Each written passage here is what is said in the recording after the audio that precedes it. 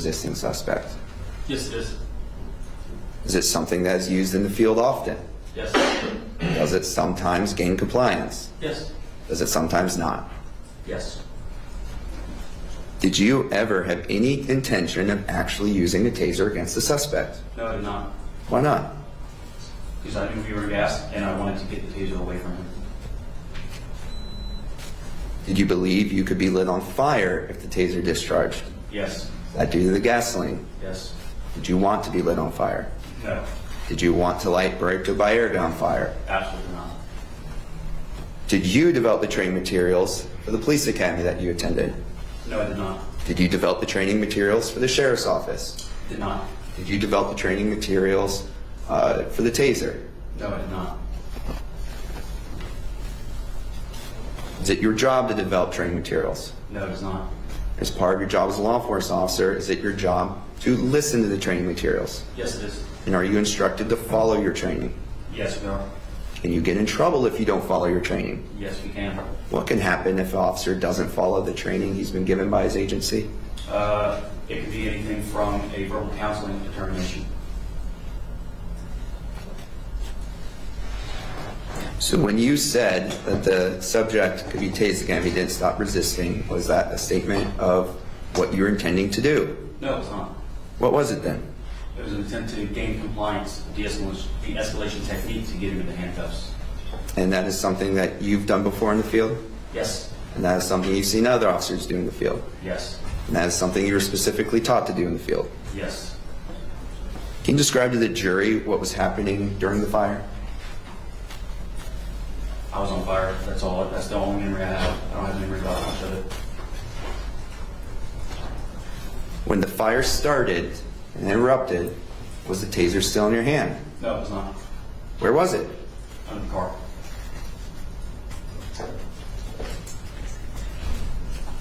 So, you saw the video, your body camera video earlier in this trial, correct? Correct. And you had saw where the taser is transferred from your right hand to the left, correct? Correct. At no time, or at any time, did you point the taser down at the suspect? No, I did not. Did you always keep it pointed away from him? Yes, it did. And then after you moved it from the right hand to the left, and you had already described this, so I just want to see if I have this right. You were on the ground, so you pick it up, you transfer it like this, keep it pointed straight ahead, you lean to the left, and you threw it under the car like that. Correct. You've thrown objects before generally, right? Yes. You've thrown a baseball. Yes. So when you throw an object, you have it in your hand, right? Correct. And then you start moving your hand and arm toward the direction where you want it to go. Yes. And then when you let go of that object, what happens to it? It continues in that general direction. So in this particular incident, when we see on the video that you're leaning to the left and moving the taser to the left, it goes off the video. Did you continue momentum to the left? Yes, it did. And then did you let go of the taser? Yes, it did. And did the taser leave your hand? Yes, it did. Did it continue traveling? Yes. In which direction? Under the car. Would you admit that the fire started at about the same time you were throwing the taser away? Yes. As you were engulfed in flames, were you aware of anything else? No. After you were engulfed in flames, did you take the time to turn the safety back on the taser? No. Could you have? No. Why not?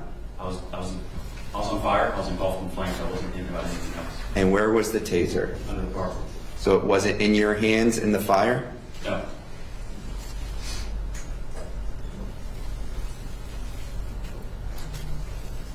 When you were on fire, were you thinking about anything else? No, it was not. But based on your testimony, is it fair to say the taser was not in the fire? Yes. Now, going back to demonstrating, if you had picked up the taser and you were going to intentionally discharge it against a suspect beneath you, how would you have done that? You're actually asking answer. So I believe we did already go over this. I have a new point I'm trying to make. So if you testified earlier that you would just pick it up and put it against them and drive stun, correct? Correct. Now, if you put it against them and drive stun them, and that ignited the fire, where would the taser have been in your hand when the fire started? Or where would the taser have been when the fire started? Sorry, guys. Yeah, sorry, I kind of muddled that one. So if you pick up the taser and you dry stun them, and that caused the fire to erupt, right? Where would the taser be? It would have been in my right hand. Okay. So if you are deploying the taser against the suspect underneath you, it would have still been in your hand when the fire erupted. Objection, meeting. Would it have still been in your hand when the fire erupted? Yes.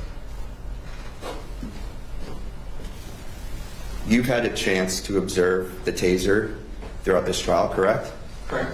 Did you see any fire damage on it? I did not. Did you see melted plastic? I did not. Melted rubber? No. Burned plastic? I did not. Scorch marks? I did not. Was that taser in the fire? No. Why not? Because it was under the car. Did you ever intentionally discharge a taser at the Wawa? No, I did not. Did you believe the taser would go off when you threw it off to the left? No. No further questions. Ms. Flynn?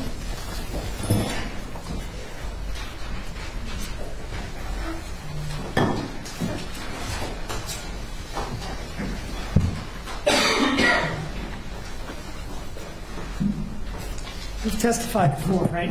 Yes, sir.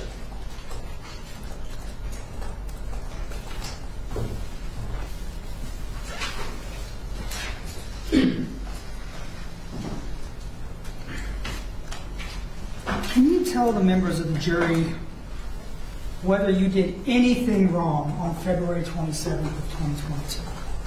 No, I did not. Not a single thing that you would do differently about your actions that day, No. despite the fact that a person who did not have a firearm got burned over 65% of his body. Objection. Facts on evidence. Excuse me, overruled. May we approach, Your Honor? You may.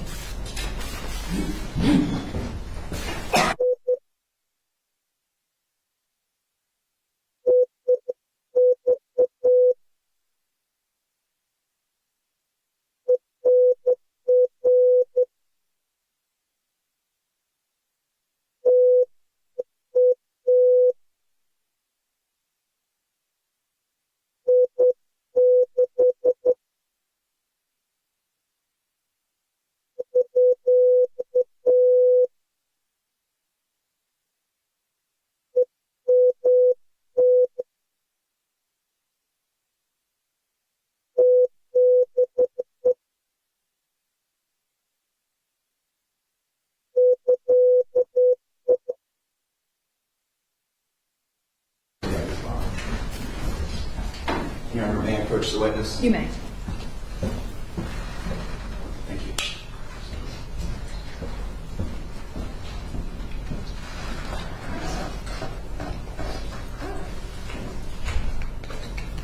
Good? Yes, sir. So where we left off is you were telling us that you didn't do anything wrong that day. Correct. And you wouldn't do anything differently. No. Now, let's just be clear. Jean Baretto-Baerga never had a firearm, right? I was unable to search him, so I did not. Well, when he was being tased in his waistband, you didn't see a firearm, right? I'm sorry? When he was being tased on the ground, you could see his waistband on body camera, there was no firearm present, was there? I did not see one there. So are you sitting here telling this jury today that you're not aware of whether or not he had a firearm? I did not have the chance to search him. I didn't ask you that. I asked you if you're aware, as you sit here today, whether or not he ever had a firearm. No. You're not aware. The one was never located. I have no idea. And you said two things there. One was never located, is that what you just said? Yes, sir. Right. So what you just said was Jean Baretto-Baerga never had a firearm because one was never located, right? That I am aware of, no. Correct. You didn't see one, correct? Not in a fast-moving situation, no. Right.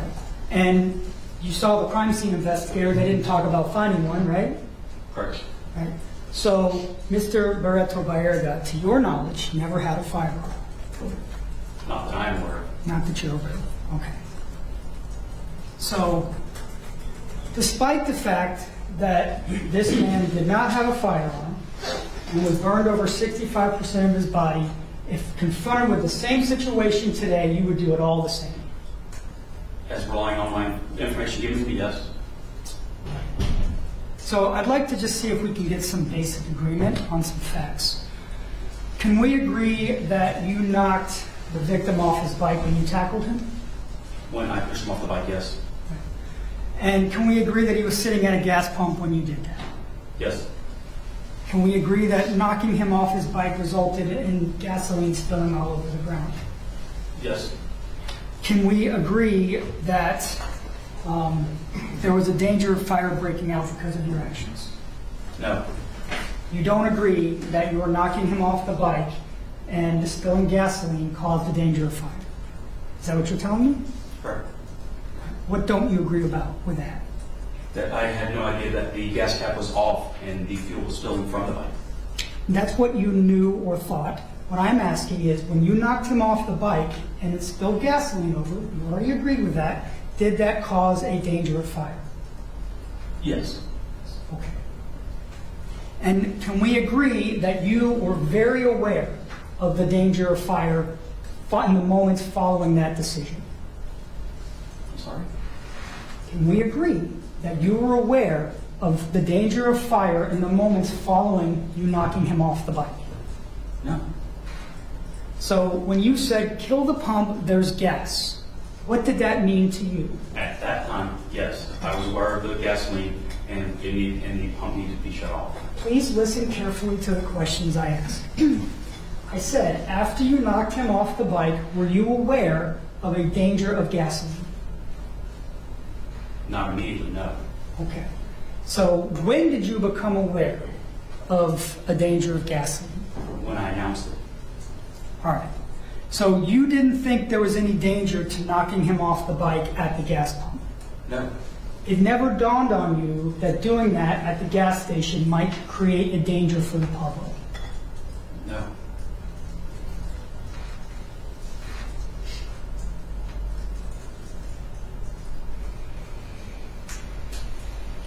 And there's no doubt that Kafinas fired the taser the first time or discharged it, right?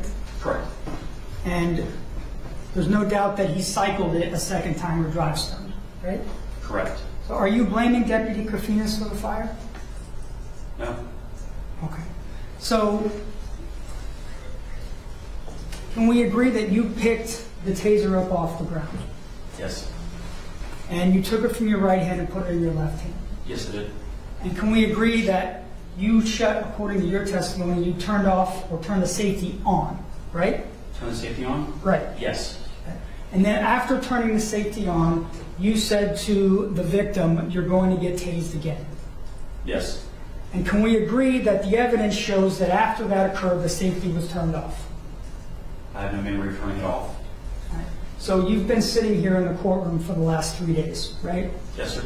Right. So you're aware that the evidence has established that after your statement, the safety on the taser was armed. So it was turned off. The safety was turned off. I understand what the evidence says, but my recollection is no. I do not have any memory of it.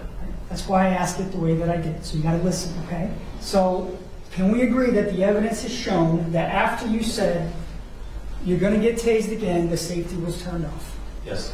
And can we agree that within a second of that, the trigger was pulled on the taser? I don't know the time, but yes. Very short in time. Can we agree on that? Very short time, yes. And that the fire started almost immediately. Can we agree on that? No. Okay, what don't you agree with on that? That it was never, that I don't believe the fire started immediately, no. Upon discharge of the taser, it's your testimony that it did not start immediately. Upon discharge of the taser? Right. Upon the taser going off, yes. Right, okay. So I want to go in, now that we sort of have some agreement about some facts, I want to go into some of the more specific details. You were the first deputy on the scene, correct? Correct. And I believe you said that you were listening to the radio traffic that day. Correct. And because of the radio traffic, you knew where to go. Is that right? Well, it was relayed, yes. Right. So you knew other deputies and units were responding at the time, correct? Yes. But you didn't wait for them to take action. No. Now, there was nothing prohibiting you from waiting for the other 3 and eventually 4 deputies to arrive and encircle the suspect, was there? Yes. What was preventing you from doing that? The fact that if he observed law enforcement, that he was fleeing. Okay. And did you watch him do anything that led you to believe he was looking for law enforcement? Did you see that? Did I see that? Right. No. No. All right. So you decided to make an approach on your own, right? As other deputies were there, yes. So can we agree that worst case scenario in that moment, if the other deputies arrive, he takes off and the helicopter continues to follow him, right? Okay. Can we agree on that? Yes. Right. There was no other danger present in that moment. With him leaving, yes. Listen carefully. In that moment, as he's sitting on the bike, was there any other danger to anyone else? No. No. So your concern was that he would start to ride and flee again, correct? Or potentially pull the fire. Can we agree that an explosion at a gas station full of people is a bigger concern than the dirt bike running on the roads? Not necessarily. Okay. So it's your belief that the gas pumps exploding is not as significant as him fleeing on the dirt bike and being followed by the helicopter? No, not necessarily, no. Okay.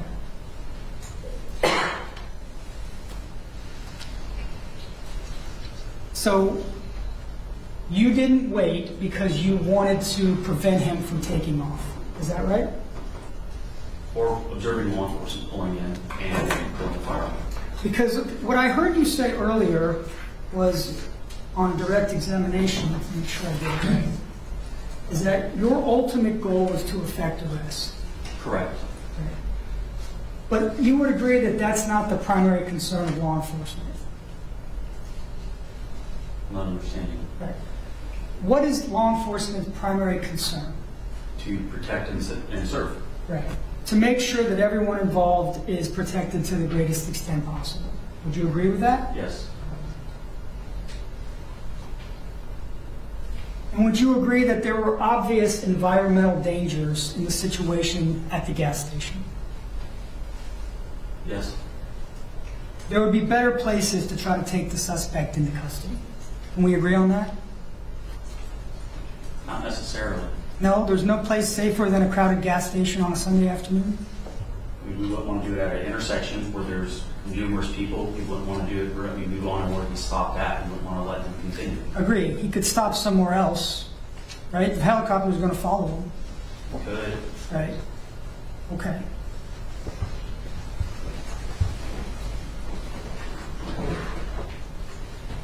So, do you remember, were you concerned? I think you said you were concerned about the firearm that he had. That was your understanding? Correct, yes. Right. And is it your testimony here today that Jean Baretto-Baerga matched the description of the person who was alleged to have a firearm?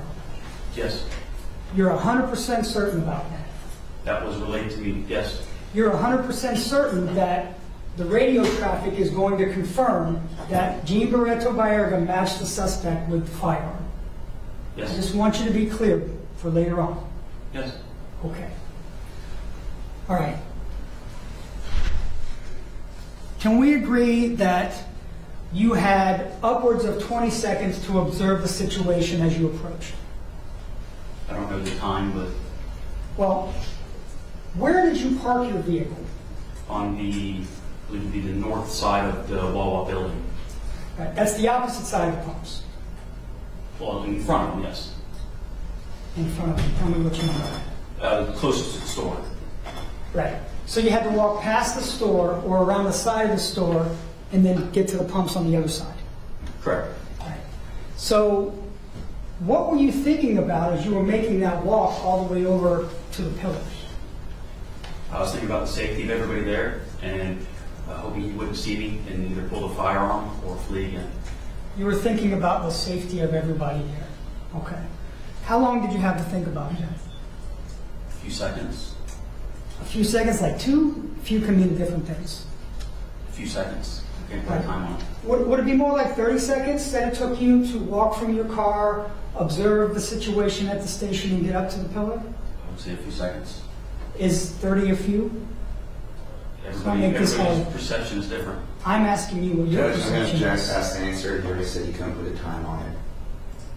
Sustain. What is your perception of a few seconds?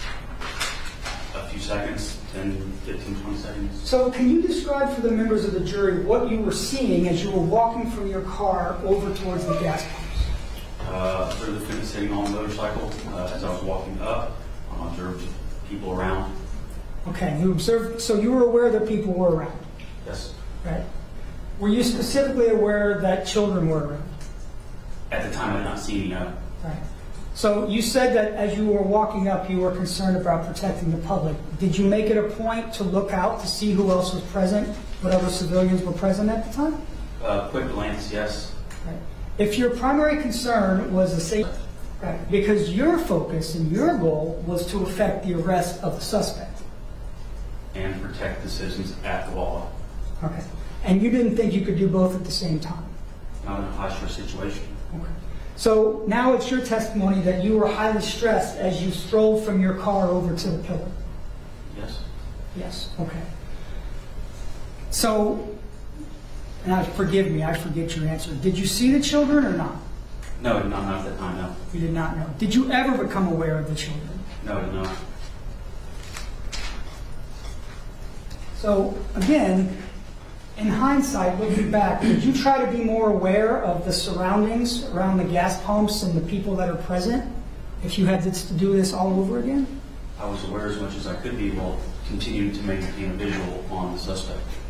Okay. So you and your testimony is you knew everything you needed to know or could know at the time. Yes. So earlier you were talking about your statement about your intention to tase the suspect. Do you remember that? Let me rephrase it because I can see your face already. You were talking about your statement that you're going to get tased again. You remember talking about that? Yes, I did. Right. And I believe your testimony was that you made that statement to de-escalate the situation. Yes. And at some point you described this situation as chaotic, right? Yes. Right. Would you agree that prior to your arrival there was nothing chaotic going on at the gas station? Prior to my arrival? Right. As you're walking up, there was no chaos at the gas station. None that I can see, no. Right. So it was your arrival that caused the chaos. Correct? No. It wasn't. No. So what caused the chaos at the gas station if it wasn't you and your decision to tackle the victim? The suspect's resisting efforts. His Okay, so let's back up. Let's Judge, back up. objection. He has to allow the witness to actually answer the question before cutting him off. Would you like to finish? Yes, sir, please. Go ahead. That the suspect was resisting our efforts to get him in custody, that we had to continue to yell loud verbal commands in order to gain compliance to an attempt to get him in custody. So I know you want to talk about that, and we'll get to that. What I want to talk about is your decision to tackle him. So prior to your decision to tackle him, there was no chaos at the gas station. Right. Did anybody else that you're aware of interact with this suspect prior to you? Deputy Kafinas. Prior to you, Did Deputy track stop, Kafinas. yes. So Deputy Kafinas got to the suspect on the bike first? No. No, you were the first one. Correct. Right. And the chaos started when you pushed him off the bike and the gasoline spilled out. It started with his resisting efforts. What resisting was the suspect engaging in as he sat on the bike looking down at his phone? Those resisting efforts? None. None. Okay. And that's what you were aware of at the time. What he was doing in that moment when you went to make the arrest is he's sitting on his bike looking down at his phone. I didn't know what he was doing. I know he was sitting on the bike. You didn't see that he was looking down? No. You just told everybody that you were so scared of the firearm he had and you weren't even looking to see what he was doing? I saw his back, and the sun was in my eyes as well. Okay, so the sun blocked your view of what his head was doing but not his back. Is that what you're testifying to? Correct. Okay. So given that you couldn't see what he was doing, did you still think it was wise to charge at him headlong and knock him off? Once other deputies were there, yes. No, sir. You charged at him and knocked him off the bike prior to any other deputies' arrival. Objection. Counsel testifying. Sustained. Isn't it true that you charged at the suspect and knocked him off the bike prior to the other deputies arriving? No. So it's your belief, because they'll get to see the video, it's your belief that the other deputies had already arrived prior to you making that decision? They were in the parking lot. They arrived on scene. Yes, sir. Okay, so they're in the parking lot, but they're certainly not in an area where they can help you. Yes, they are. Okay. All right.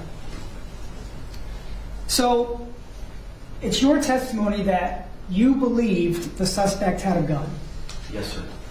And your decision in that moment, according to you, not knowing what he was doing, was to charge at him headlong. To run at him, yes. Right. So is it my understanding that the firearm concerned you for your very life? Yes. Right. You never drew your taser, right? No, sir. You never drew your firearm. No, sir. You never attempted any de-escalation techniques prior to having your first contact with the victim. No. So there's been a lot of testimony, and I think you agree that de-escalation through verbal threats is a technique that you were taught. Yes. Wouldn't it be better to use de-escalation techniques prior to knocking the suspect off the bike? No. No. No, sir. Why not? Because that would involve revealing myself, and I have no cover, and with him being suspected of having a firearm and giving him the chance to then pull this said firearm, and now there would be a chance of a shootout at the gas station. So if the concern was revealing yourself, then why did you run at him? Why not just stay behind the pillar and wait for backup? I did wait for backup. And You in did? fact, I waited for backup when I observed them, and then when I observed them in the parking lot pulling up, that's when I decided to come out from behind him off to the right and take him off the dirt bike.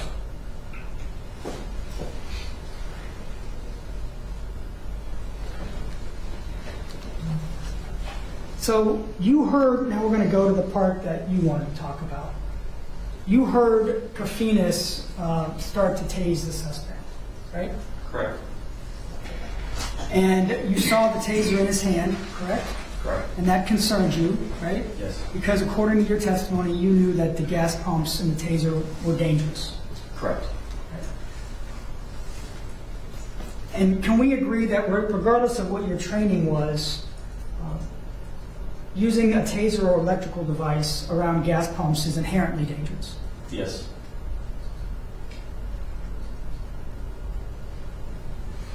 And I think you said that you had that training about a month prior to your involvement in this incident. Is that fair? Yes. So, shortly after Deputy Kafinas and yourself go hands-on with the suspect, you had a third deputy arrive. Is that right? Yes. And that's Deputy McLean. Yes, it was. Right.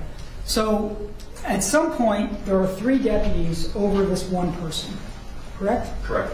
Right. At that stage, wouldn't it have been more prudent to try and apply handcuffs? Yes. Did you ever take out your handcuffs to apply them? No, I did not. So if McLean has one arm and Kafinas is on the other, why didn't you remove and try to apply your handcuffs? Because they were never able to get his arms out from under him. I understand that. But if they've got one arm each and you're on top of his back, why wouldn't you start to apply or get ready to apply your handcuffs? Because they never had his arms behind his back. I didn't say that. Listen carefully. If he's on the ground, Ask an answer. He just gave his answer. overruled. If the suspect is on the ground, Correct. and McLean is on one arm trying to pull it out, and Kafinas is on the other, and you're on top of him, why didn't you try to apply handcuffs? Because we're not trying to put handcuffs on until the arms are behind their back and we have gained control of the suspect. So what were you doing? I was trying to keep him from getting up. I was holding his legs and his lower body down. Okay.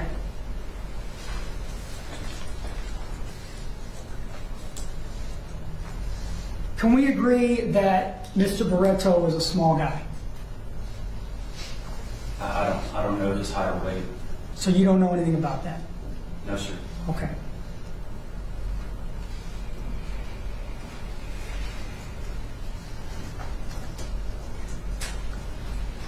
The safety on the taser requires the physical force to arm and disarm, right? Yes. Right. And it's your testimony that you threw the taser to the left. Yes.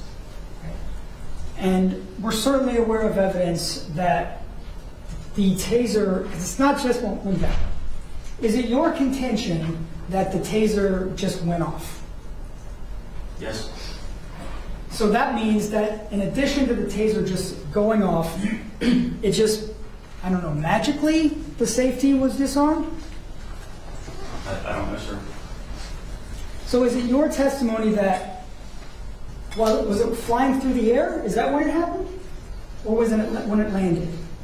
I'm trying to understand how the taser could, the manual safety on the taser could arm itself again if it wasn't in your hand when that happened. Can you explain that to me? Or more importantly to them? What do you mean by arm itself? I'm Right, so you testified that you disarmed the safety on the taser. When you picked it up off the ground, you disarmed the safety.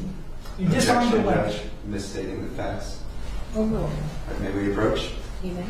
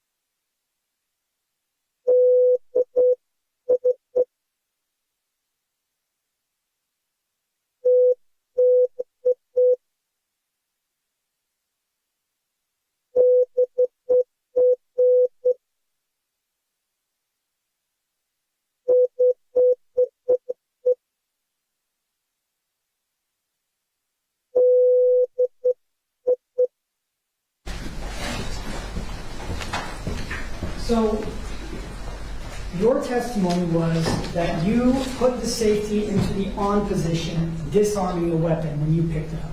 Yes, turning the safety on, yes. But we know that the firearm, the taser, the safety on the taser was deactivated and the weapon was armed in this incident within seconds. Yes, sir. And it's your testimony that it was not in your hand when that happened. I have no memory of turning Oh. the safety on or off. Well, that's different. On. That's Off. different.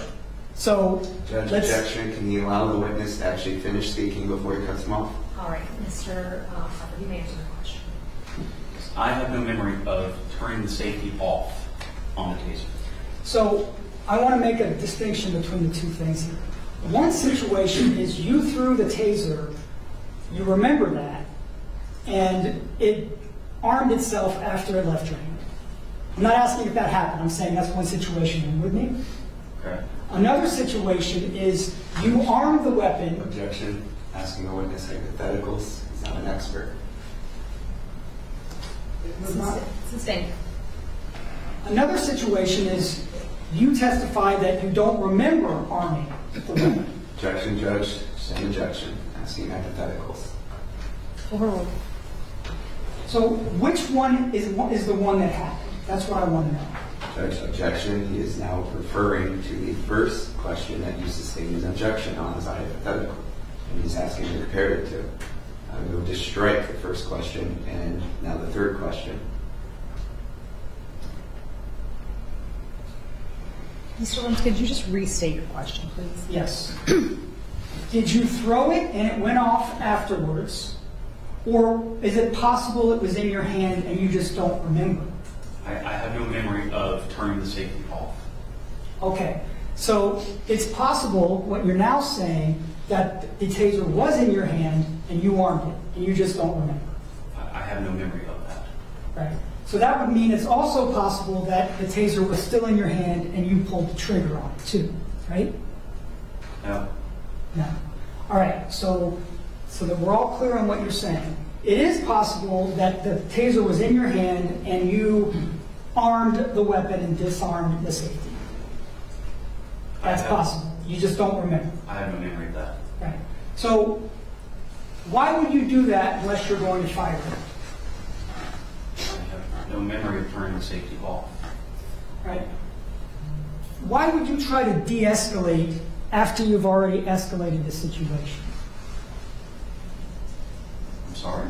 Right. So what you said was you gave a threat to discharge the taser in an attempt to de-escalate the situation. That's your testimony. Correct. Right. But it would have been inappropriate to try to de-escalate it before it started. Can you explain that to me? I'm not understanding your question, sir. Right. You said you couldn't use de-escalation before you knocked them off the bike. Correct. Right. But you could use de-escalation in this chaotic situation. Yes, sir. Right. With the hope that he would hear you. As I screamed the commands yes, and as other deputies were screaming their commands yes. So it's coincidence that you scream, you're going to get tased again, and then the taser discharges. That's just coincidence. Yes. Yes.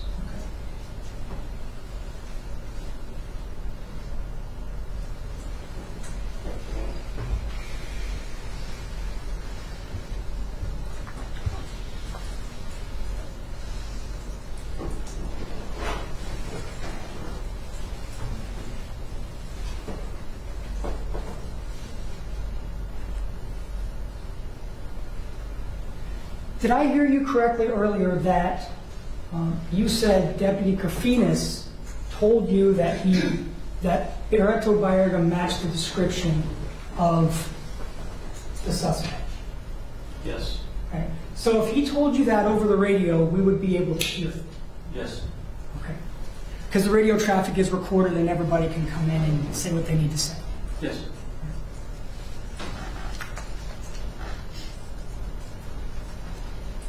And can we agree that the victim in this case was wearing a red helmet?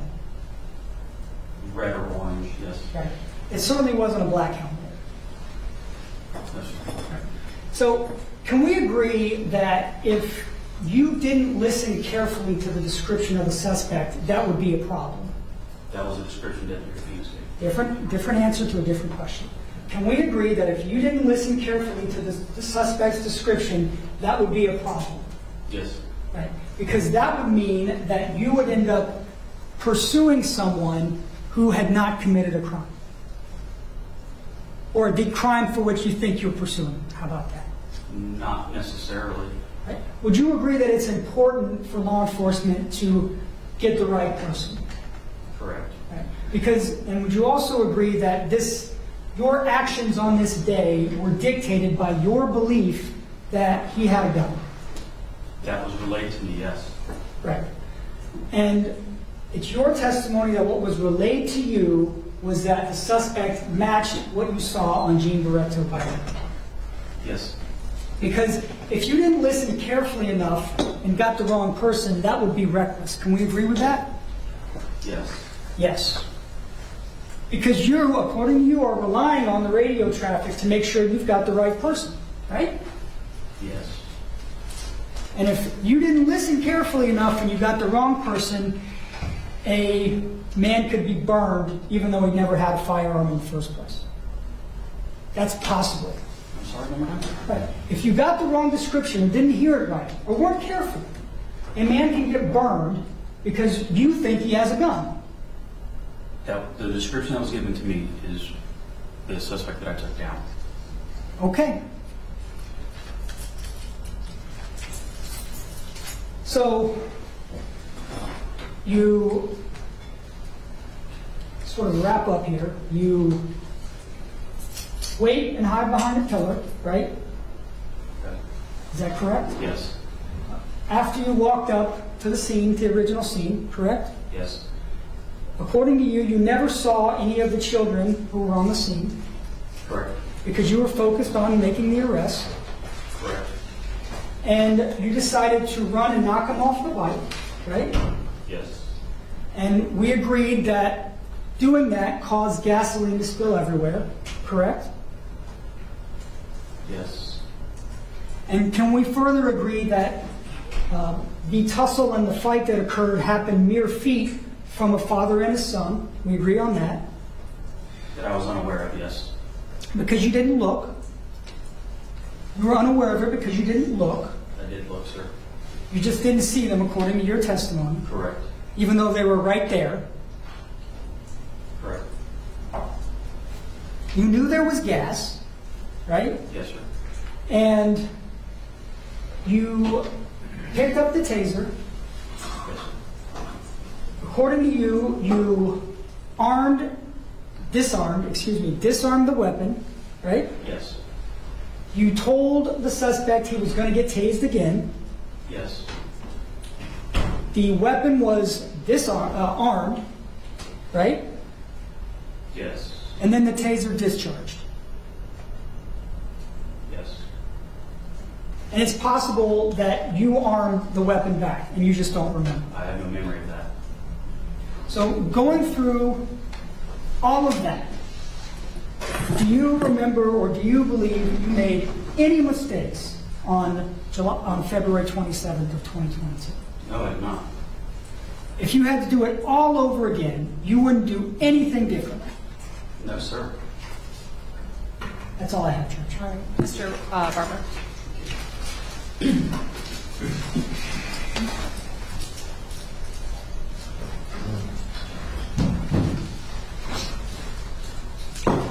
Deputy Crawford, how many eyes do you have?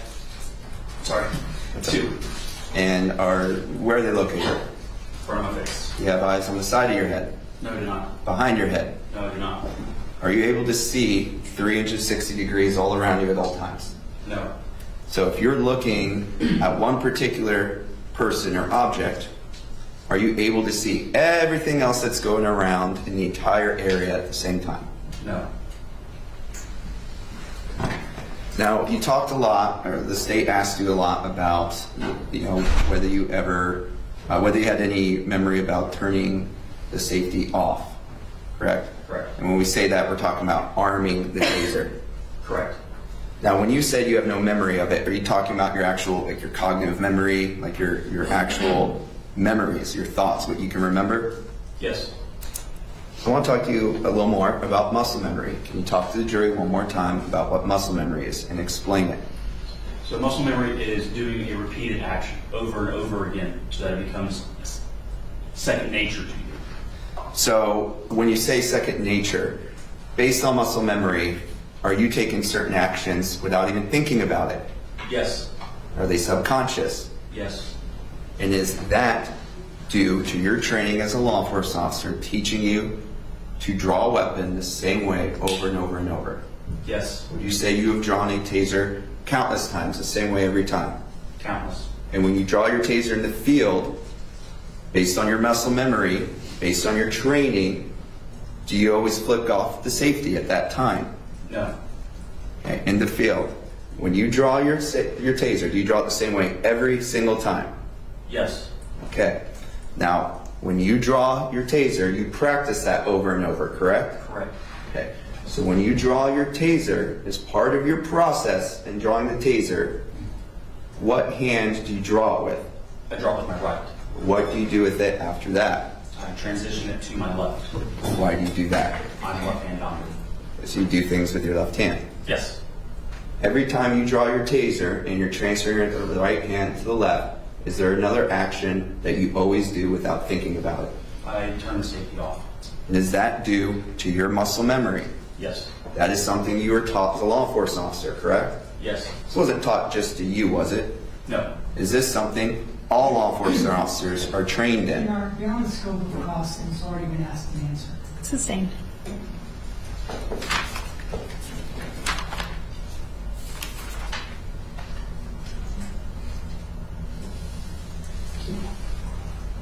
The state was asking you on cross whether you ever locate a firearm, correct? Correct. Did you ever have the chance to get the suspect in handcuffs and search him? No. Do you have any knowledge, one way or the other, about whether at that time, sorry, let me rephrase that question, because that's what we're looking at that time. At that moment, you're interacting with the suspect. Did you believe he had a firearm? Yes. Were you ever able to rule that out during all of your interactions with them? No. What does your training tell you to assume in a situation like that? That they are armed and they're willing to use the firearm. Is it relevant or not whether a firearm was later found or not? No. At the time, are you only able to rely upon information you have at that moment? Yes. Now, do you have any psychic abilities, Deputy? None that I'm aware of. Can you tell the future? No. So, when you're trying to make a decision in the field with a resisting suspect, do you have to rely upon the information you know at that time? Yes. Does it help you in your decision at that moment in time to learn about, to incorporate information that you learned years later? No.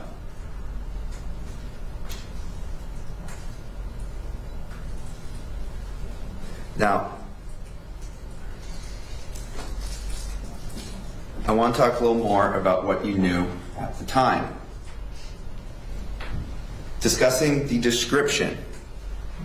Was the helicopter hovering above the Wawa gas station at the time you arrived?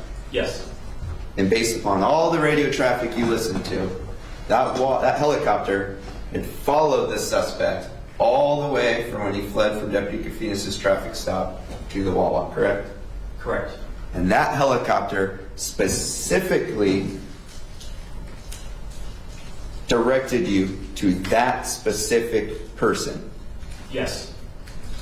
And Deputy Kafinas had specifically told you that was the suspect of the aggravated assault. Over the radio, yes. So when you said he matched the description, were you referring to the description given you by the helicopter telling you, that's our guy? Yes.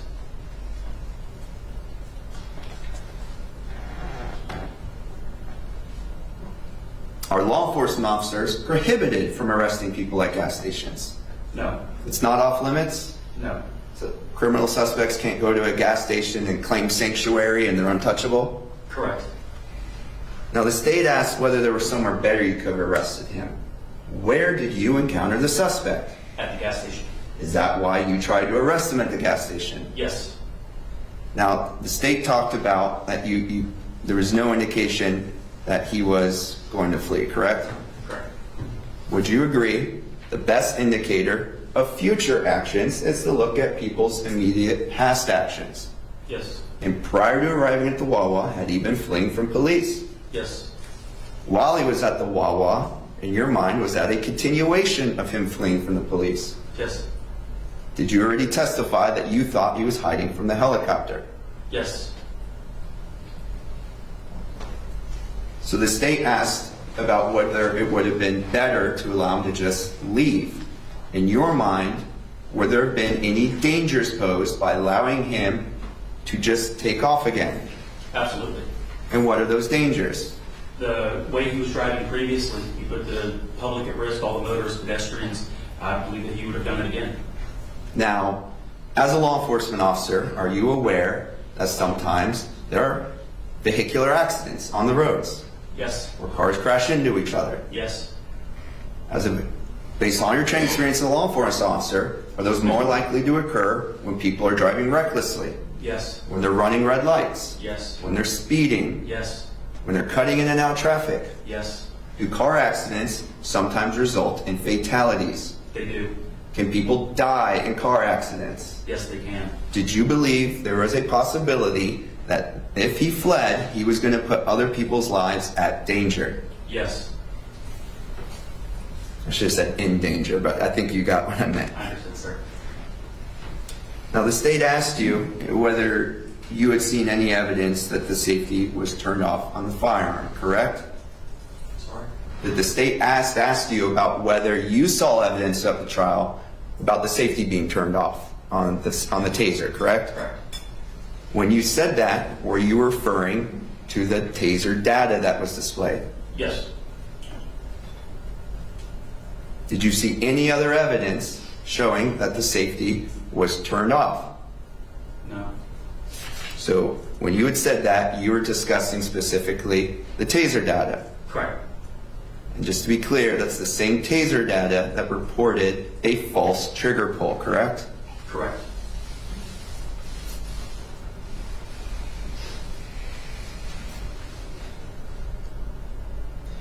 the state was asking you questions repeatedly about why you didn't wait for other deputies, correct? Correct.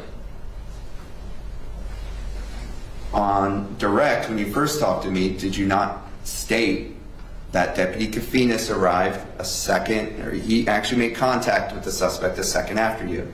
Yes. And there were other units all converging at the same time, correct? Correct. Were there multiple other deputies at the Wawa property before you went and grabbed the suspect? Yes. So you did wait for backup. Yes.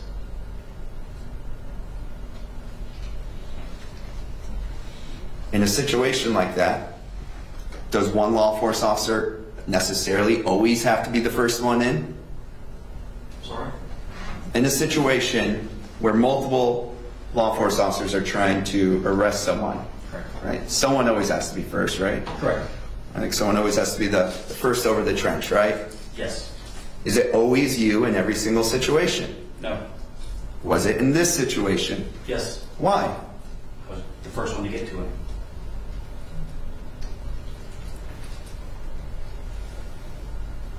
Now, the state asked you whether you saw any indication that he was aware law enforcement was present, correct? Correct. Weren't you, in fact, specifically trying to prevent him from being aware of law enforcement's presence? Yes. And can you remind the jury why that's important? It's important because he was reported to have a firearm, and if he saw law enforcement approaching him, he could use that firearm or he could flee again. Now, the state was asking you, well, why didn't you de-escalate before you grabbed him, correct? Correct. So, in that specific situation, why didn't you just walk up to him and say, "Excuse me, sir, may I have your firearm, please?" Officer safety would be in jeopardy. Does the fact that he'd been fleeing from police affect your thought process at all about whether he would ever willfully comply with such a request? Yes. And what is that? That he wouldn't, and that he would flee again. Now, the state asked if he took off, the helicopter could have followed him, correct? Correct. Do you know how long that helicopter can stay in the air? No. Do you know how long it had been in the air prior to that point? No. Do you know for sure whether that helicopter could have continued following him? No. If the helicopter was able to continue following him, is there anything that helicopter could have done, being up in the sky, to prevented him from causing a car accident? No. Or from even causing fatalities due to a car accident that he caused? No. So the helicopter following him doesn't actually keep the public safe, does it? No.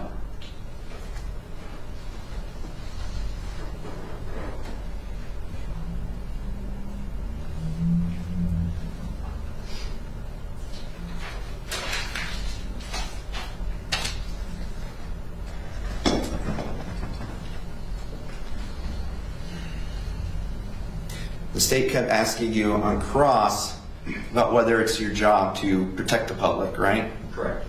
Did you believe that by arresting the suspect in the manner in which you did, you were protecting the public? Yes.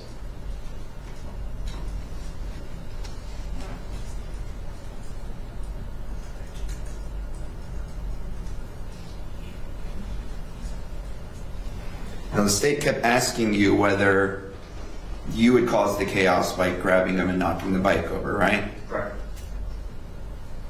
If you never received a report that that suspect had pulled a firearm or motorist, would you ever have been even looking for him? No.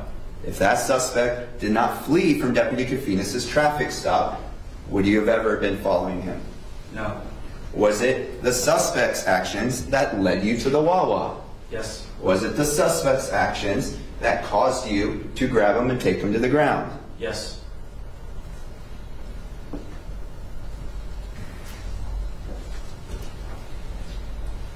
The state asked whether you had observed him resisting in any way as he was sitting on the bike curb. Do you remember that? Yes.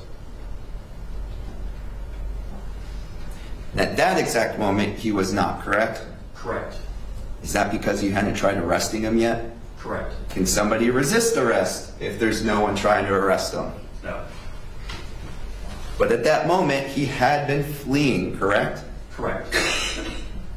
Would another way to say that would be to say he was resisting Deputy Kafinas' attempt to pull him over and arrest him Correct. for fleeing and eluding Yes. and for aggravated assault with firearm. Yes. Now the state asked you, well, what do you mean you couldn't see him look down? Well, go ahead. Your Honor, may I approach you between my client and the jury? You may. Thank you. What exactly am I looking at right now? Jury. Wall. What about now? I have no idea. What about now? No clue. Can you see what my eyes are doing if you're looking at the back of my head? No, sir.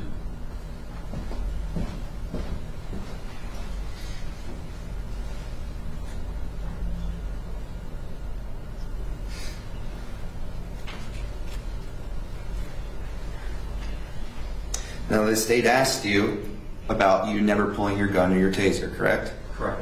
Did you believe that grabbing the suspect and taking him to the ground in the manner in which you did was much safer than pulling a firearm? Yes. Was it much safer than pulling your taser? Yes. In your mind, was that the safest course of action based upon all the information known to you at that moment? Yes.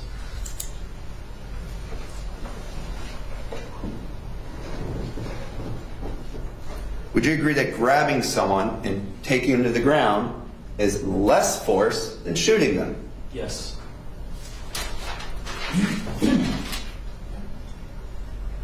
The state asked you whether the suspect was a small guy, right?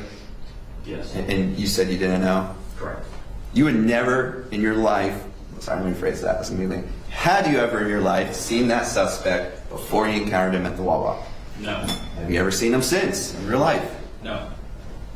Would it be fair then to say that your entire interaction with that person was in about that 15 seconds in which you were struggling with them? Yes. Is that why you're not able to estimate what his height and weight was? Correct. Did you have other things on your mind at the time? Yes. Now the state asked you if it was possible that the taser discharged and caused the fire, right? Correct. Do you know whether that happened? No. Do you know whether even for sure whether that taser even went off? No.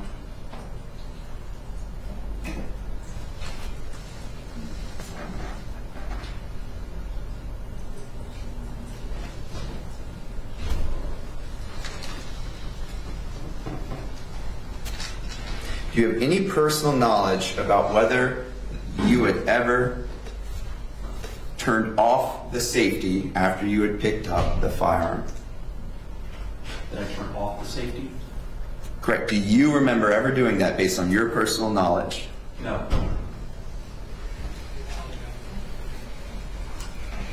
Is the only evidence you've seen even suggesting that that is what happened based on the data? Yes.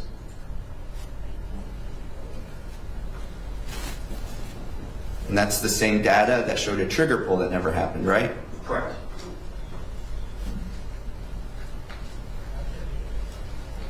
Do you know for sure how that fire started? No.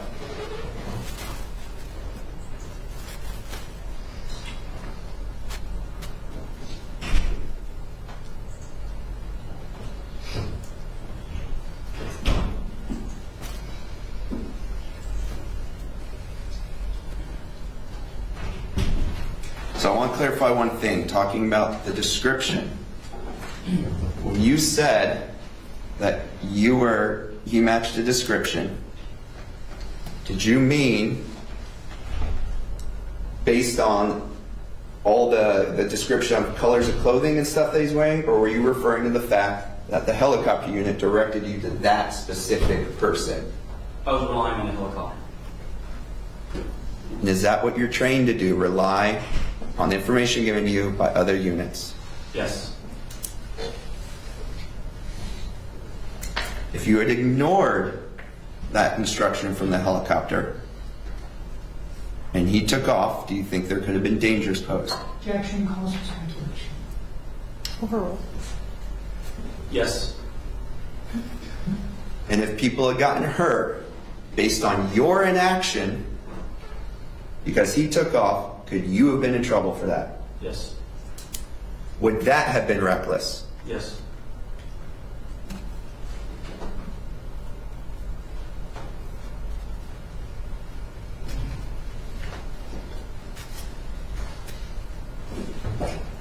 based on all the information known to you at that time, at that moment, did you take the best course of action that you thought was the safest for everyone in the area? Yes. No further questions. Recall 60 seconds, Judge. No problem. Thank you. I just want to make sure I understand. Are you telling the jury that your belief that this suspect had a firearm came from the helicopter telling you that? Deputy Phoenix. Okay. I thought I heard you say a minute ago that that came from the helicopter. It was related from Deputy Phoenix to the helicopter, which related. Okay, so when we listen to the helicopter traffic, it's going to say that this suspect at the gas station had a gun. The messenger, yes. Right. And when we listen to the radio traffic, we're going to hear Deputy Kafinas say that this particular suspect had a gun. That he was the suspect, yes. No. You said that this particular suspect had a gun. That he possibly had a gun, that he was the suspect. Well, now it's possible. So are you telling us that you're not sure that he had a gun? I have no personal knowledge. I'm going to base it No. off. I'm sorry. Judge, Finish it. objection, then you be allowed to finish. Finish? I'm sorry, Judge. Go ahead, sir. I have no personal knowledge. I'm relying on what Deputy Phoenix and the helicopter advised me. I understand that, and you've told us that. But I want to make sure, as I understand, where you're getting that information you rely on. So, what you said, and if I'm wrong, tell me, that Deputy Kafinas says over the radio that this is the person who has a gun, That he believes he is the suspect of the aggravated assault. that he believes. Yes. That he said that he believes that he's the suspect and that he was fleeing from us. And we're going to hear that on the radio. Yes. No further questions. Thank you. So I was going to see if I could just clear one thing up, Judge. If that's all right. It'll be real quick.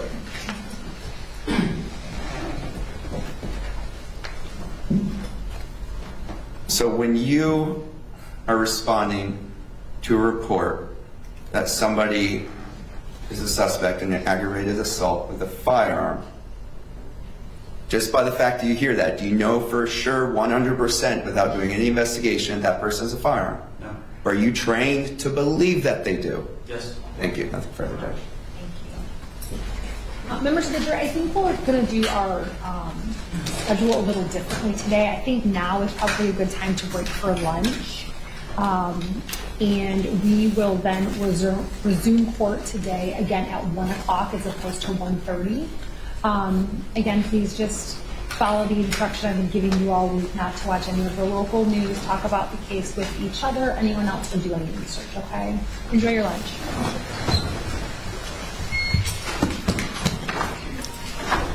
Jury is exiting.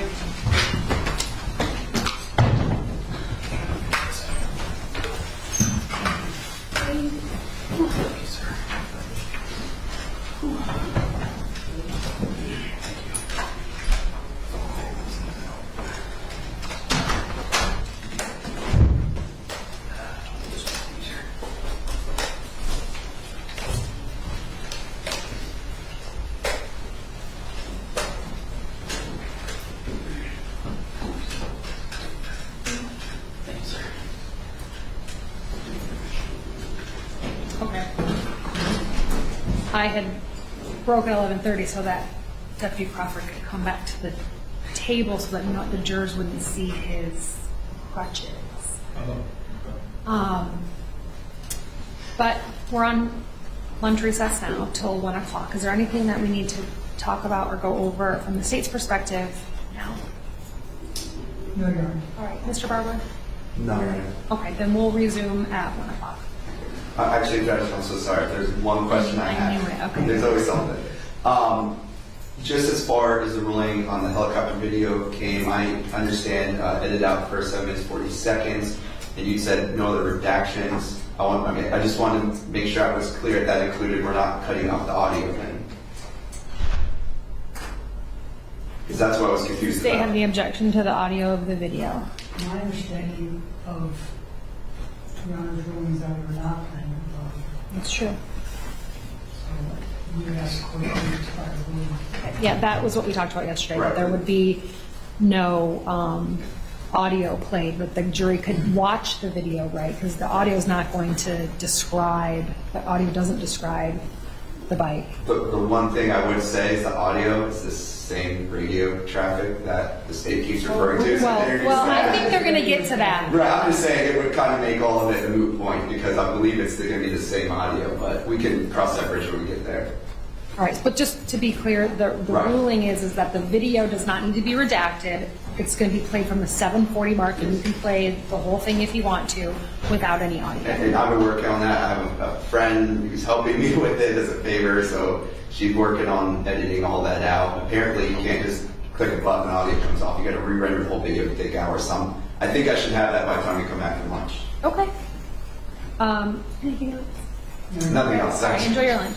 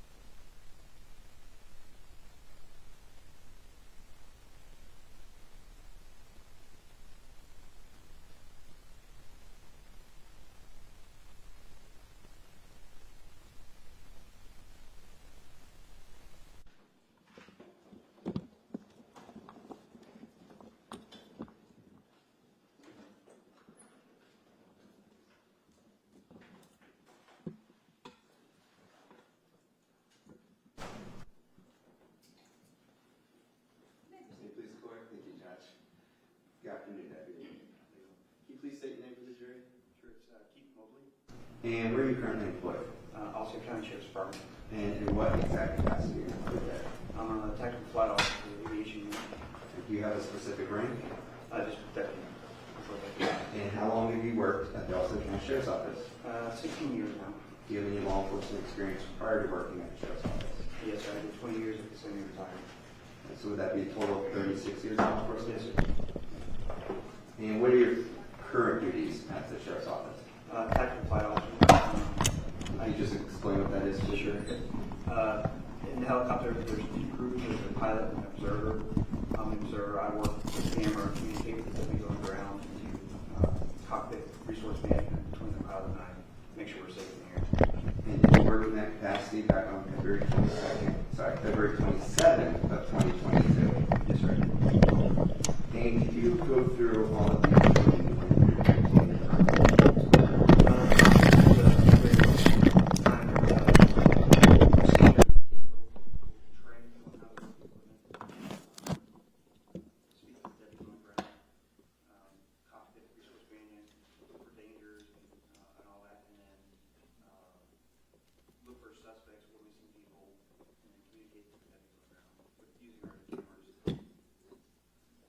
And just generally speaking, can you go through the training that you go through to become a sheriff's deputy?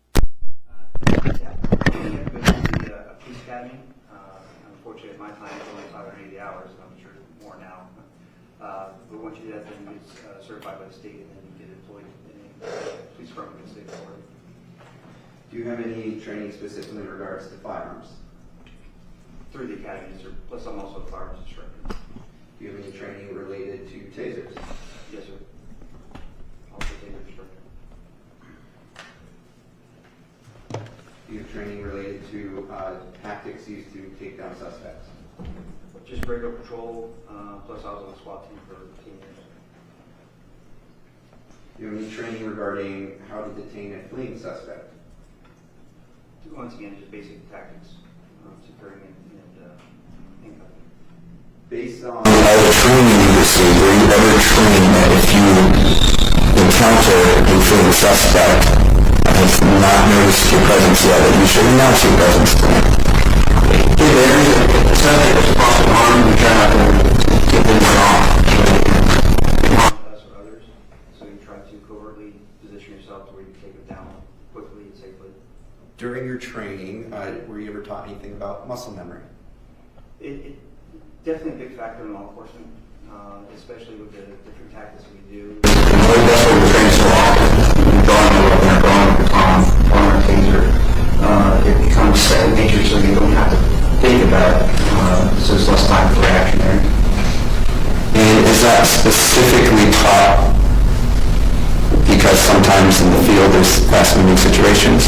It's very dynamic, very fast-moving. And sometimes officers may not have time to think. Yes, sir. Sometimes they may have to make a split second.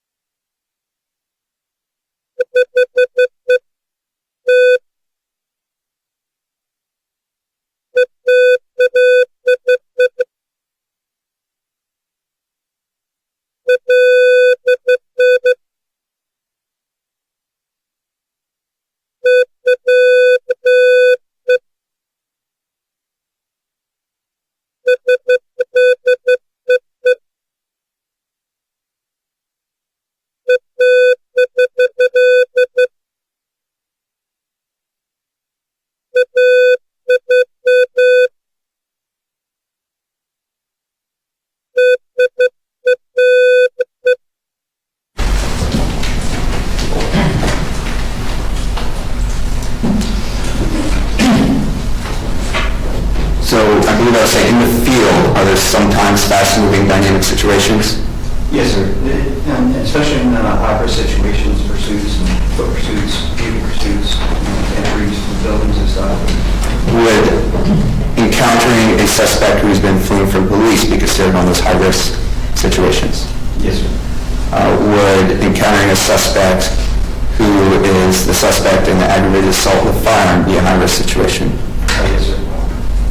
And in fast-moving, high-risk situations, what are law enforcement officers trained to rely on? Their skill, their past experience in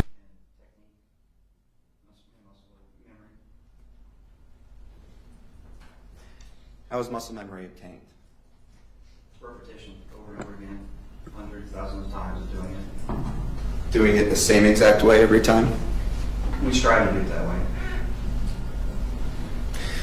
Now, back on February 27, 2022, why was the STAR helicopter unit first called out? We received a report of an aggravated assault with a firearm involving a suspect on a dirt bike. What did you do after the helicopter was in the air and responded to the area? Well, we typically start looking for the suspect in the last known direction that was given to us by the ground units. And in this particular case, were there discussions going on over the radio? Oh, yes, sir. And just generally speaking, can you explain how police radios work? Sure. It's like talking on your phone. The only thing is you have to push and talk, then release to receive the information over the airway. And I know you just said it's like talking like a phone, but when you call someone on the phone, there's just two people listening and speaking on that conversation typically, correct? Yes, sir. Unless you like three-wayed someone in. Right. With radios, though, when you speak on, they're broadcast to everyone else who's on that channel, right? Yes, sir. Whoever has that frequency can hear you speak. And in this particular situation, back on February 27, 22, all the deputies who were responding to that call were all on the same channel, correct? Yes, sir. And that's very typical. Very, very difficult. At some point, did you hear a radio transmission from Deputy Kofinas? Yes, sir. And did that radio transmission indicate he had identified a suspect of an aggravated assault? Yes, sir. Did he indicate he was behind that suspect? Yes, sir. Did he indicate he had tried to pull the suspect over? Yes, sir. Did he indicate how the person responded to that? Yes, sir. And what was that? The people fled from the traffic stop. Were you able to make, I'm withdrawn, let me reword that. Did you locate the suspect that Deputy Kofinas had told you was the suspect of the aggravated assault? Yes, sir. The suspect that was given out was located by the air unit. At the time when you located the suspect, was Deputy Kofinas still following that suspect with those lights and sirens on? Yes, sir.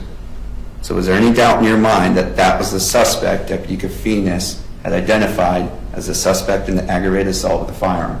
No, sir. Did you start following that suspect? Yes, sir. The airship did follow that suspect. Did the airship follow that suspect all the way to the Wawa in Orlando? Yes, sir. And were you making visual observations about the suspect throughout that time? Yes, sir. Now, does the helicopter also have cameras on board? Yes, sir, they do. Can you just briefly explain to the jury, how those cameras are operated and how they work? Sure. In the helicopter, we have a hand controller that works the camera. We have a daylight camera, a low light camera, and a thermal camera. And can you explain the difference between the different sorts of cameras? Sure. The daylight camera is like you see on the news crew helicopters. The low light is the same thing. It takes less light to capture an image. And then the thermal camera is an infrared camera where you can see at nighttime heat sources. And is the infrared camera sometimes referred to as a FLIR? Yes, sir. Flare forward-looking infrared. And if you're looking through a FLIR camera, how do things appear when you look at it through that particular camera? There's 256 different shades of gray is basically what it boils down to. And then it looks, it's like a black and white picture, or it can be a black hot or a white hot, depending on what source you're going to use. But it doesn't show color, it only shows heat sources. So it primarily is used to identify heat signatures and sources of heat. Yes, sir.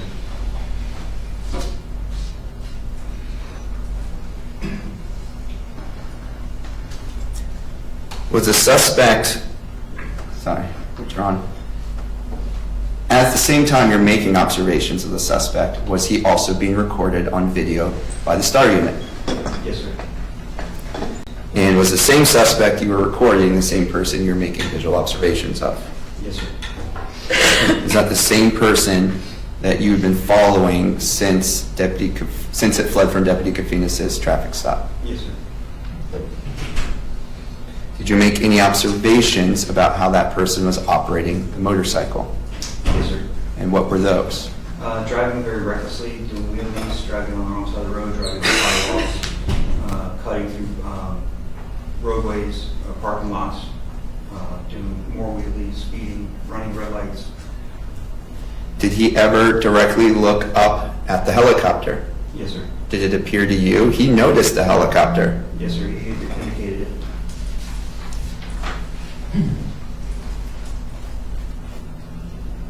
And was the helicopter unit relaying observations through the radio to the deputies on the ground? Yes, sir. That's our primary job. And were the deputies on the ground also relaying information back over the same radio channels? Yes, sir.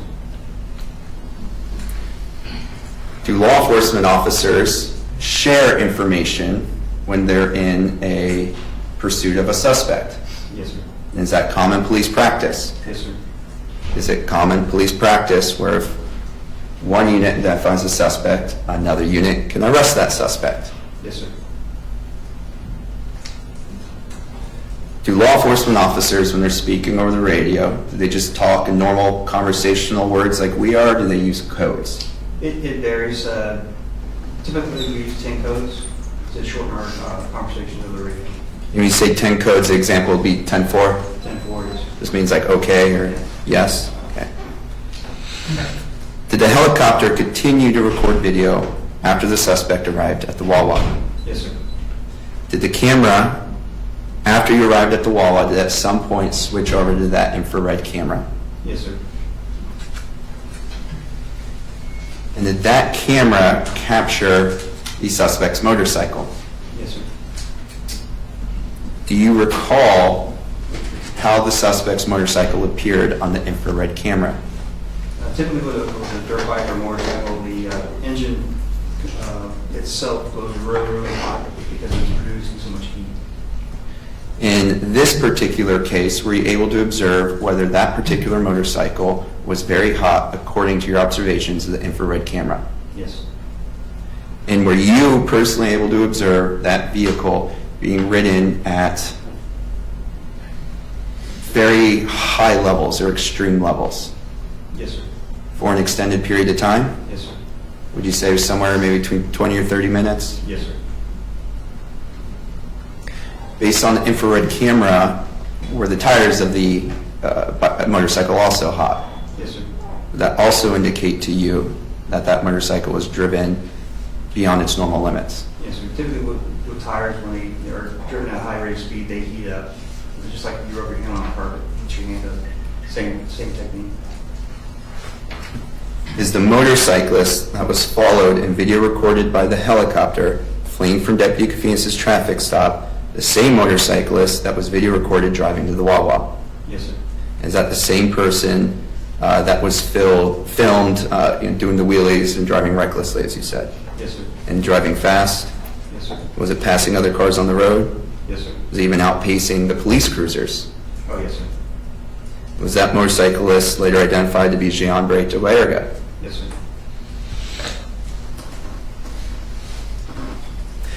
Is there any doubt in your mind that the person the STAR unit directed Deputy Crawford to at the Wawa was the same person observed fleeing from Deputy Kofinas?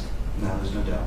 Is there any doubt in your mind that that was the same person, meaning the same person STAR directed Deputy Crawford to at the Wawa? Any doubt whether it was the same person that Deputy Kofinas had identified as the suspect in the earlier aggravated assault? No doubt. Your Honor, may I approach the witness? You may. I'm now approaching you with what's been pre-marked for identification as defense E. Can you go ahead and open the envelope and take a look at what's inside? And do you recognize that, sir? Yes, sir. It's my name. Is that how you recognize it? Because you initialed that? Yes, sir. And did you have an opportunity to view the file that is on this flash drive? Yes, sir. I did. And did you recognize the file that was on that flash drive? Yes, sir. It's the same one you indicated in the question. So was this the video from that the STAR helicopter you were in on February 27, 2022 was recording? Yes, sir. the same video that shows the actions of the suspect, Baretto-Baerga, all the way from when he fled from the traffic stop, all the way through to when he's at the Wawa. Yes, sir. Your Honor, I'd now like to move into evidence what's been pre-marked as defense E as defense 1. Any objection? Not beyond previous objection. Okay. At this time, what was marked for identification as defense exhibit E will be admitted as as defense exhibit 1, and you may publish. Thank you, Your Honor. May I approach the clerk just to do about this?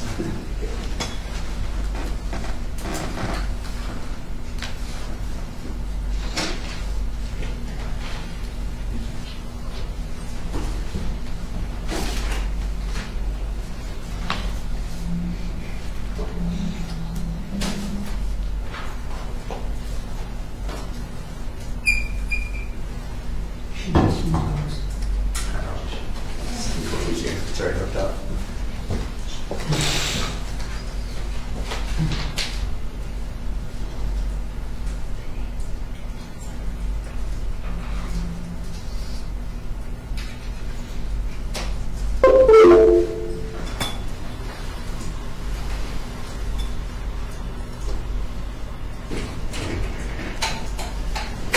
And sir, are you able to see the video behind you?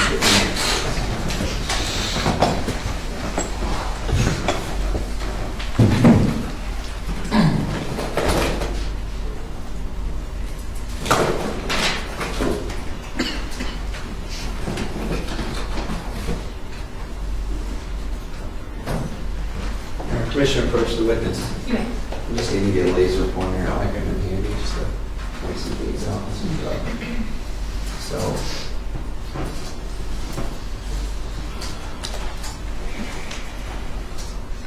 So at this point in the video, are you able to identify, based on your real-time observations back on February 27, 2022, whether Deputy Kofinas is in this video?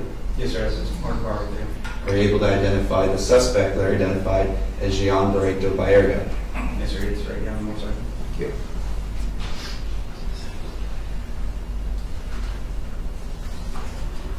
And what does it appear to you that he's doing at that time, motorcyclist? Definitely doing a wheelie. Do you have any experience with motorcycles at all, even general knowledge? Yes, sir, I'm a police motorcycle instructor. Now, I'm going to go ahead and pause the video. In order, so let me break that down a bit. So you are, say that one more time, sorry, I didn't quite hear you. I'm a certified police motorcycle instructor.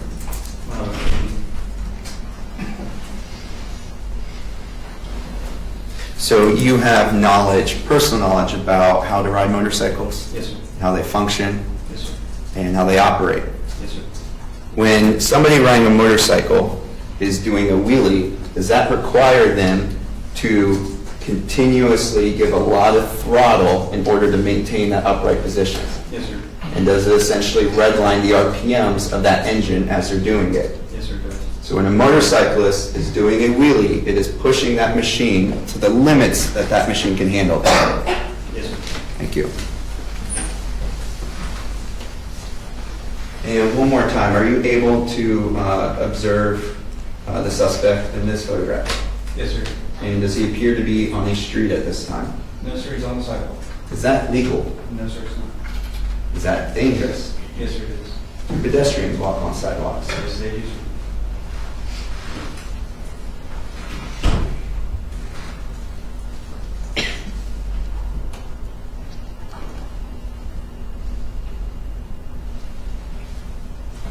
At this time, which lane is the motorcyclist traveling in? He's in what I call the suicide lane. It's a divider between the two moving traffics. Is that a through traffic lane where it's legal just to drive straight through it? No, sir, you can see the solid yellow line from the inside, saying that you're not supposed to be in there, passing vehicles, driving on.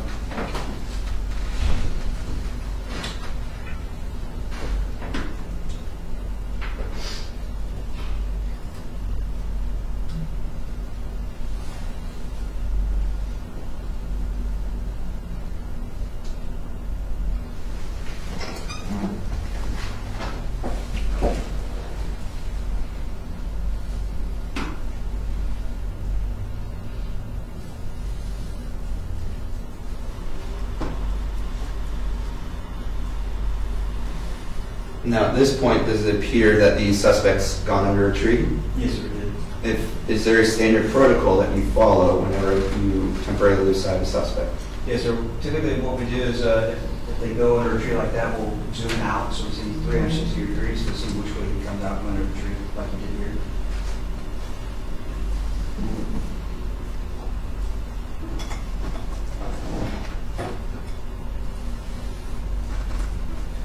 At this point in the video, have you reacquired the same suspect that you were following before? Yes, sir. The target was required. Is that based on all your visual observations of that suspect prior? Yes, sir.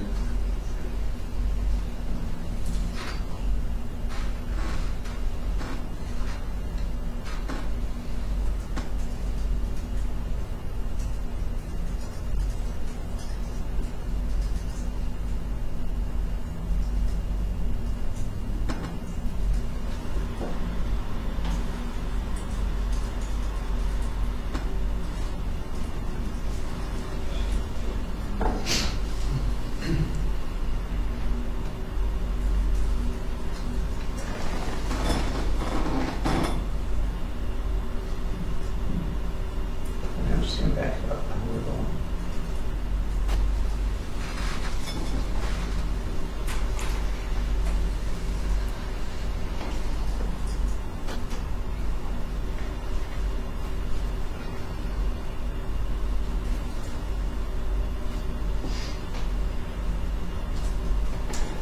I'm stopping the picture here. Are you still able to identify the suspect? Yes, sir. Please point to him. And do you see a vehicle to the left? Yes, sir. What do you recognize that vehicle to be? That is one of our county, Osceola County Sheriff marked units. It says the word sheriff right down the side. Yes, sir. Does it appear to you from your observations that the suspect looked directly and kept looking at that police vehicle as he was passing it? Yes, sir.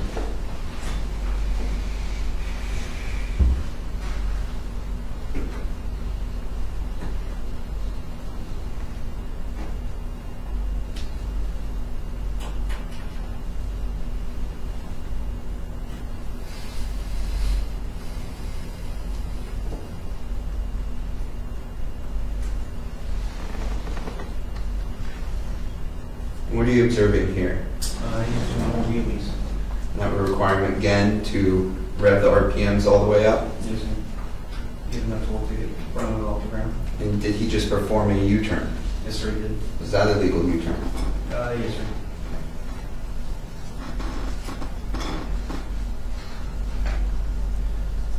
Did you just observe how the motorcycle passed that dark SUV to the right? Yes, sir, he was driving on the right side of it, the same lane, occupying the same lane. Is it legal to pass on the right? Yes, sir.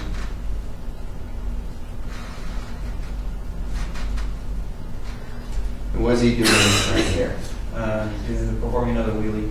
So by our count, we're up to 3 wheelies, correct? Yes, sir. Actually, I think maybe 4. Okay. And each time, he's revving that engine all the way up. Yes, sir.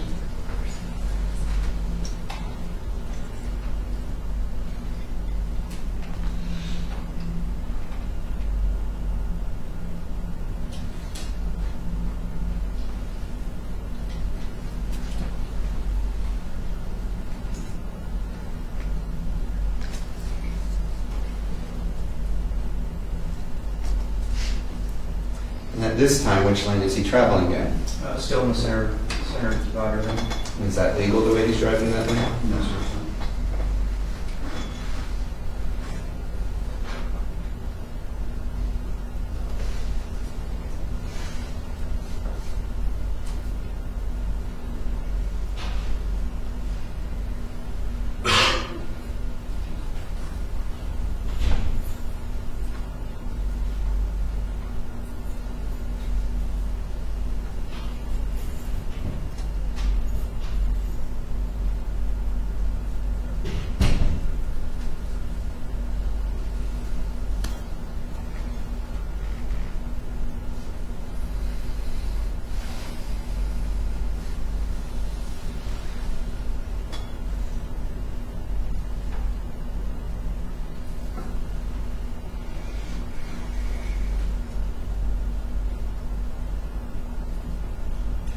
At that time, did you just observe the motorcycle make a right-hand turn?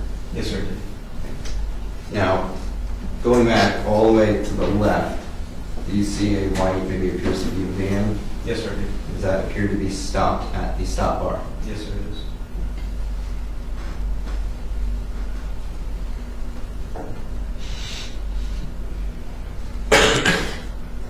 Let me ask you, were you able to observe whether that light was red? I want to believe that it was. The video may have captured the signal, but I'm not sure. Is it legal to make a right turn on red without stopping? As long as once you come running to a police stop, you need to direct turn around. As long as it's not indicated, you cannot. And in that video, did the suspect make a complete stop? No, sir. Plus, he's also passing vehicle on the left.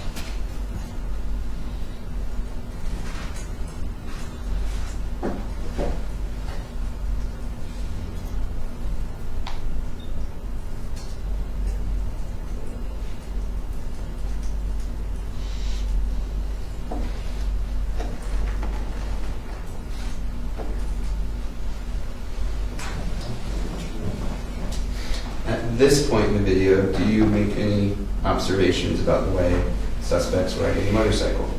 Yes, sir. He's side saddling the bike.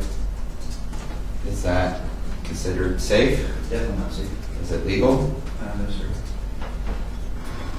And at this point, what do you observe him doing? Performing another wheelie. So now we're up to 5 wheelies, correct? Yes, And he's doing it with only half his body on the motorcycle? yes, sir.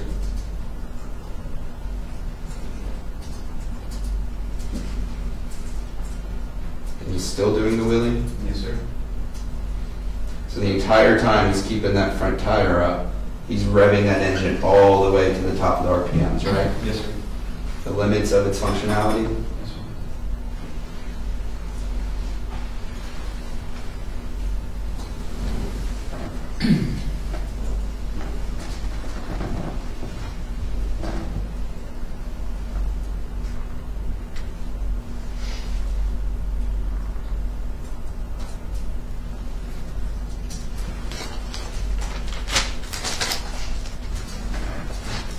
At this point in the video, did it appear to you that the suspect has taken notice of your presence? Yes, sir. How so? He's indicating he's not pleasant, happy with us being there, but he was looking us off. Is he looking directly at your helicopter? Yes, sir.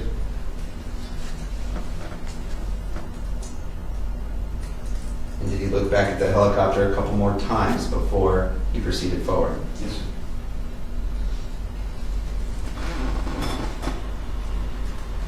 Right here, where exactly is he driving? He's called what we call splitting the lanes down the white line. Is that considered legal in Florida? No, sir, it's not. Is it dangerous? Yes, sir, it is. Why is it dangerous? What can happen? Well, from personal experience, me running code through situations like this, car door opens up and you can have an accident real quick.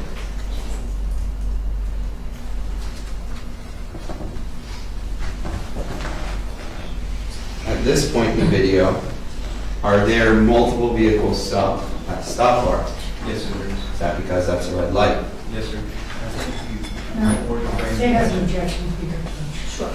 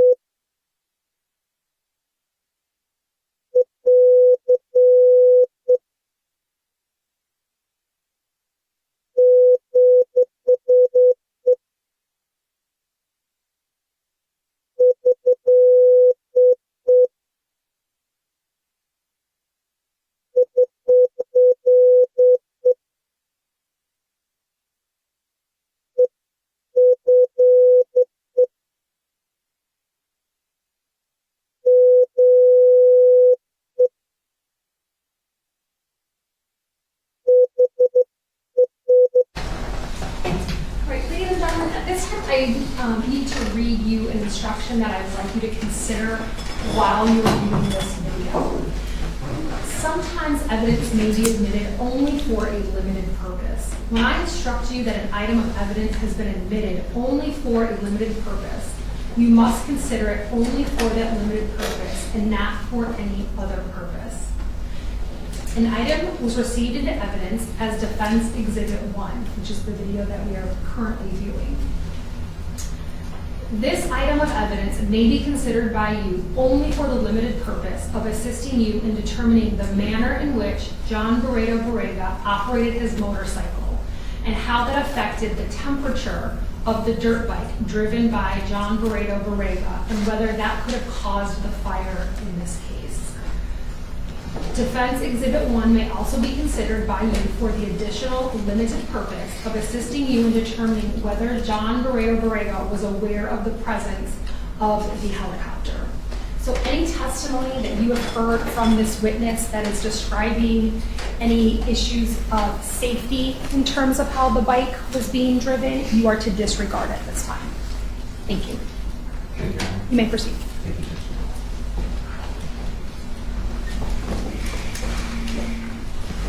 I'm starting to get back up.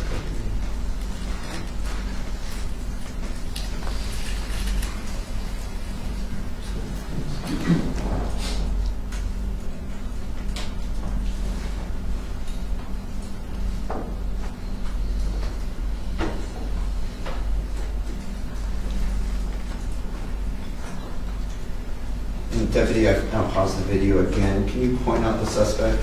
Yes, sir. Does it appear to you that he's again looking up at the helicopter? It looks like he is, sir.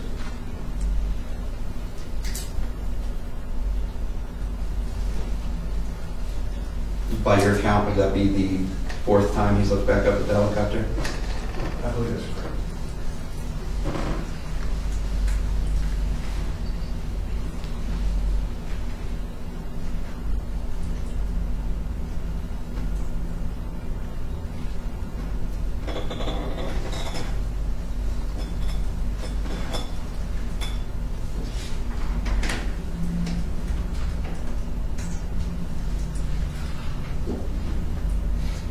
And sir, are you able to identify the suspect in this still?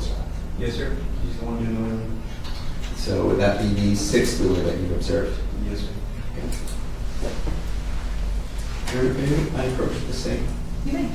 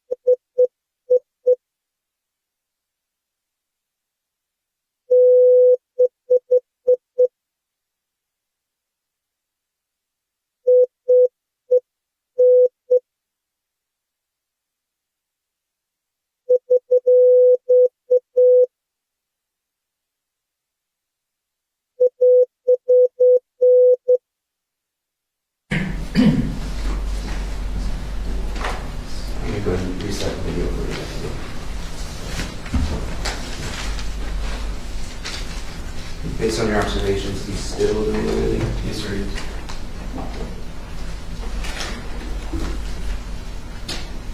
This is for a pretty extended period of time to be doing the wheelie? Yes, sir. Does that put a lot of strain on the engine? Yes, sir. There's a lot of torque on that rear tire.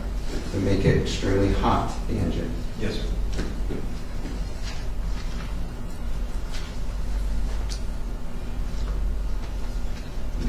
Sir, what does it appear he's doing now? Doing another wheel. Would that be the seventh wheelie? Yes, sir.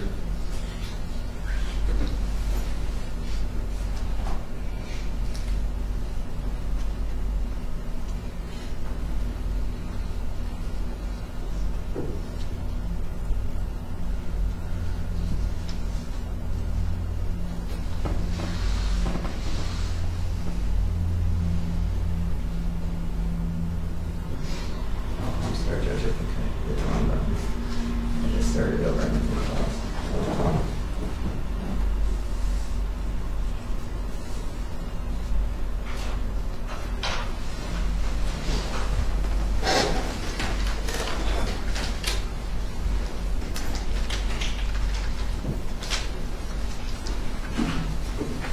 This appeared to be just maybe a few seconds before, right? Accidentally just restarted the video. Yes, sir. So I'll make sure I got it back to that same spot.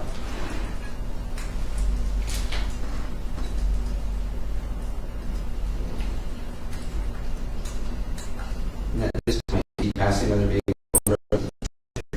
Based on your training experience, what does that tell you about his speed? It doesn't go faster than what's being, which I believe is 50 or 45 in that area. We also have a speed measuring on our camera. Just look up in the upper right-hand corner here. If I keep that crosshair on the target moving at the same speed, that'll be approximate speed of what we're doing So at this moment, he's doing 71 miles per hour. within that range. Thank you for pointing that out. So even I didn't know that, so that will be helpful.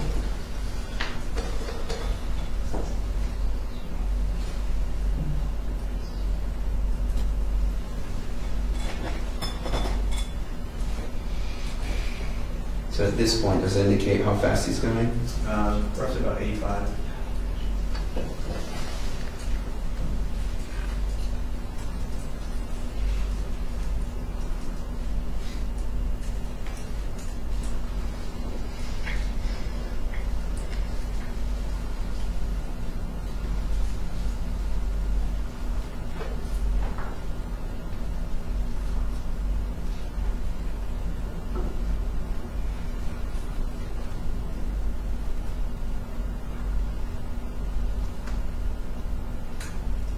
Just for all of our sakes, if he's not directly in the crosshairs, it's not measuring his speed. Right. The reason what happens with that is it's like your GPS in your car, which shows you your speed as you're traveling.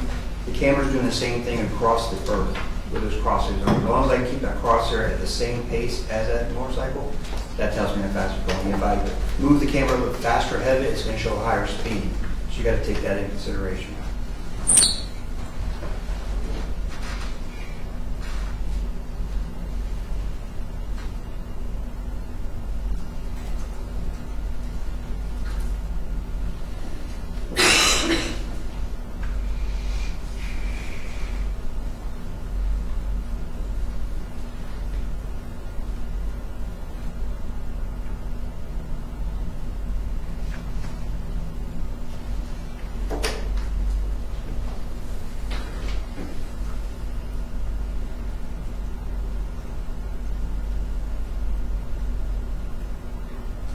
Sir, it went pretty quick, but did he just pop another wheelie there? Yeah, he didn't have enough torque to bring it all the way up, but he did a little, what we call a bump.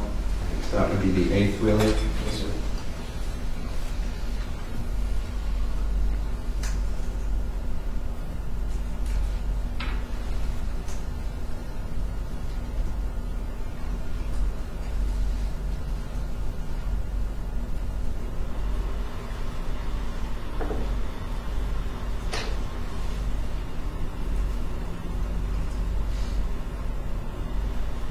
Now, sometimes it seems almost like maybe the unit's struggling to keep them right in the crosshairs. Is that correct? Well, typically what happens is, you know, flying a helicopter, we're at a steady speed, well, the suspect slows down, we're going to pass him, well, the pilot's got to slow down. And then it's a shuffle game with the camera. Thank you.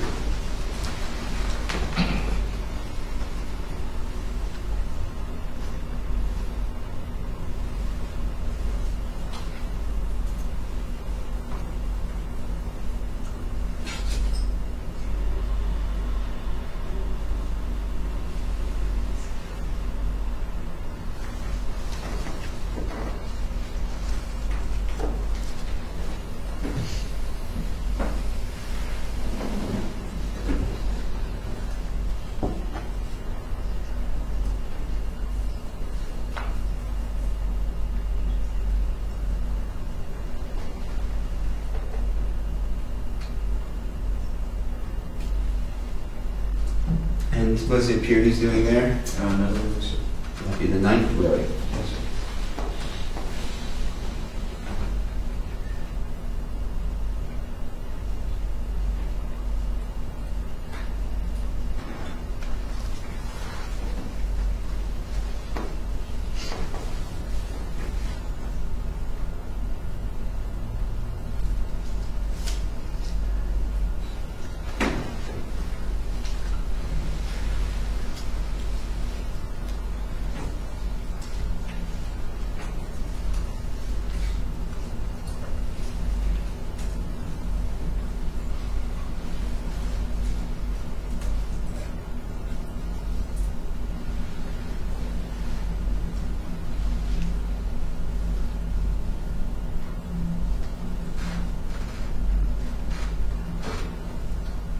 Sir, if I may ask you a question. In this video, are we seeing any police cruisers chasing after the suspect? No, sir. And why is that? Can you explain that to the jury? Per our policy, when there's a pursuit, vehicle flees, our policy is that the unit has to stop, turn up 180 degrees and go the opposite direction, just so that we don't push a suspect in a dangerous situation. That's where we come in, when we're above the scene. We're not putting any public in danger with us following. The only person in danger is the suspect driving.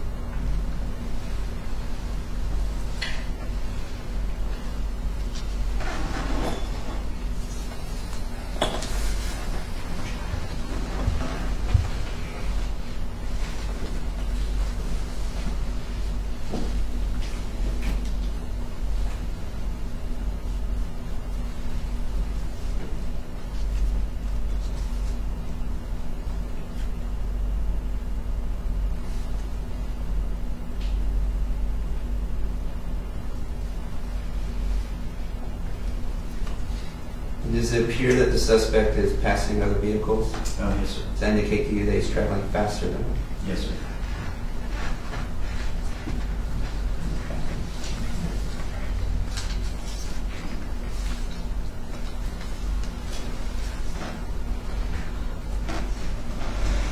And at this point, you're able to tell how fast he's driving? Approximately 76 miles an hour.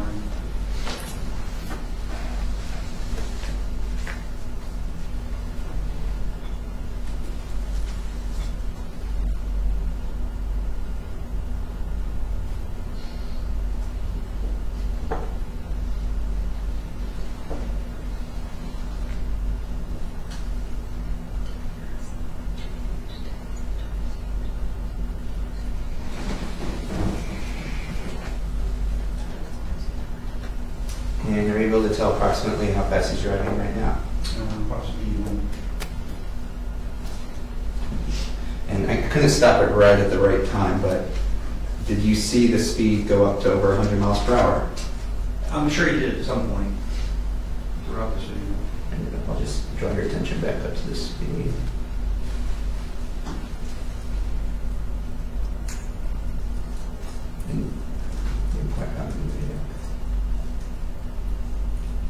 And then it's hard to stop it right at that moment, but when he was in the crosshairs, did you see the speed bounce up to over 100? Yeah, but if I see, the fact is the camera only sync brakes. He still appears to be driving faster than the others. He's definitely driving faster than other cars on the road.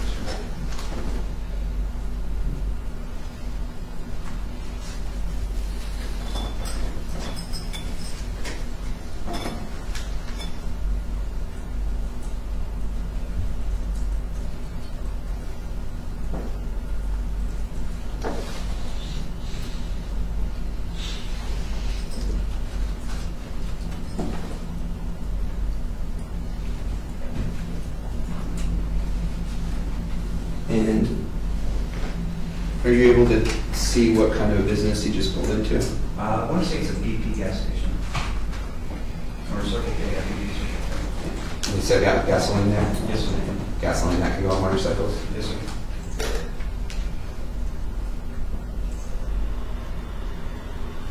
Where is the motorcycle right now? It's underneath the overhang over the pumps.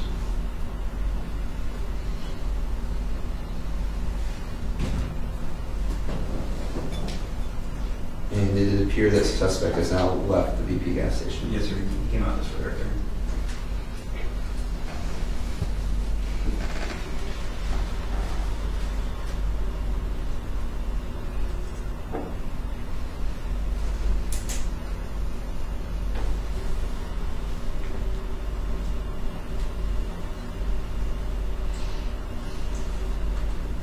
Can I explain what's happening there? Yes, please.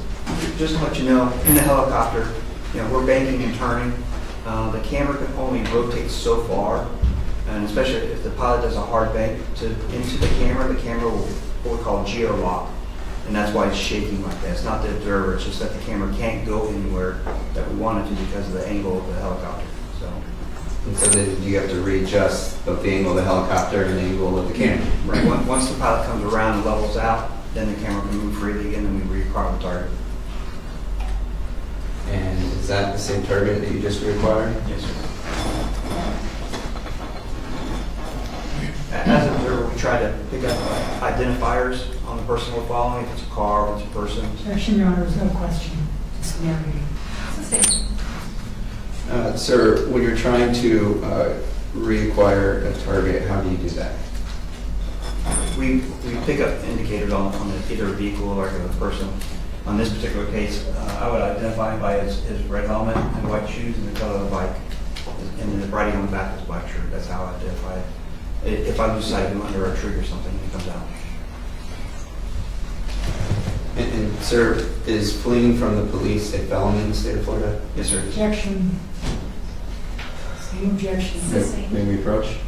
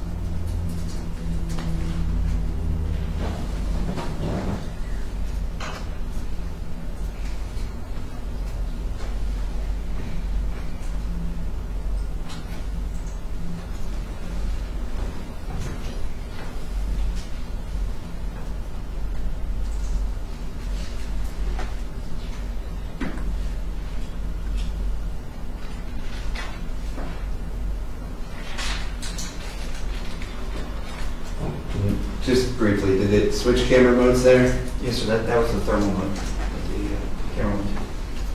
And that was the infrared camera that you were talking about earlier? Yes, sir.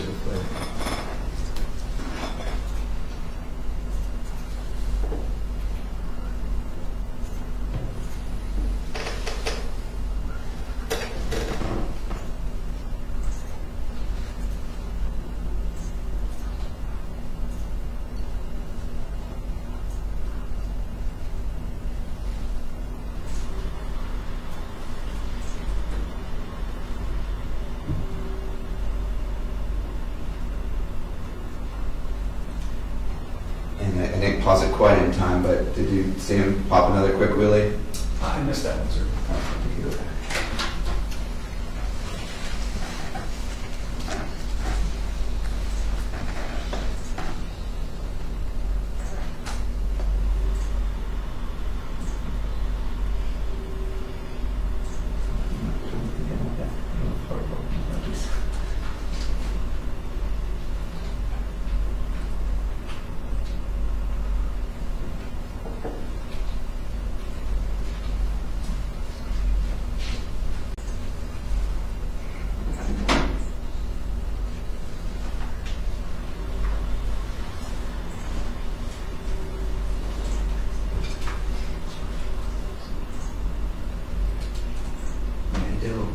Okay, so that was another little wheelie. Yes, sir. So that would bring us up to 9. Yes, sir.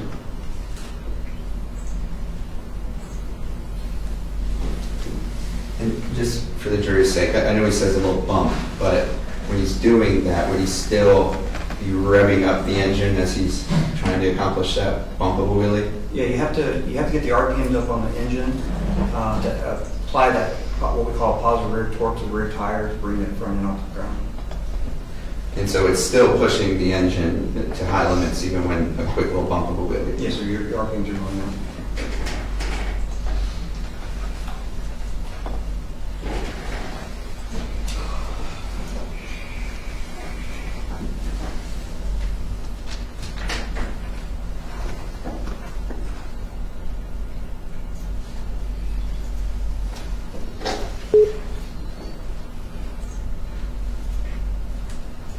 And can you explain to the jury what just happened there with the camera modes? Again, this is the clear mode, and you can tell that by the indicator right here, which is we're in manual mode of the clear mode. Right now, he's balancing the gains, the levels. And at this point, could you point to the motorcycle? Yes, sir. It's the very white area right there. Okay. Are you able to see below it on the road another vehicle? Yes, sir. That's a vehicle right there. Okay, so why is that vehicle not bright white and the motorcycle is? This one is being driven, but it has been driven for a very long period of time, and it has not been driven very fast to create that heat in the engine yet. So it could have just been started, or it could have been driving for a while for a low speed. So would it be safe to say that car is not very hot at this time? No, sir. It's definitely not. What about the bike? It's definitely putting on some heat. Would you say a high amount of heat? Yes, sir. Definitely.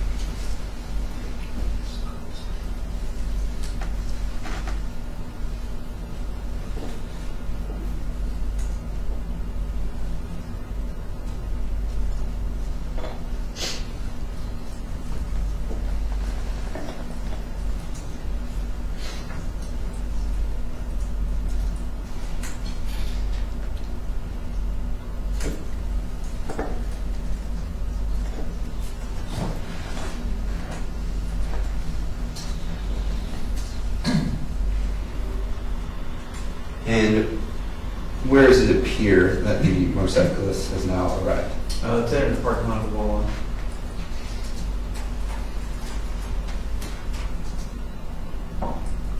And where is he now? I pulled to a gas pump. Under the overhang? Yes, sir.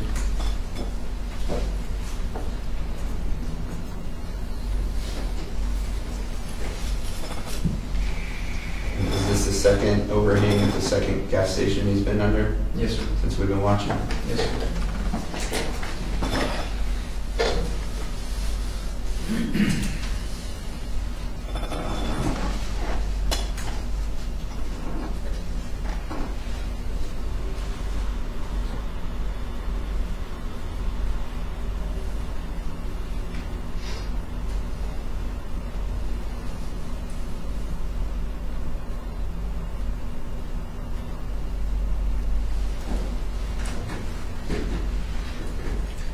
And at this time, is the same motorcyclist been watching the whole time in the crosshairs at that gas pump? Yes, sir.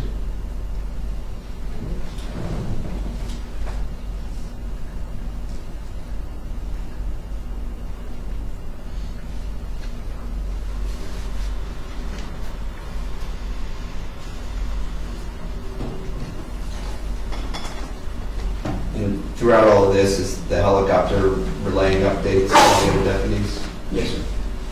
Was the helicopter relaying this as his exact location of the suspect?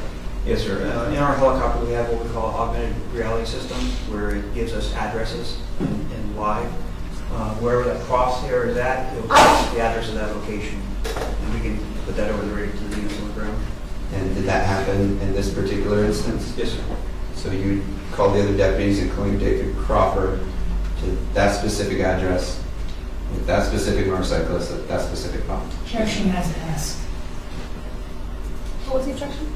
The objection was as to David Crawford, called David Crawford. Sustained. Was that broadcast over the radio channel? All the deputies in this area were all tuned into? Yes, sir. And do you know whether Deputy David Crawford was working in that area Yes, sir. at that time? Yes, sir. And after you had in fact relayed observations about his location, did Deputy Crawford actually arrive at that location? Yes, sir. So it's safe to assume he was listening to that. Yes, sir. And at this time, what does it appear that the suspect is doing? It looks like he's trying to get fuel for the motorcycle. And did you broadcast over the same radio channel that it appeared that he was feeling up or something to that effect? Yes, sir.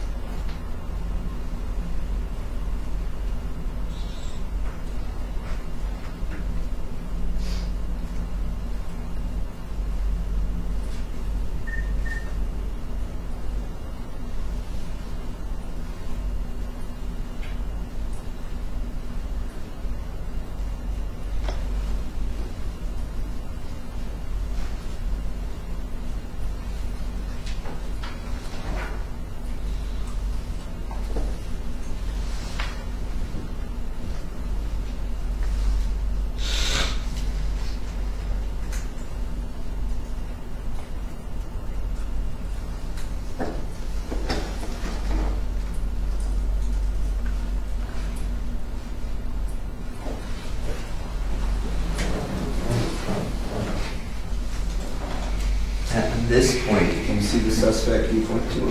Yes, sir. He moved up to the next pump. And did you relay over the radio that he moved to a new pump? Yeah, the information was relayed out to the ground units.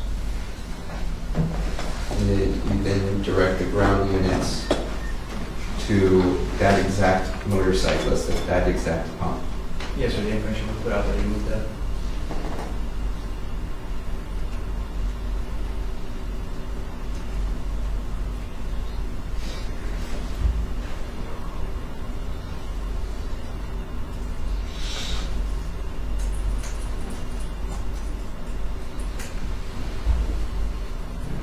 Now, at this point, can you point to the motorcycle? Yes, sir. It's right there. And do you make any observations about the heat of that motorcycle? Yeah, you can see where the engine has been at a hard hand. The engine block is hotter. If you look right here, this car has been driven for a while. If you look at the tires, they're really hot. That means that it was driven at a high rate of speed, heating up the rubber. Where this car has not been driven as long, and the tires are not as hot, and the engine block is not as hot. Based on your observations, are you able to tell whether his motorcycle, based on all the coloration, is hotter than the other vehicles? Yes, sir.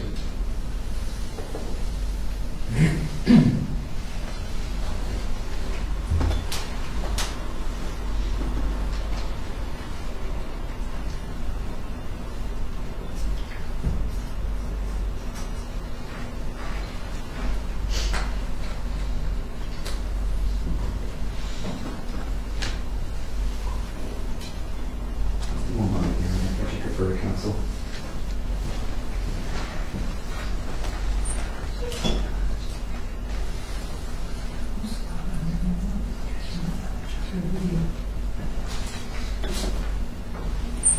Can you tell me the time you stopped that, Councilman? Yes, 1956. Thank you, sir.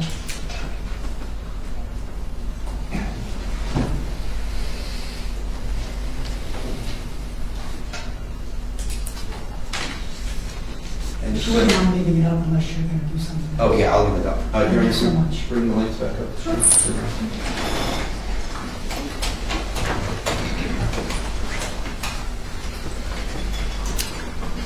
So, Deputy, by your count, did you observe at least 9 different wheelies when you watched that video? Yes, sir. And did you observe that particular motorcycle to be extremely hot, Yes, sir. hotter than normal? Yes, sir. And did you observe that motorcyclist look up at the helicopter on 4 different occasions? Yes, sir. And did you observe him go under the overhang of a BP gas station prior to arriving at the Wawa? Yes, sir. Your Honor, may we approach the counsel? You may.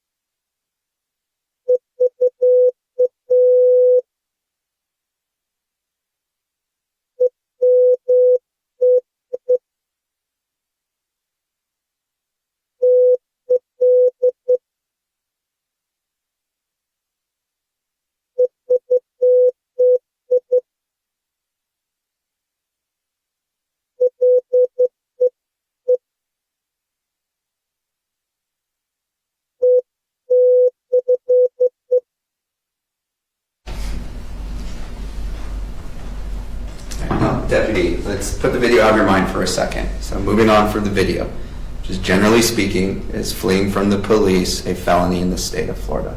Yes, sir. Okay. Are law enforcement officers in the state of Florida allowed to use force to detain a fleeing suspect? Objection. Sustained. No further questions.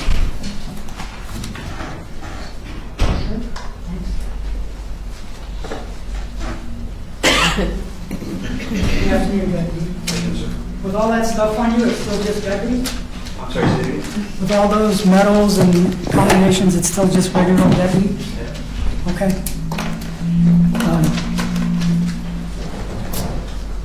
There were some questions early on about muscle memory. Do you remember those questions? Yes, sir. You're certainly not suggesting that law enforcement officers shouldn't think critically about the situations they find themselves in. No, sir. You would agree with me, I assume, that when law enforcement encounters difficult circumstances, one of the most important things they can do is think their way through it, Correct. particularly when they're given enough time to do so beforehand. If you're given enough time, yes, sir. Right. It's not a situation where you're just constantly reacting and not thinking. No, sir. That would be dangerous. That would be very dangerous. Yes, sir. Okay. Would you also agree with me that, according to your agency's policy, the amount of force that an officer can use varies depending upon the circumstances? Yes, sir. In fact, would you agree that it is entirely dependent on the circumstances? It is, sir. And when I say the circumstances, can we agree that it's the circumstances confronting the specific deputy in that moment? Yes, sir. Right? What they knew and what they were observing in that moment. Yes, sir. Okay. Can we also agree that the number one responsibility of every deputy is public safety? Yes, sir. Would you agree with me that making an arrest is always subservient or less important than public safety? As long as that arrest prevents injury to other people, yes. Right. So in other words, if making the arrest serves public safety, they're the same thing. But if making an arrest means endangering people, that would be subservient. The arrest would be subservient to protecting the public. Yes, sir. All right. In fact, I think you described your agency's fleeing policy serves that very purpose, right? Yes, sir. The reason that we don't see any law enforcement vehicles chasing the motorcycle is because your agency decided that it's more important to protect the public than to chase a vehicle. Yes, sir. Because chasing the vehicle creates a public safety risk. Yes, sir. And I think you said when the person is fleeing, the only risk is to the individual fleeing. Yes, sir. Up until he crashes. Right. And then it could crash into someone else. Right. Okay. Now, I don't feel the need to play it for you again. I feel like you remember the video. Is that fair? Pretty much sure it is. Can you agree with me that at the very beginning of the video, there are dozens of motorcycles on the scene? Oh, definitely, sir. Dozens of motorcycles, some of which have the same color. Yes, sir. Can you agree that at the beginning of the video, it could be difficult to determine one motorcycle from another? Yes, sir. Were you ever concerned, observing that the description of the suspect of the aggravated assault might be lost in the shuffle or missed? At that particular moment, our goal was to track a fleeing vehicle. That's what our job was at the time. Okay. We were initially looking forward to aggravated assault suspect, but then our attention focused to the fleeing vehicle that the unit called out. I understand. So I'm interpreting you to say, yes, that would be a concern if you were trying to find a person with a firearm. Yes, sir. You have Jack counsel testifying what his interpretations are. Overruled. Would you agree that it would be difficult under the circumstances you first observed to identify with any kind of certainty who the suspect was of the aggravated assault? Correct. Our job as a technical flight officer, we get the information to look for a suspect. We find a person matching that description. My first job is to verify that that's the suspect we're looking for, and I'll have ground units verify that for me. And to be clear, the suspect that you were following was the suspect of the flee, Yes, sir. not the aggravated assault. That I can't tell you. All I know is that we were focused on the fleeing vehicle. Okay. Whether it was involved or not, I cannot testify to that. Fair enough. So to break that down, you never personally saw the aggravated assault. No. You certainly never saw the individual on the bike who ends up getting caught on fire with a firearm, I right? did not see it. You never see him in all that time discard a firearm, right? It was not visible enough. Right. And you would agree with me that you, based upon what you saw on this day, had no personal knowledge whatsoever that that person had a firearm. Correct. You were following him because he fled from law enforcement. Yes, sir.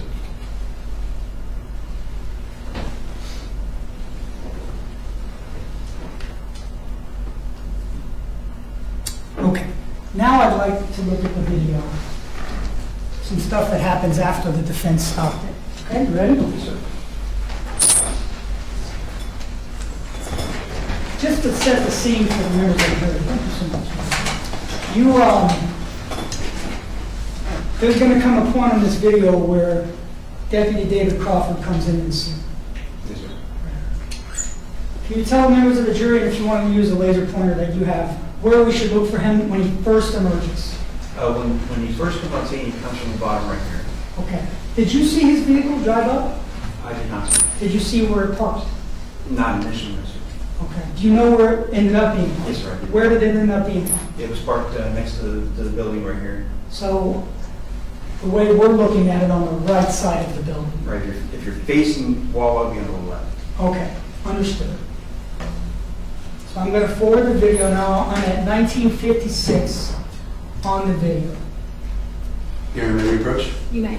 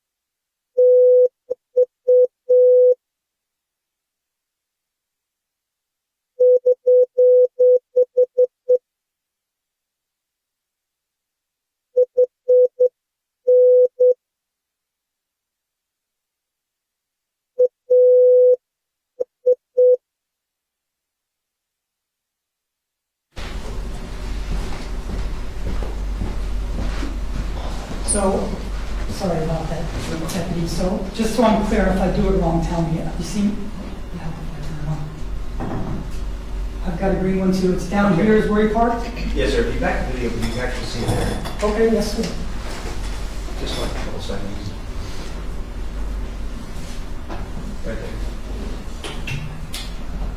Oh, I do see it. All right, could you circle it for us, please? Yes, sir. Okay. So let's go back even a little further down.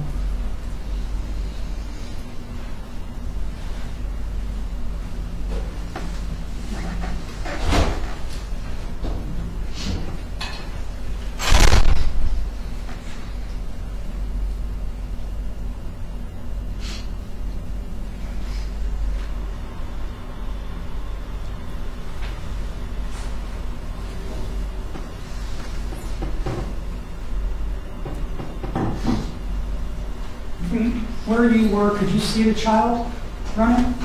Yeah, you can see it on the video on here, yes, sir. Yes, sir. Do you remember seeing it in real time? No, sir, I do not.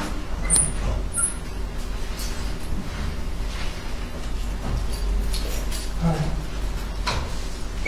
Can you see Deputy Crawford now? Yes, sir. Yes, sir. All right. So can we agree he's coming from around the right side of the building, right? Correct. So as he's looking forward, would you agree that he has an entire view of all of the gas station? Pretty much, yes, sir. And this is, would you agree, seconds after the child just ran from that area of the gas station towards the front of the Wawa? Yes, sir. Okay.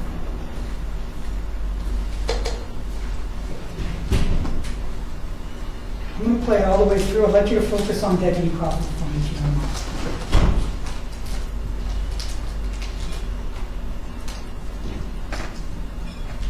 You see him? Yes, sir. Correct. Does he appear to be in a hurry to you? He's walking normally. Right. And as he's walking, would you agree that he still has a view of the entire gas station? Well, from his point on forward, yes. We may not be able to see back behind him.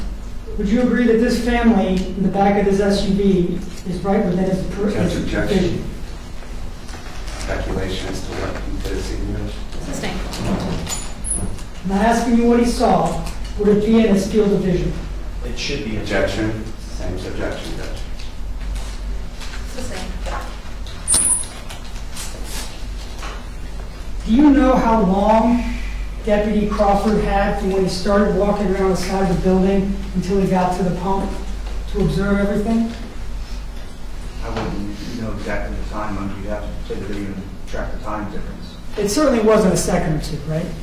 No, sir. Would you agree with me that it was plenty of time for him to evaluate the situation? There could be time, yes, sir. There was time. Would you agree with that? Yes, sir. Okay. I don't have any other questions for the video, Your Honor, if you want to put it. Sure. Thank you so much.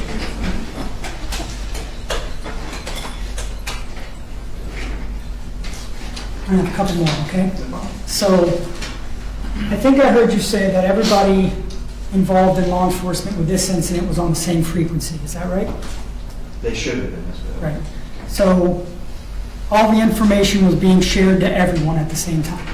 Anybody that was on that frequency would have heard the transmissions. Right. And that's so that all the law enforcement can be informed about what's happening in the moment, Yes, sir. so they can prepare themselves. Yes, sir.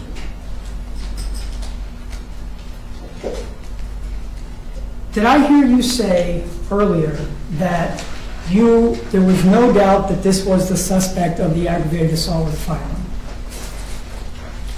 If I said that, I was indicating that it was a vehicle that we saw fleeing the vehicle from the traffic stop. Okay. I have no doubt about that. All right. So I'm going to phrase it differently, and if I say it wrong, you tell me. You do have a doubt about whether or not this motorcycle was the suspect of the aggravated assault, I cannot 100% prove that it was. right? You don't know that it was. No, sir. Can we agree that law enforcement's reaction to a suspect is very different if they're believed to be armed than if they are not armed? I'm sorry, say that again. Would you agree that law enforcement's reaction to a suspect will be very different if they're armed as opposed to unarmed?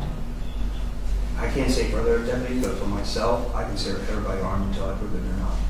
But if you're told specifically that a suspect is armed, you would approach them differently than if they were not. Yes, sir. If information given that it could be possibly harmless, my approach would be more tactical. Given the different approach, would you agree that it is important that law enforcement get that information right? Yes, sir.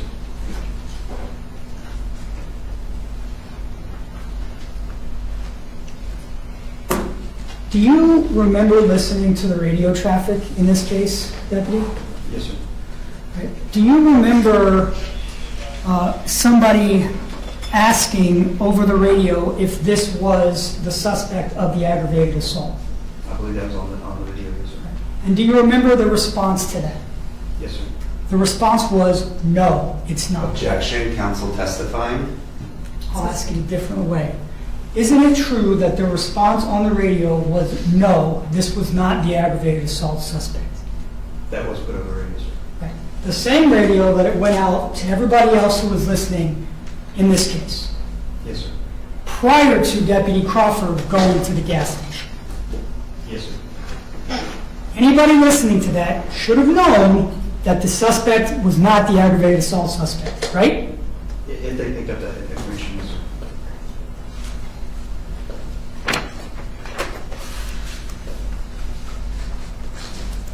One last thing.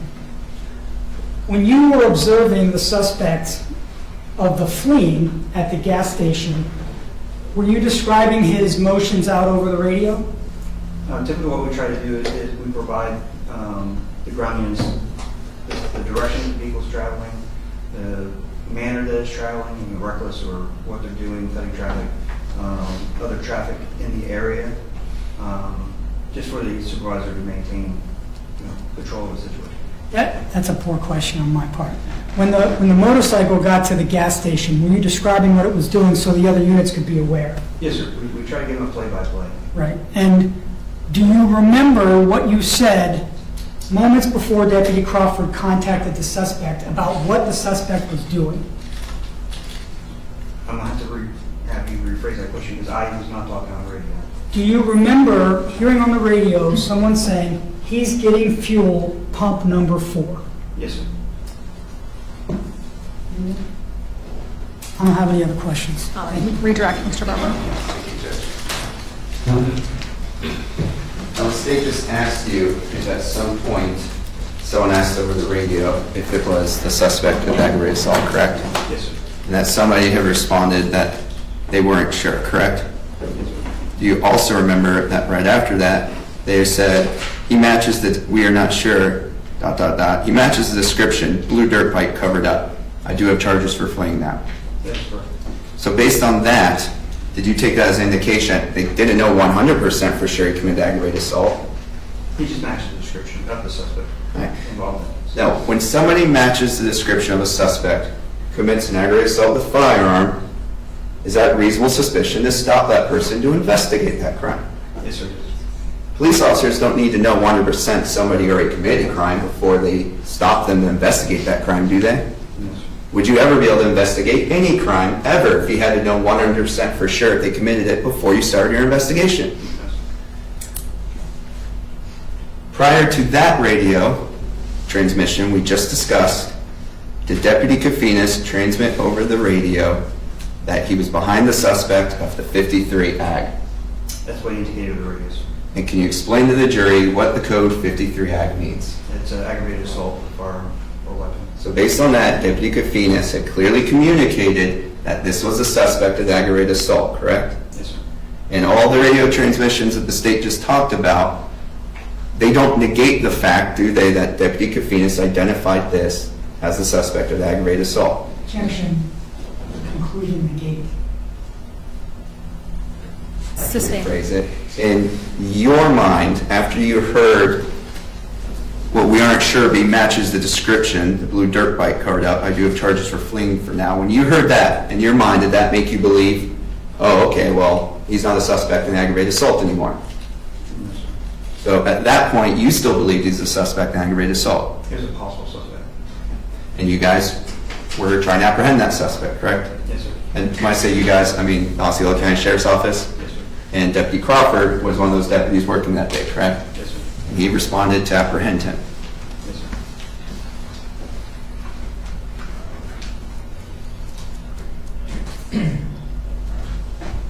So when you said you couldn't say 100% for sure if this person committed aggravated assault, is that, well, never mind, I think I covered that. Does the fact that you couldn't say 100% for sure that he's a suspect in aggravated assault make you believe that he does not pose a danger? Say that again? Yes, sorry, maybe I could word that a little better. Right. So if you can't say for sure, 100%, he committed aggravated assault, right? Based on that, would you still believe, he hasn't risen to 100% yet, but would you still have a concern that this person is dangerous based on the reports that you heard over the radio? Possibly dangerous, yes, sir. And as a trained law enforcement officer, do you receive training in how to respond to potentially dangerous individuals? Yes, sir. Potentially dangerous individuals who are accused of aggravated assault? Yes, sir. And you match the description? Yes, sir. How are you trained to respond to people like that? You try to, first off, get them in a location that would benefit the apprehension, and then you would move up tactically. Try not to give your hand as to your presence to the suspect, so you have the upper hand on the apprehension, and then you go hands-on and take him to custody. Is that what you observed Deputy Crawford do from your vantage point in the helicopter? Yes, sir. Now, the state was talking about what Deputy Crawford could or could not see. As a law enforcement officer, have you been in tense, fast-paced situations? Oh, yes, sir. Have you been in situations where your adrenaline's pumping? Yes, sir. Situations like that? Have you ever gotten tunnel vision? Yes, sir. Is that something that's common that many humans experience? It's very common. It's something that is hard to overcome. It's just a natural reaction. And does that limit somebody's field of view? View and hearing. Mention qualifications to answer these questions. Sustained.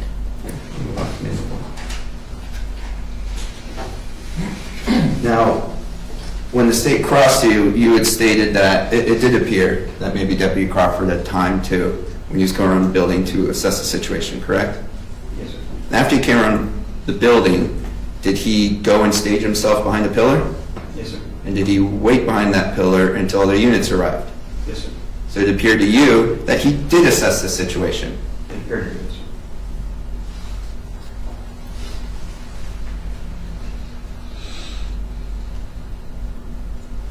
Now, the state asked you whether you had ever visually observed the suspect discard a firearm, correct?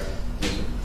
Were there times where that suspect drove under things that blocked your view? Yes, sir. It's maybe overhangs at gas stations. Overhangs, trees, yes, sir. And there were times where you explained how the camera kind of maxes out and you have to reposition, or you lost sight of him, Yes, correct? sir. A few seconds, yes, sir. Were any of those periods of time where you lost direct sight of him long enough for somebody to just discard an item? Yes, sir.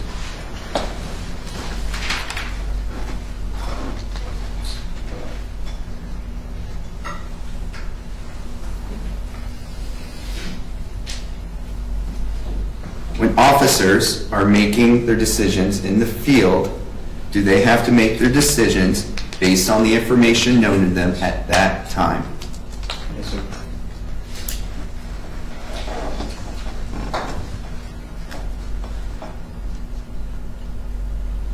You testified about critically thinking through situations and why that's important if there's time for it to be done, correct? Yes, sir. Okay. Would you agree then fast-moving situations, there's not always time for that? Not always, yes, sir. And would it also depend upon the threat level of the suspect? Yes, sir. And in this case, based on the reports you heard over the radio, did you reasonably believe that this suspect posed a danger to other people in the community? Yes, sir. People on the roadways? Yes, sir. People at the Wawa? Yes, sir. Law enforcement officers? Yes, sir.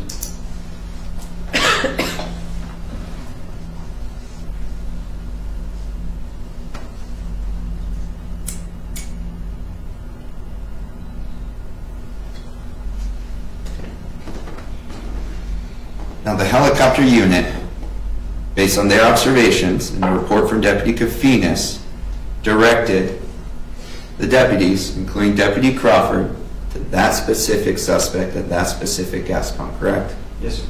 No further questions. Thank you, Deputy. You may step up. Please, Mr. Barber.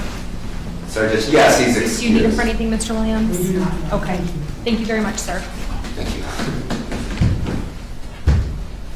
Members of the jury, would you like to take a brief break?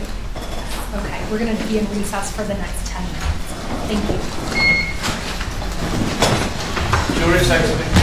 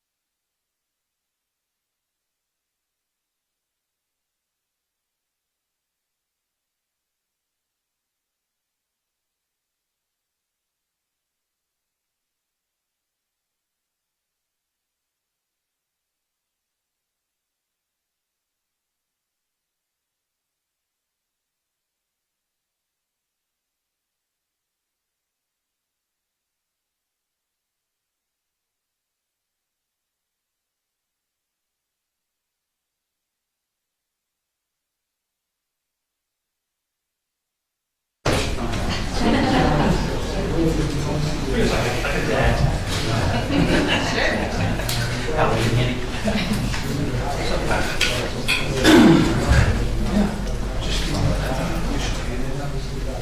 Humber, how many more witnesses do you have? 2 more witnesses, Judge. We're going to do Deputy Kofinas and then Deputy McLean, who should be pretty quick, because we already went through 99% of Deputy McLean, so it's just really one issue on him. Yes, Judge. No problem. I know timekeeping is very important. Mr.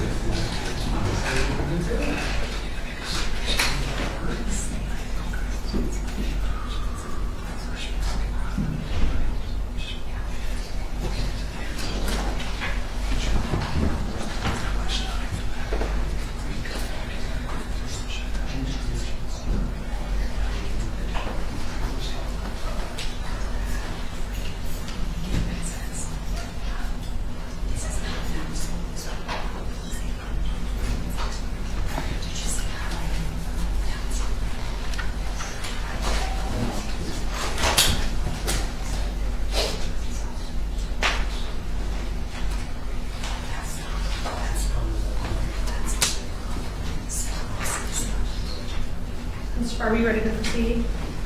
Yes, ma'am, Judge. Now it's my next witness. Remember the jury. No, I saw you speaking, so I just wanted to make sure that you were good to go. In the zone. Is ready to proceed? We are, yeah. All right, we'll go ahead and bring the jury in. Thank you.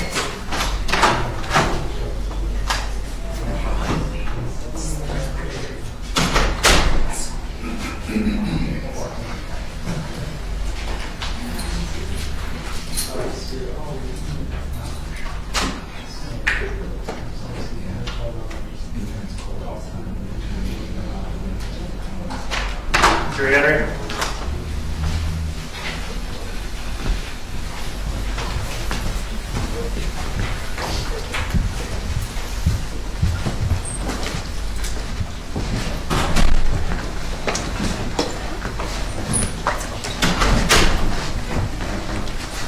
Mr. Weber, you may call your next witness. Judge, I would next call Deputy Christopher Kofinas.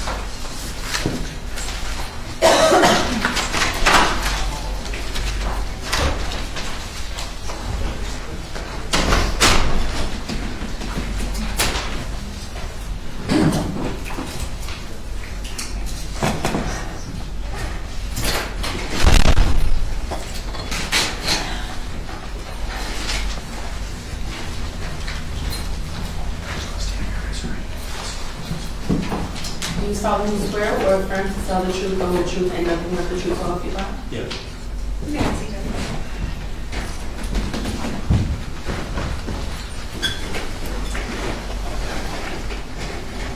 The chair doesn't move, just the mic does. May it please the court. Judge. Good afternoon, Deputy. Can you please introduce yourself to the jury?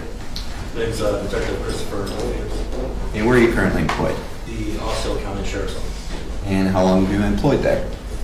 Since April 2016. And what is your current duty there? Currently, I work for the homicide unit, the Sheriff's Office. And in what capacity were you working back on February 27th of 2022? I was on patrol. And prior to working at the Osceola County Sheriff's Office, did you have any prior law enforcement experience? I was a military policeman for the Army for about 8 years. I'm sorry, you say 8 years? Yes. Thank you. And when you say a military policeman for the Army, is that also considered law enforcement as far as experience goes? Yes. And what sort of training did you go through to become a police officer? I did the academy, also different advanced special courses. And did you go through any training to become a military police officer? Yes, boot camp.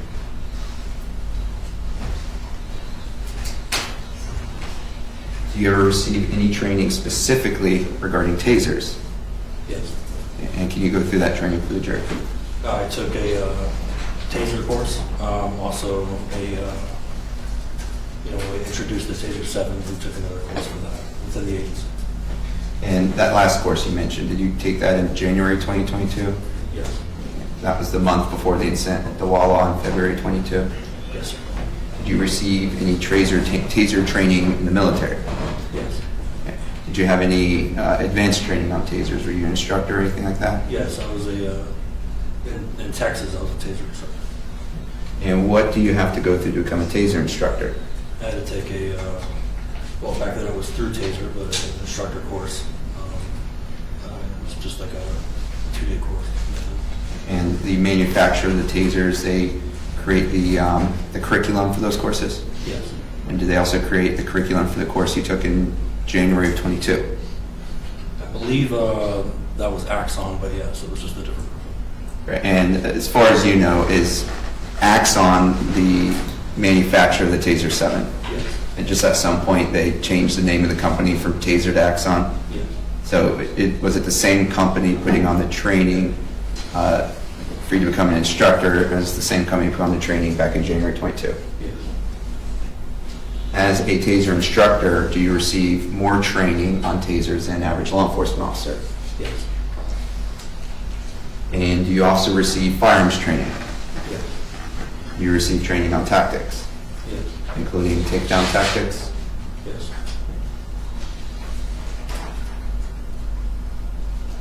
And on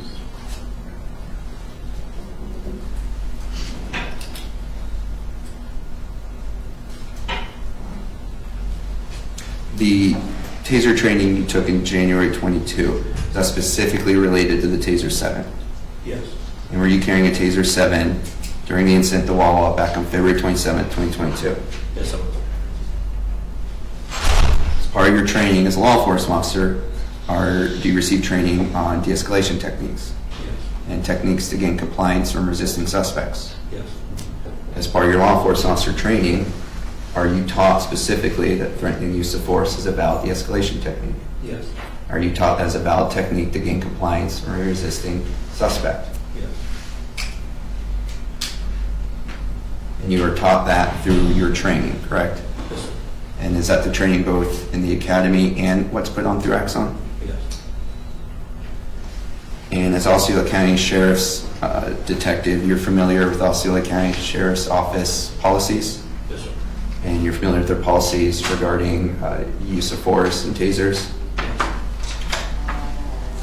And is threatening the use of a taser according to Osceola County Sheriff's Office policies, is threatening the use of a taser a valid means of gaining compliance from a resisting suspect? Yes, sir. Is it also a valid means of de-escalation according to those same policies? Yes. Is it also a valid means of gaining compliance according to the Axon materials? Yes. And according to Osceola County Sheriff's Office policies, does that include up to even arcing the taser as a show of force to gain compliance? Yes. And generally speaking, is using your words less force than actually arcing a taser at somebody? Yes. During all your law enforcement officer training, have you heard the phrase muscle memory? Yes, sir. What is it?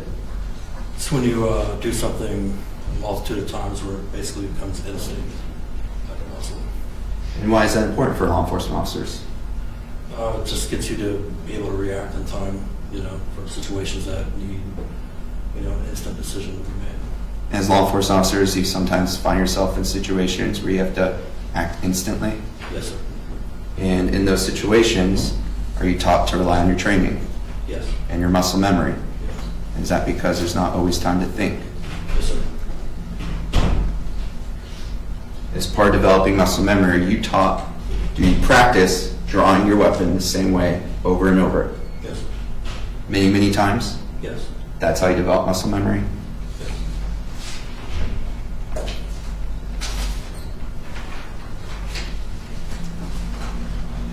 Did you receive any training as a law enforcement officer on apprehending suspects who have fled from the police? Yes. And what does that training tell you?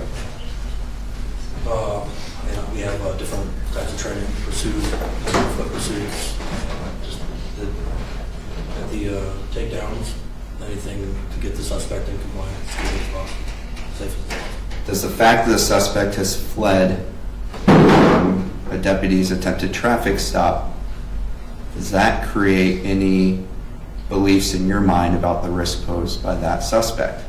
Yeah. Objection to his beliefs and knowledge. Sustained. based on your training as a law enforcement officer, do you receive any training about what you should assume about a suspect who has fled from a traffic stop? Yes. And what is that?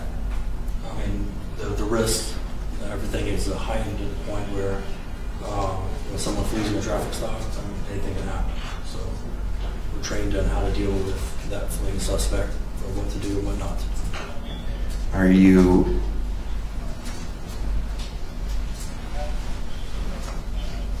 if somebody flees from the police and then you later come into contact with them as a law enforcement officer, is it your job to arrest that person? Yes.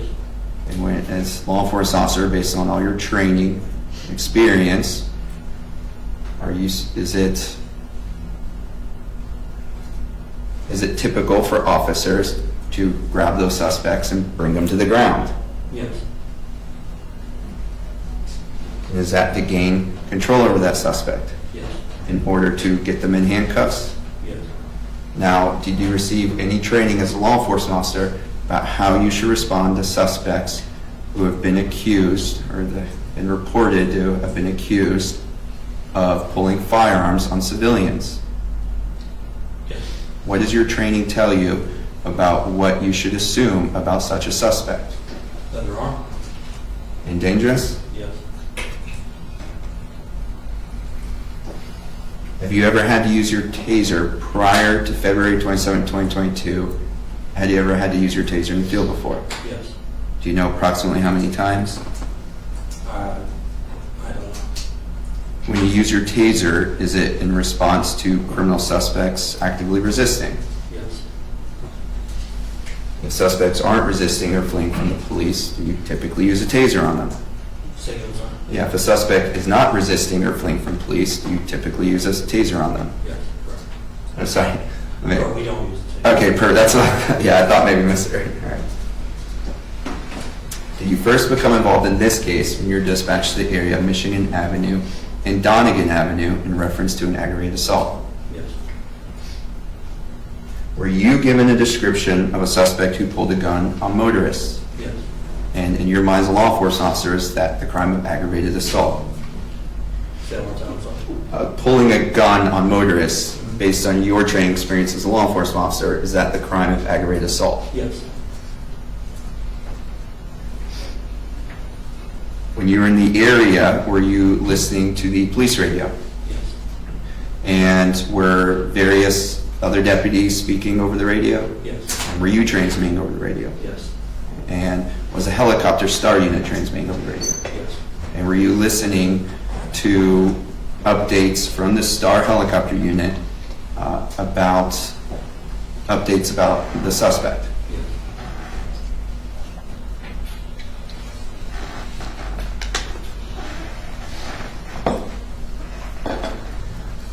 At some point, did you locate a suspect that you believed matched the description of the person who committed the aggravated assault and firearm? Yes. And did you relay that information over the police radio? I did. And when I say police radio, I apologize, I mean the sheriff's office radio. I understand that. Okay. And when you did that, did you use normal words like we're using, or did you speak in law enforcement codes? Yes, in codes. And what is the code for the Osceola County Sheriff's Office for aggravated assault? 53. And if you said 53 ag, what would that mean? Aggravated assault. And is 53 ag, in fact, what you had said over the radio? You located the suspect at the 53 ag. I believe so. And so anyone who's trained in Osceola County Sheriff's Office codes would know that to mean aggravated assault. Yes.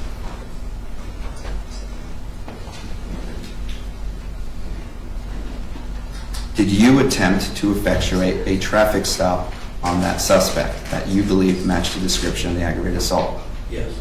And what happened when you tried to make that traffic stop? The motorist did not stop. They fled my traffic stop. When he fled, did he drive off normally, or is there anything unusual about the way he's driving? From what I remember, they drove recklessly. Or he drove recklessly.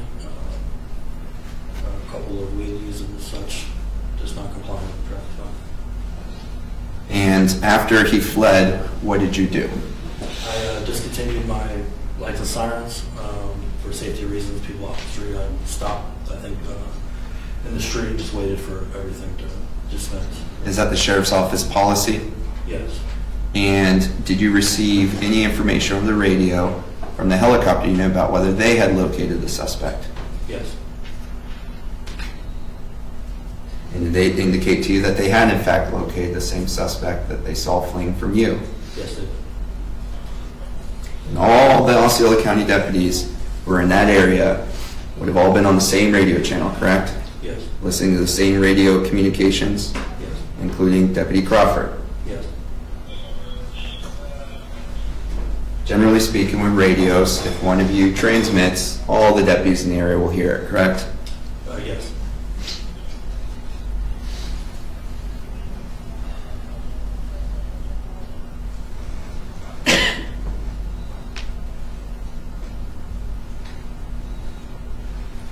Based upon the actions of that suspect fleeing for you, did that create any concern for the safety of the civilians in the area in your mind? Yes, it did. And why? Just for the beginning of the call of that description of a motorist with a handgun pointing at civilians to him fleeing, everything came to mind, especially with the bystanders from there to wherever he was going. Does your training teach you how you should think about such a suspect Yes. and how you should approach that such a suspect? Yes. And what does your training tell you? To treat him like he's armed, treat him like he's dangerous, have units to go out and try to apprehend him for the danger to the public. Now, when you attempted a traffic stop on that suspect, who was later identified as Baretto-Baerga, at that time, did you know 100% for sure that he had committed aggravated assault? I did not. I was not. Did you believe you had reasonable suspicion to stop and detain him to investigate the aggravated assault? Yes, sir. And is that the standard you need as a law enforcement officer to stop and detain someone? Yes. And is that what you were trying to do when you fled from your stop? Yes. In law enforcement, do you have to know 100% for sure somebody committed a crime before you investigate them for that crime? No. Would you ever be able to investigate any crime if that was the standard? No. Would you ever be able to stop any motorist if that was the standard? No.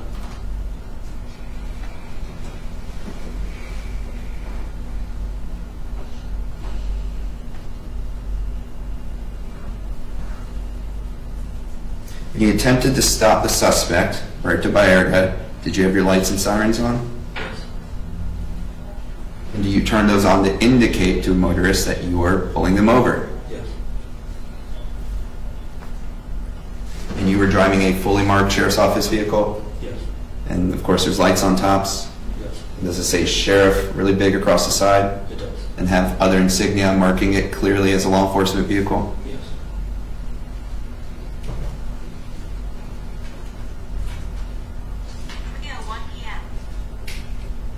After he fled from your vehicle, did you continue to receive updates from the helicopter unit? Yes, it does. Those updates include periodic updates about his location Yes. and his direction of travel. Yes. And did those updates inform you where you were going to drive your vehicle? Yes. Did it inform you how you were going to approach this subject? Yes. Did the helicopter eventually broadcast over the radio that they followed the suspect to the Wawa gas station located at 3951 Central Florida Parkway in Orlando? Yes. And did they indicate that he stopped there? Yes. Did you respond to that location? I did. In responding there, did you cross from Osceola to Orange County? Yes. And is that lawful? Yes, and fresh pursuit.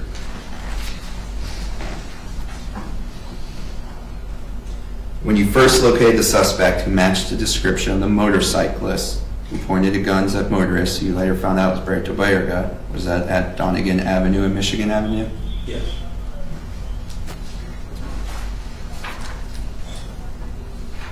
May I approach the overhead? May.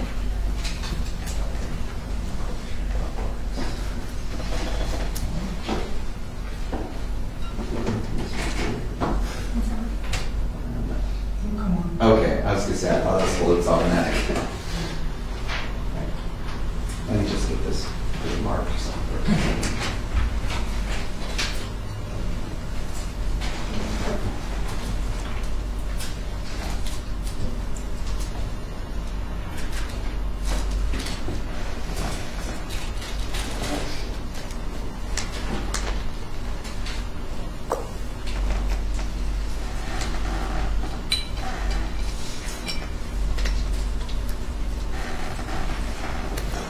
Do I have permission to approach the witness? You do.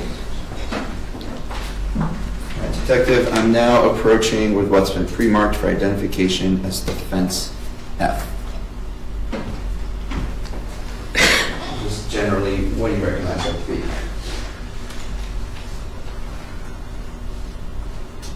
Map of Osceola County. And you work as a law enforcement officer in Osceola County? Yes. And you're familiar with the area, generally speaking? Yes. Are you able to locate on that map where Donegan Avenue and Michigan Avenue is? I am. Could you mark that by putting a big triangle around that area? Triangle? Yeah, I'm going to use two different shapes.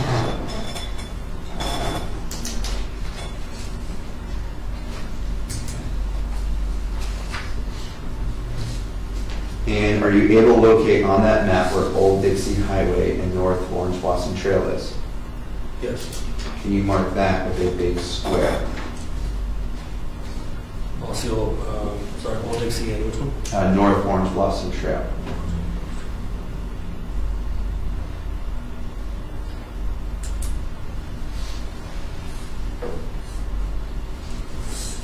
Thank you. Your Honor, permission to retrieve. Yeah.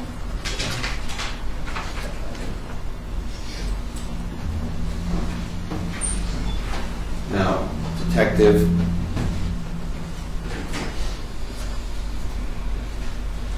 I believe you stated you would locate the suspect at Donegan Avenue and Michigan Avenue, correct? Yes. And then, did you first see his motorcycle at Old Dixie Highway and North Orange Blossom Trail? Approximately.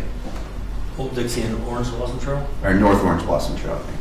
It would have been in the area coming from Donegan and Orange Blossom But Trail. it's maybe not the exact intersection, but that was what was relayed as the area, correct? Yes, so Old Dixie, Orange Blossom Trail, and Donegan, they all meet in this area.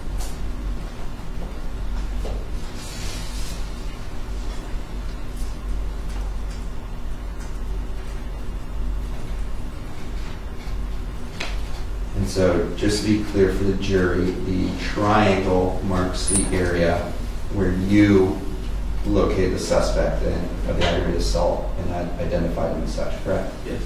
And the square is the general area where it was reported that the aggravated assault happened, correct? How long would it take you by vehicle, whether it's a motorcycle or a car, to get from where it was reported where the aggravated assault happened to where you located the suspect? Seconds.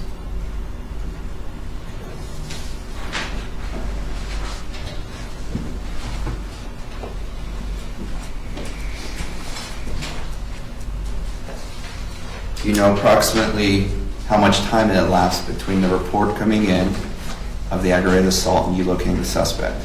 I don't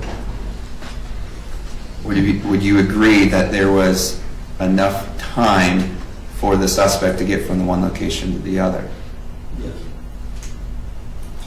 Does the fact that the suspect was found so close to the scene of where the crime was reported have any effect on you as a law enforcement officer in making your determination about whether or not there's reasonable suspicion that that person committed the crime? Objection, relevance. Sustained.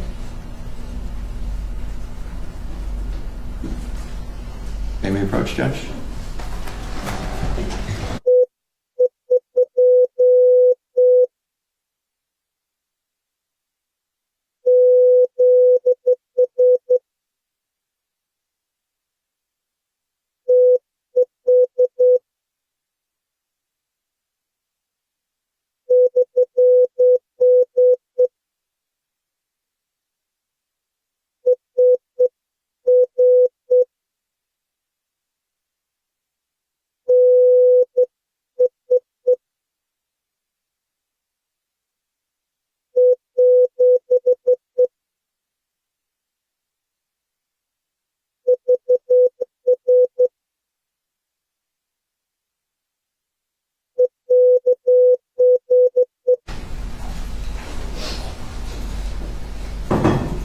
When you first arrived at the Wawa gas station that we've previously been discussing, did you exit your vehicle and make contact with the suspect? I did.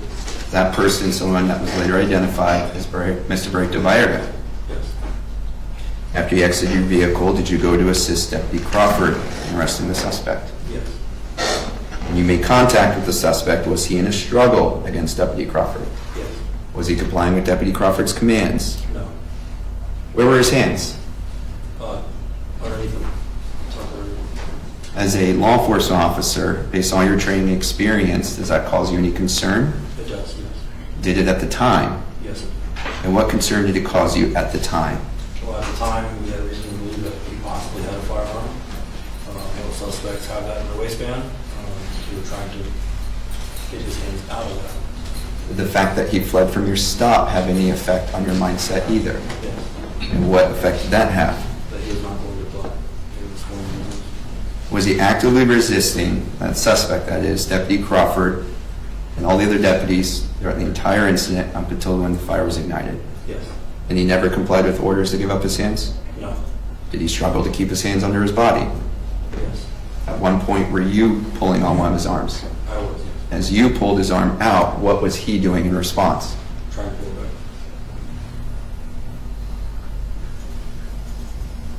Why were you all trying to get his hands out from underneath them? We were trying to get him in handcuffs as Were soon you- as possible.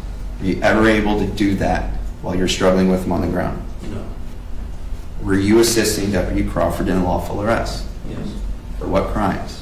Fleeing, eluding, reckless driving. Did you also believe you had reasonable suspicion, at least, that he was the suspect in the aggravated assault? Yes. And when you have reasonable suspicion somebody committed a crime, are you allowed to detain that person in handcuffs? Yes. Is that for the purpose of questioning them and investigating the crime? Yes.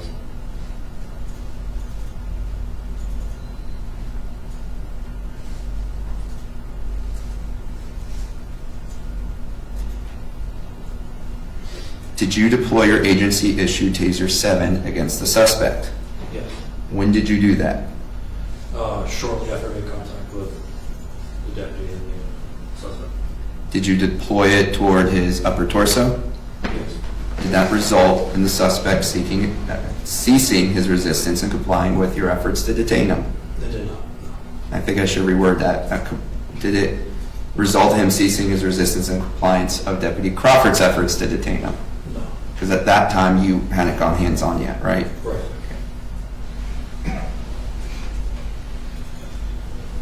After you deployed your Taser on him, did he comply and stop resisting? He did not. Did he continue resisting? Yes. Did he continue to have his hands in his waistband? Yes. At that time, had anyone been able to confirm whether that he did not have a firearm? No. Based on your training, based on all the information you had at the time,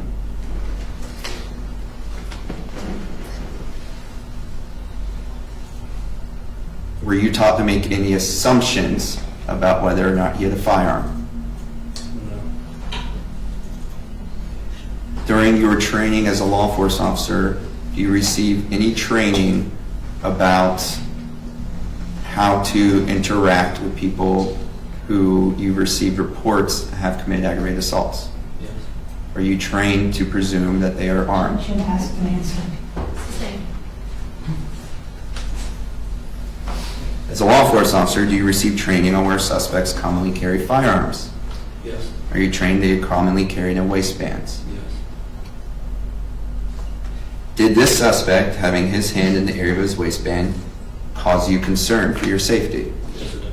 Did it cause you concern for the safety of others in the area? Yes. Did that include the other law enforcement officers? Yes. Did that include the civilians? Yes. Why? Because anything can happen with that firearm.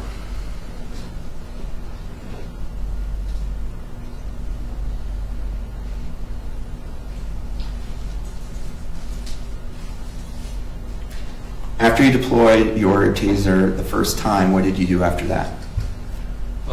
I initially did a drive stun, and then shortly after went hands on. And can you explain to the jury exactly how you did that process of the drive stun? After deploying the cartridge of the taser to his upper torso, I came in with a drive stun to complete the circuit. To try to gain compliance to mobilize. Were you successful? Did that in fact gain compliance? No. Did he continue, when I say he, the suspect, continue resisting? Yes. Did he continue keeping his hands in his waistline area? Yes. Did he continue resisting efforts to put him in handcuffs? Yes. Now, after you deployed your taser the second time, did your taser end up on the ground? Yes. Did it end up on the ground next to the suspect? A little bit away from him. I don't know what distance. Was it within reach of the suspect? It could have been, yeah. Now, if there was video evidence showing that it was right next to the suspect's arms, do you believe that would be more accurate than your memory? If it was right next to his arms. Yes, right next to his arm.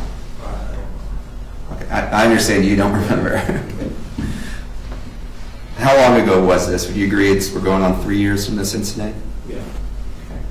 So if the jury had seen that video evidence that the taser was right next to his right arm, do you believe that'd be more reliable than your recollection 3 years later? Objection, comment on evidence. Sustained.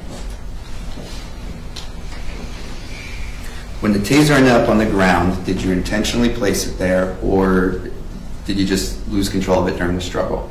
I have intentionally placed it.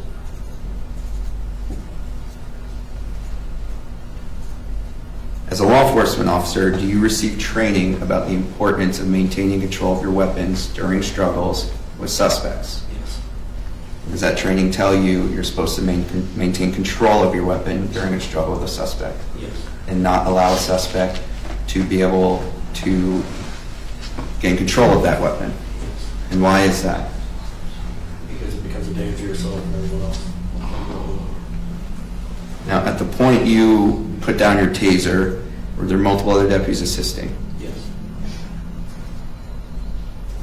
Based on the testimony you had just given about the training you received, would you agree that placing your taser down when you did was against your training? Yes. Based on the training you received, specifically about tasers, do you receive training about the dangers of deploying tasers around gas pumps? Yes. Do you admit that you deployed your taser twice at that gas pump against this suspect? Yes. And did that go against your training? It did, yes. Now, in the situation you found yourself in, how would you describe it when everyone's hands-on with this suspect? Chaotic. Do you agree that the entire struggle with this suspect lasted just a matter of seconds? Yes. Would you agree it was very fast-moving? Yes. Do you agree it didn't give everyone a lot of time to critically think? In situations like that, are law enforcement officers taught to rely on their training? Yes. Are they taught to rely on their muscle memory? Yes. Did Mr. Baretto-Baerga ever stop resisting efforts to arrest him prior to the fire igniting? No. After the fire started, did you observe what was happening with Deputy Crawford? Yes. And what was that? After the fire started, Yes. yeah, he was treatment for him. Was he on fire? Yes. Was he engulfed in flames? Yes. How was he reacting to being on fire? Did he? So he wasn't cool, calm, and collected? No, he wasn't. Did he have a taser in his hand? I don't believe so. At the time the fire erupted, were you able to see where the taser was? No.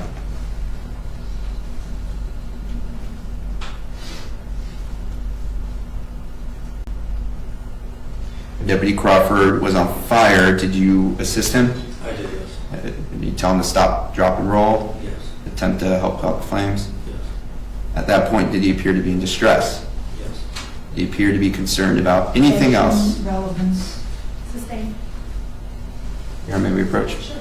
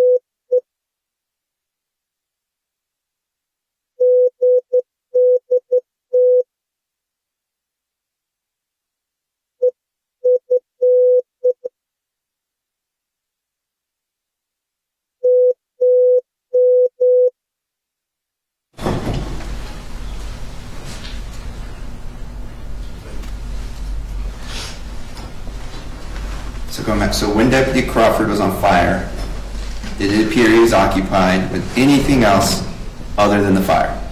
No.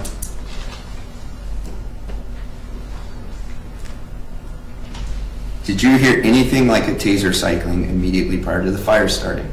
No.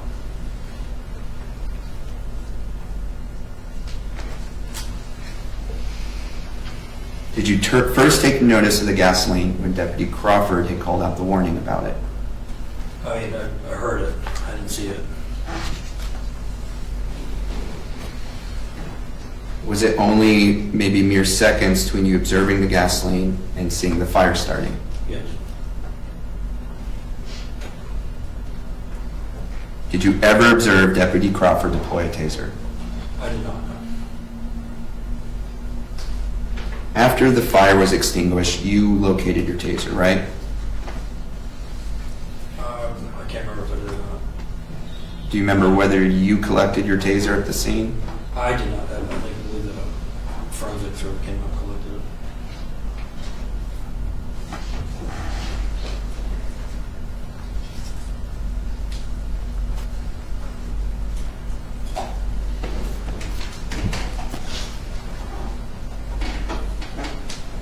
Brandon, may we approach?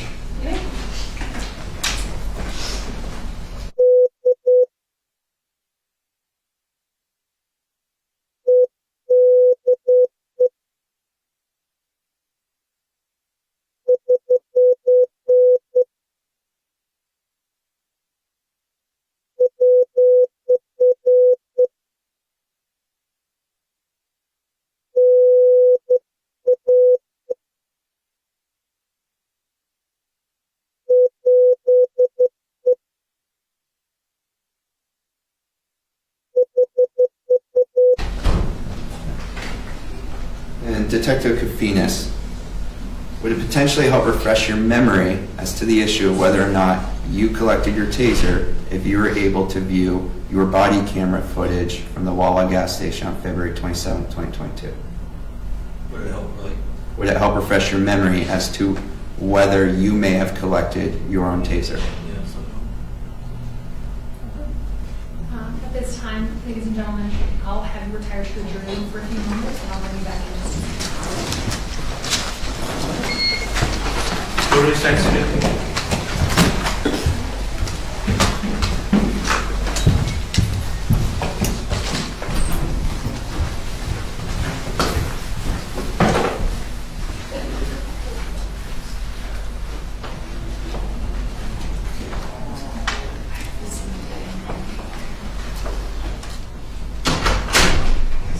I think the evidence is shorter. I'm not sure if you want that. Okay, perfect. Yeah, it's just kind of after the fire, so, well, I mean, if I could just go over there and show them, I'll do it in the big screen. No, show him this one, because I believe he can authenticate when we use that.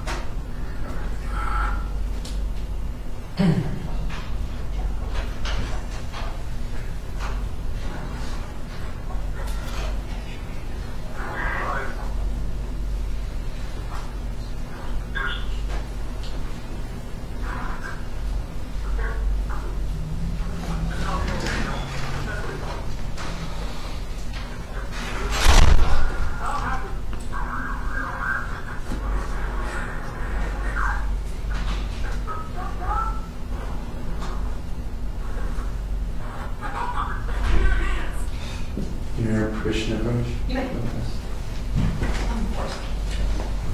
Is that the same video on USB? Yes. I'm not telling the exact time. So, it's kind of requires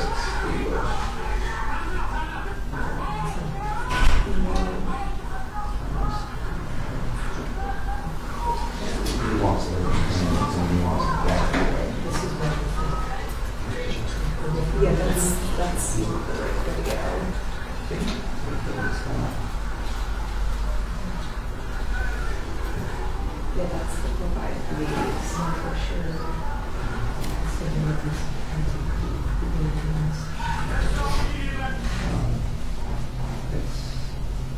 Yeah, that was my error. So is this something right there? No, Yeah, yeah, sorry. sorry. Can you just object that? Yeah. So that I make sure. Oh, right, yes. Because I have a file with my desktop. But we can use your that's easier.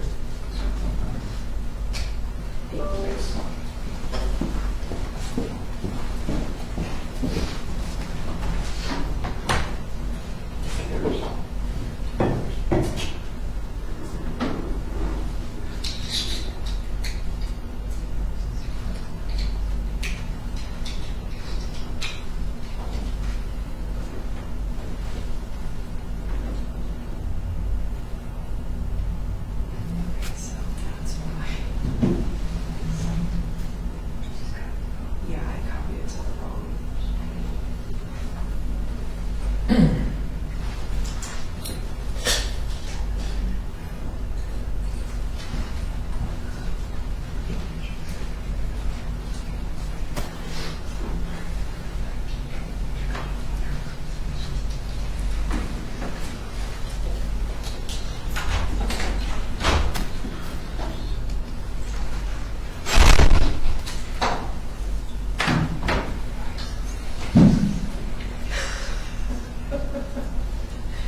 I'll take it.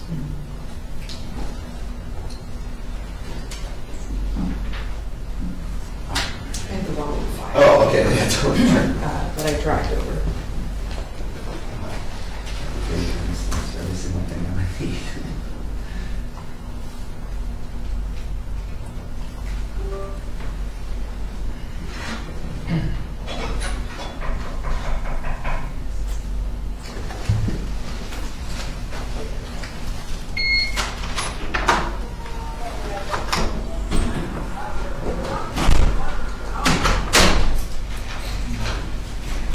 Second, work on this. Have a question? They quit. Question. Oh, okay. No.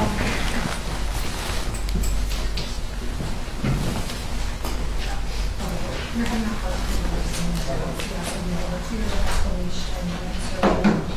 It's not for you to do that, because that's- Okay. Deputy Crawford, you could do me a favor and just make sure you speak up and speak very clearly because I'm not hearing you. Okay. Thank you very much. Will you follow that for me, please?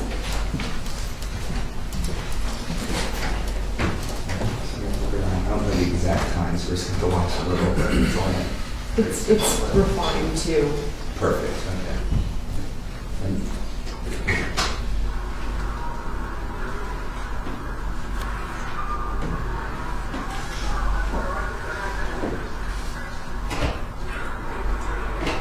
Okay.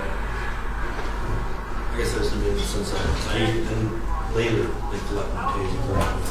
I'm sorry. So, Mr. Marber, to be clear, what was it that you showed him in order to refresh his recollection? yes, so for the record, Deputy Cafinas, do you recognize this to be a segment of your body camera video from February 27, 2022? Yes. And after watching this, has that helped refresh your memory as to whether or not you had collected your taser from the ground at Wawa on that day? Yes. After the fire was extinguished? Yes. We can go ahead and bring the drink back in, please. Thank you.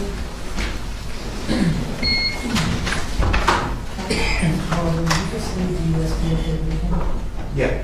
That's okay. No, Oh, just just USB, USB. I so gotcha. we can say it's the same one as last camera. Correct. Thank you. Oh, I'm sorry, Judge, I should ask permission, I You're apologize. fine.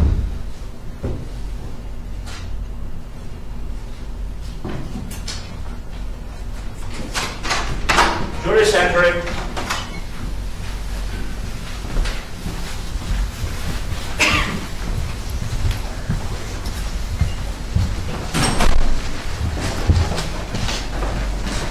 Members of the jury, I received your note, and I took notes at PPS, so you can speak up to make sure that y'all can hear. If in the future that happens, if you could just please raise your hand and let me know that you're here. I'll be able to help you out. You may proceed, Mr. Barber. Thank you, Your Honor.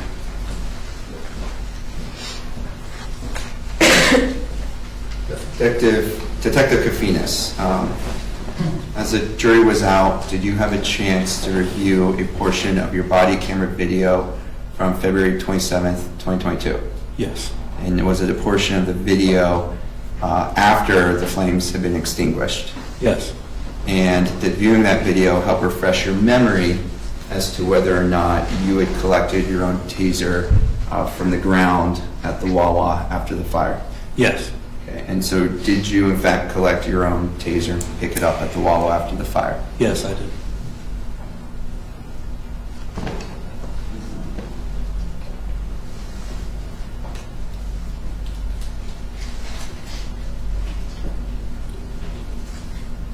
Now, on that day, were you working as a crime scene technician? I was not. Was a crime scene technician later called to the scene? I believe so. And did that crime scene technician place evidence markers next to where all the evidence was? I believe so. And was that crime scene technician able to place an evidence marker where your taser had ended up on the ground? I'm not sure. Based on all your training experience as a law enforcement officer, do weapons like tasers or firearms sometimes get accidentally discharged during physical struggles with suspects? Yes. With the taser, how does it operate? You just push a button and it discharges? I mean, it works similar to like what a firearm would. Does the Taser 7 have a fully mechanical trigger like a Glock firearm, or is it more of an electronic button? But a trigger.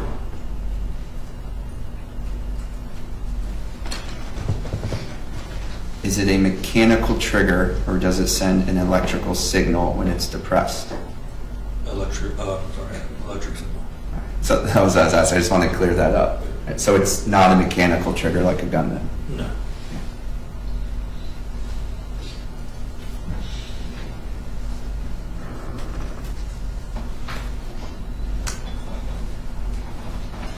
Based on your observations, did any other deputies besides you draw any tasers while trying to apprehend the suspect at the Wawa? Not that I'm aware of. No. Are tasers considered weapons? Yes. Are they designed to incapacitate people? Yes. Did you intentionally deploy your taser at the Wawa on February 27th, 2022? Yes, I do.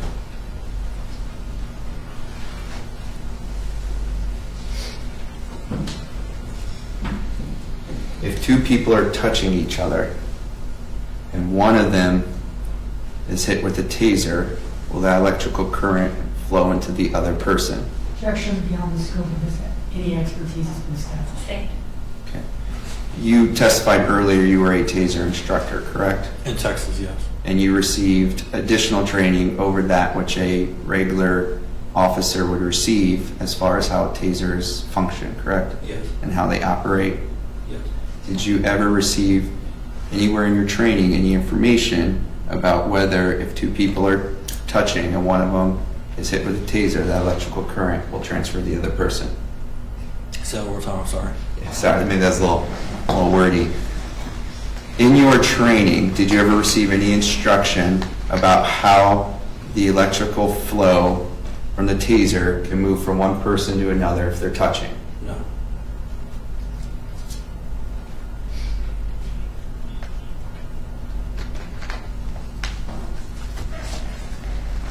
As a detective with Osceola County Sheriff's Office, are you familiar with the policies of that office? Yes. And as a taser instructor, you're familiar with the training materials put out by the manufacturer of the taser? Yes. Based on Osceola County Sheriff's Office policies, is it an acceptable technique to gain compliance from a resisting suspect to verbally threaten the use of a taser? Yes. According to the Axon taser training materials, is threatening the use of a taser a valid technique to gain compliance from a resisting suspect? Yes. Have you threatened the use of force, specifically a taser, to gain compliance from resisting suspects? Yes, I have. Is that something that's very common for law enforcement officers to do? Yes. Is it always followed up by an officer actually using the force? No. Is that because it's essentially a bluff to gain compliance? Yes. That is something you were trained to do. Yes.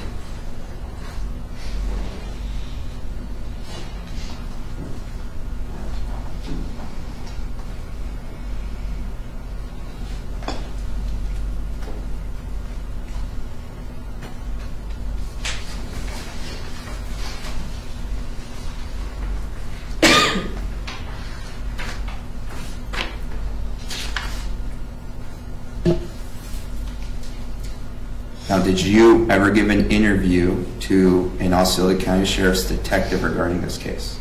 I did, yes. Right. Was that back on May 3rd of 2022? I believe so. Did that detective tell you that everything you Question. approach?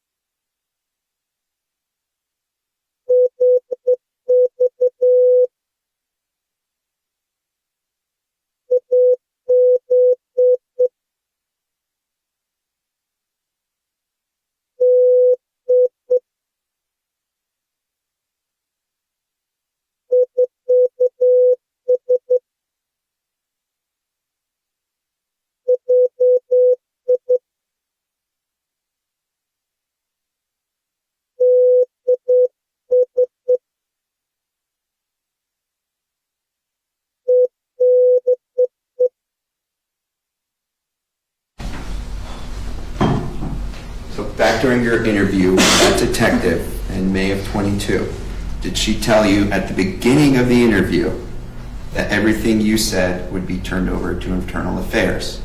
I believe so. And for the jury, can you explain what internal affairs is as it relates to law enforcement agencies?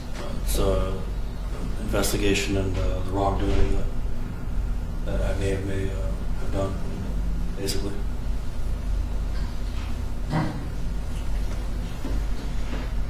And were you in fact subjected to an internal affairs investigation regarding your involvement at the Wawa gas station? Yes, I would.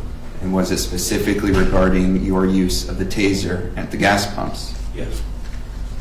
And were you found to have violated department policy? Objection, relevance, and limits. Sustained.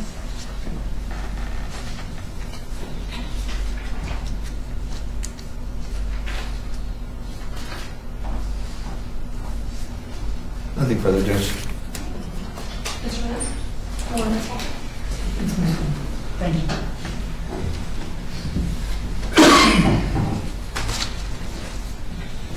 What are you doing, Detective? Good, how are you? Hand in there. Detective, I'm just going to remind you to speak up. Oh, okay. Thank you. Yes, ma'am.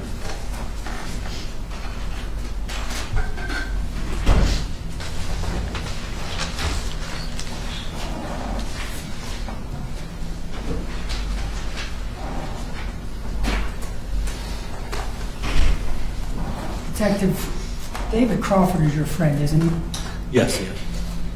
In fact, when you arrived yesterday, and then on every break, you were speaking with his wife and family outside. I'm not saying there's anything appropriate with it, I'm just Judge, asking. Jackie's not letting the witness answer. Just remind counsel to allow the witness to answer before starting the next questions. Reminder Herb, yes, Your Honor. When I've seen him, I've spoken to him, yes. Because you're not just friends with him, you're friends with the family.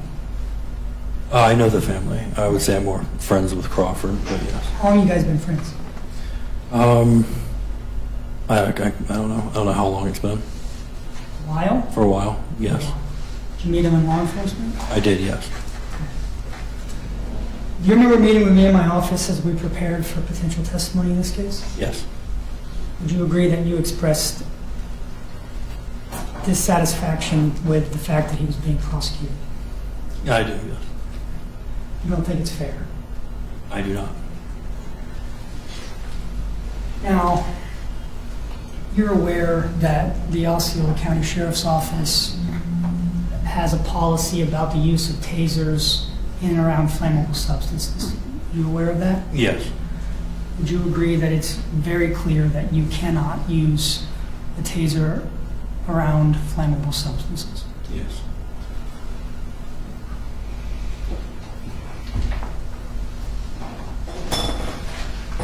Did I hear in your testimony here today that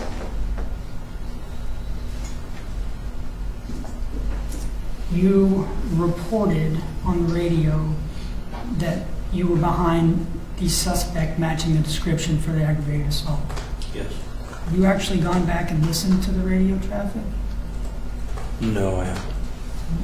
Is it possible that that's not on the radio traffic? I'm not sure. So if you're not sure, would you agree with me that it's possible that it's just not there? That I said that Right? I found, I'm sorry, can you repeat that one more time? That you said that you found the suspect of the aggravated assault. Found the suspect, though? Right.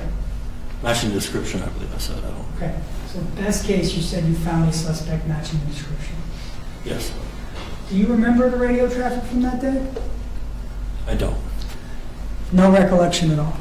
I mean, I have faint memories of what happened, what occurred, but I don't know exactly what came out of my mouth, no, sir. I'm not trying to beat you up, okay? Yes, sir.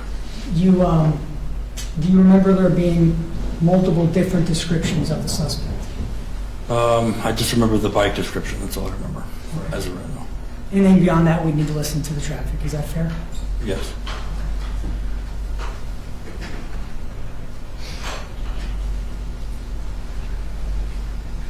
When you first started deploying your taser at the Wawa, you didn't know there was gas on the ground.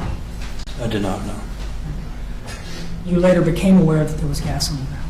Yes, sir. Is that why you put the taser down? Yes. Because you didn't want to start a fire?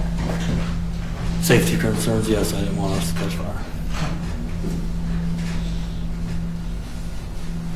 Do you regret the decision to use the taser at all? I do. Now, you were one of the officers who ended up charging Jean Baretto-Baerga with a crime, right? Yes. And you charged him with resisting without violence. Yes. Are you aware of the other charges he was charged with? The fleeing and eluding, and I believe it was reckless. He was not charged with aggravated assault and firearm. No. There was never sufficient evidence to even charge him. No, we didn't charge him for aggravated assault.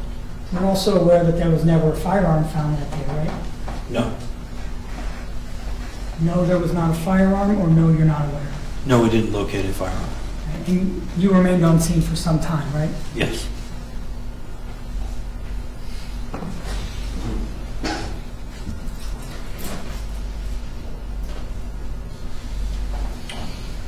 You now remember picking up your taser after the fire. Is that right? Yes. And you remember having viewed the video? Yes. May I put you in, Trent? So I asked it to be kept here just so you could remember. Is this the same USB that had the video on it? Yes. Did this have your body-worn camera of after the incident and you collecting the actual taser? Yes. Does that appear to fairly and accurately depict the video from that day? Yes. Your Honor, I'm going to ask the clerk to mark it, and then I'd ask the court to admit it as the next number. Okay. Your Honor, objection, may we approach? Sure.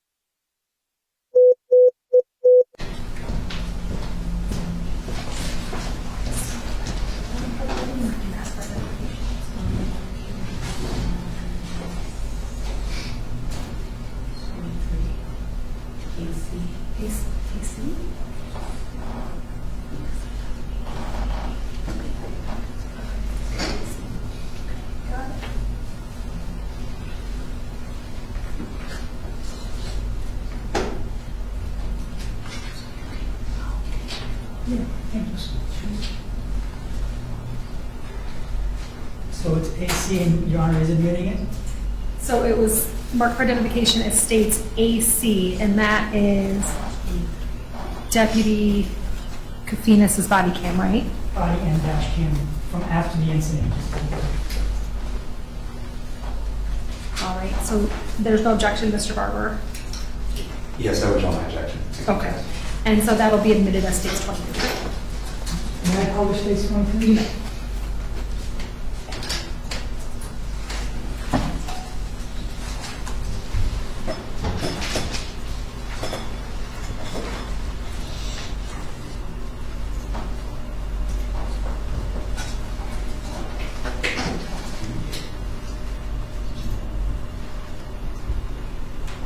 While I'm doing this, I'm asking you two things at once, all right? Answer my question, but maybe I'm doing two things at once. Your discharge of the taser didn't spark the fire, right? No, so. No, because you discharged it several seconds before the fire and the flames started. Yes.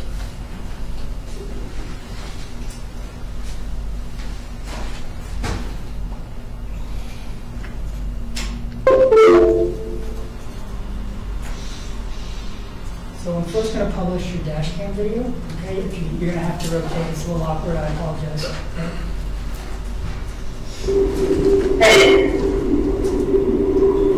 Is that your dash cam? Yes.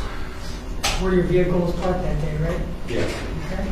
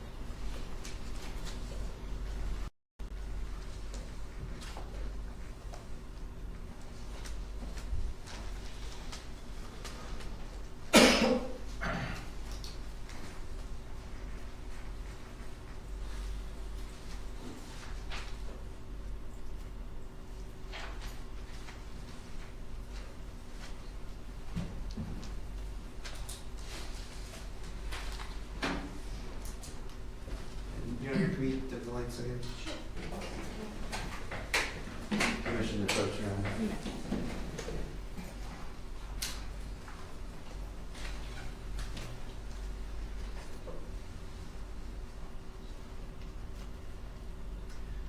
So the state showed you the first, or they paused this video the first time your body camera video was pretty far away, right? Yeah. And they asked you if it looked like, oh, maybe it was 6 inches or a foot, no more. Yes. Now that you've given you a chance to walk all the way up, can you now see that it's actually several feet from where the gas pump was? Yes. Because when things are far away, it's harder to judge distances, correct? Yes. Now, you had said that the Camaro was in front of your car, correct? Yes. Now, where that Camaro was parked left a very narrow space for where the deputies were struggling with the suspect, correct? Yes.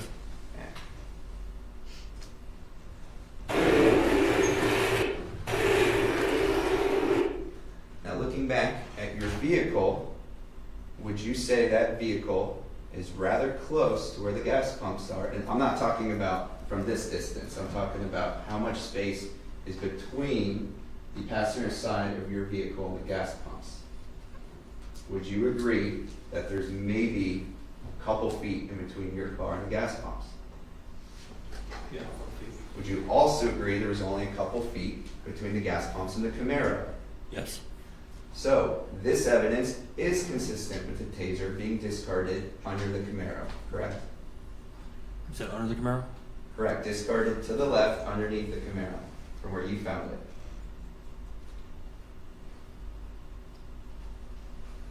Can you repeat Yeah, that? I can break it Sorry, down a just little trying to Remember the. So from where the vehicle was, we've now established it's Camaro. Yeah, There was only a couple feet between that Camaro and the gas pump, correct? yes. And in that space, there was the suspect on the ground, correct? Yes. And there were 3 deputies Yes. in a very confined space. Yes. Would you agree that that Camaro was no more than maybe a couple feet from that gas pump? Yes. So you would agree that this evidence is consistent with the Taser being discarded under the Camaro? Yes. Where was it? When you picked up, and I'm done with this, Judge. When you picked up your Taser, was it melted, the plastic? I don't remember. Sorry. All right, fair enough. Never mind. We just move past that. Now, the state specifically asked you if you thought it was fair that Deputy Crawford is being prosecuted, correct? Yes. And you stated you did not. Correct. Why is that? Because from what I understand, is that they didn't want to charge the motorcyclist, the other the suspect, because of his injuries. When both Crawford and that suspect both received significant injuries, right? Why? How is it, impartial, right? If you're charging one and not the other, that's in my opinion. Did Deputy Crawford, according to your observations and your memory, did he ever intentionally deploy a Taser? No, Did you intentionally deploy a Taser? I intentionally deployed a Taser. Yes. Did that factor in to your statement that you didn't think it was fair? Say that one more time. I'm sorry. Did that factor in to you thinking it wasn't fair, him being prosecuted? Yes. And why is that? Because I don't know what happened, right? I don't know what Crawford did, and I don't know his side of the story, and I'm the one that tased him, so I don't know what happened after that. I can't judge Crawford on what his actions, May we approach?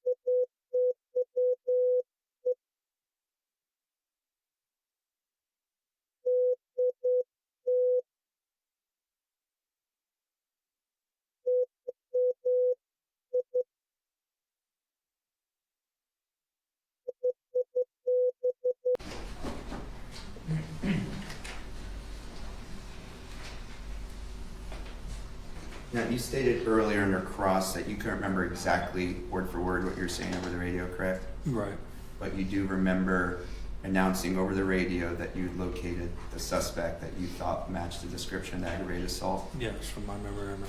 in some manner of Some, words. yes.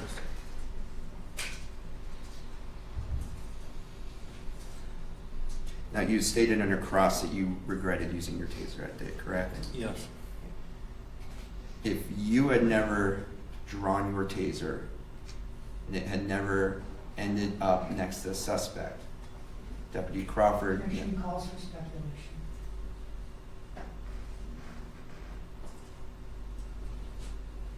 Can you approach this? yes.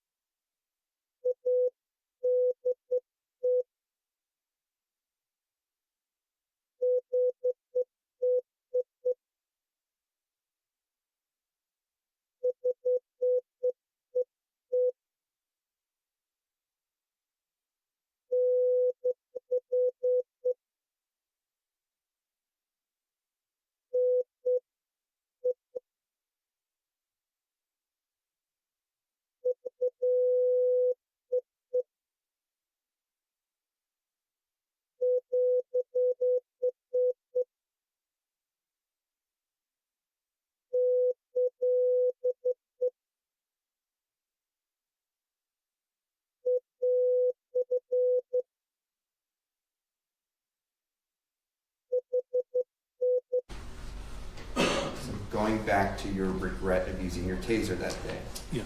if you had never used your taser and set it down next to the suspect, it never would have been within reach of the suspect, correct? Yes. And we've established that based upon training, it goes against training and policy to allow your weapon to be within grasp of a resisting suspect, correct? Yes.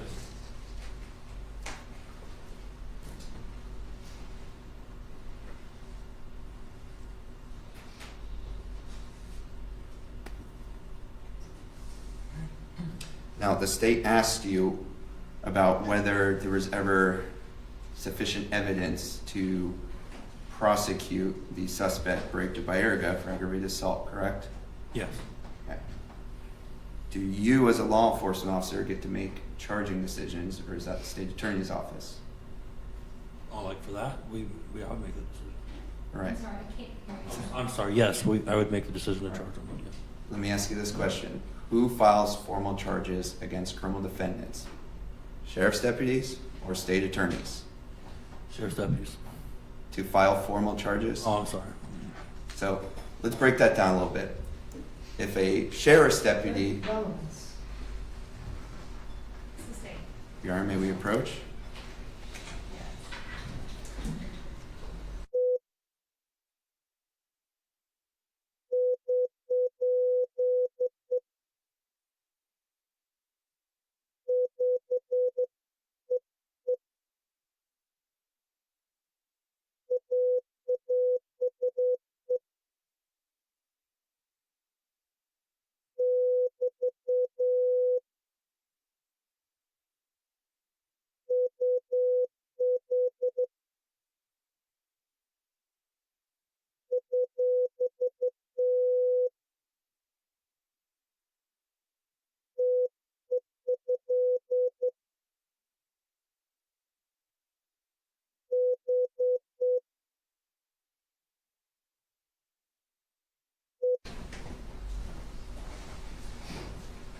Now, is information you learn after an incident helpful? Let me rephrase that. When you're in the field, having to make decisions as a police officer, do you have to rely on information known to you at that time? Yes. Are you personally able to tell the future? No, Do you have any psychic abilities? I do not.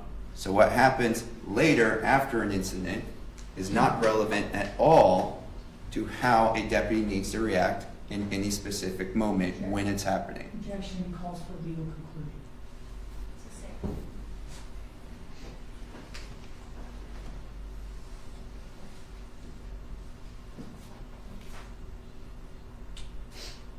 So since you can't tell the future, you have to rely only exclusively on information known to you at the time and your training as a law enforcement officer, correct? Yes. So any information learned later does not assist an officer at the moment in making their decisions. At the moment, no.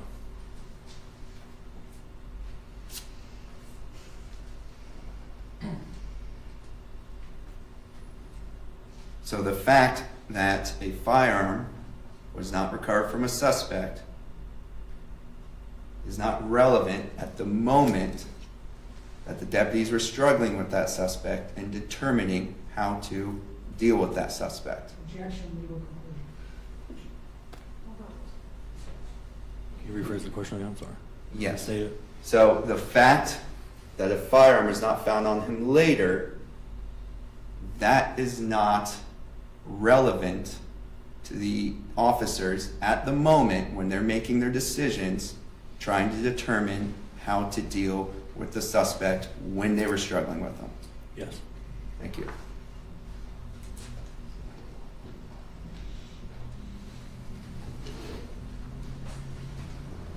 So are we finished? I am finished. I second judge. Thank you for your time this afternoon. Please step down. Thank you.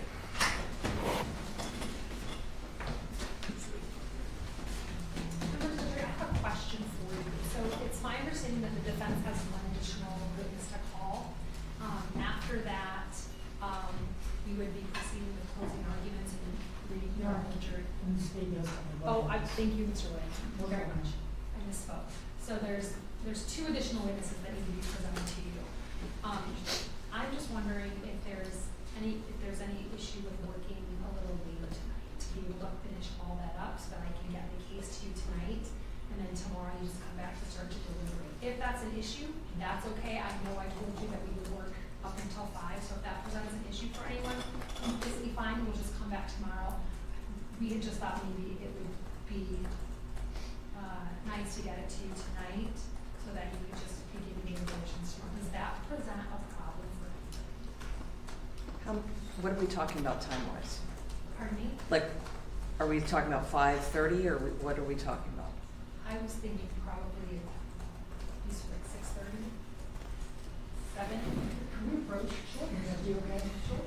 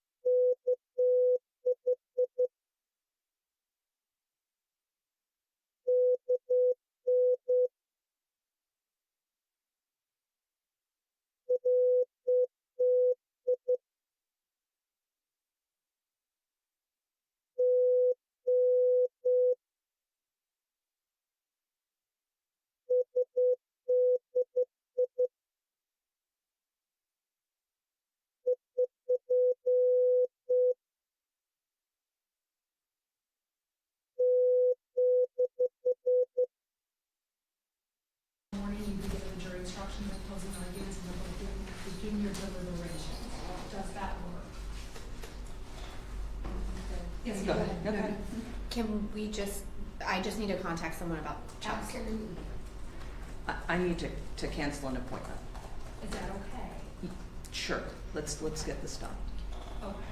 And I'm not trying to put anybody on the spot at all, I just wanted to give you all the option, and if, like I said before, it's completely fine if it doesn't work. I know that we have a schedule for a reason, and I told you all 5 o'clock, so if that's a problem, it's fine.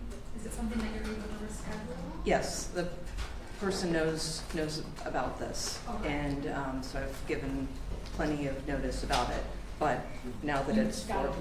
I need to let this Yeah, person know. I understand. We really appreciate it. Thank you very much. Yep. So I'm going to have the deputies take you back to the jury room so you can move over. Notice accident.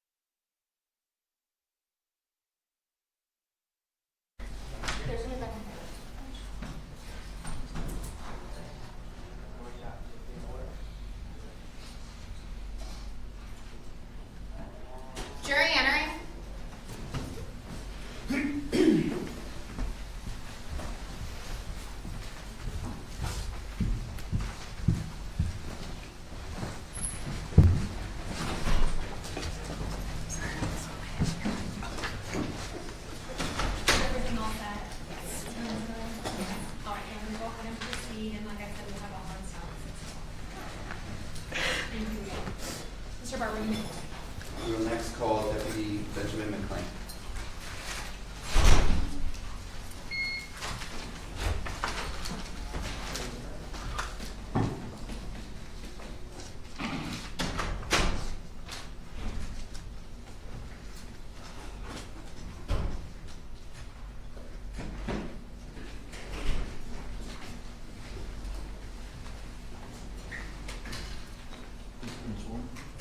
No, it was yesterday, so we'll leave there. Do you solemnly swear or affirm to tell the truth, the whole truth, and nothing but the truth, so help you God?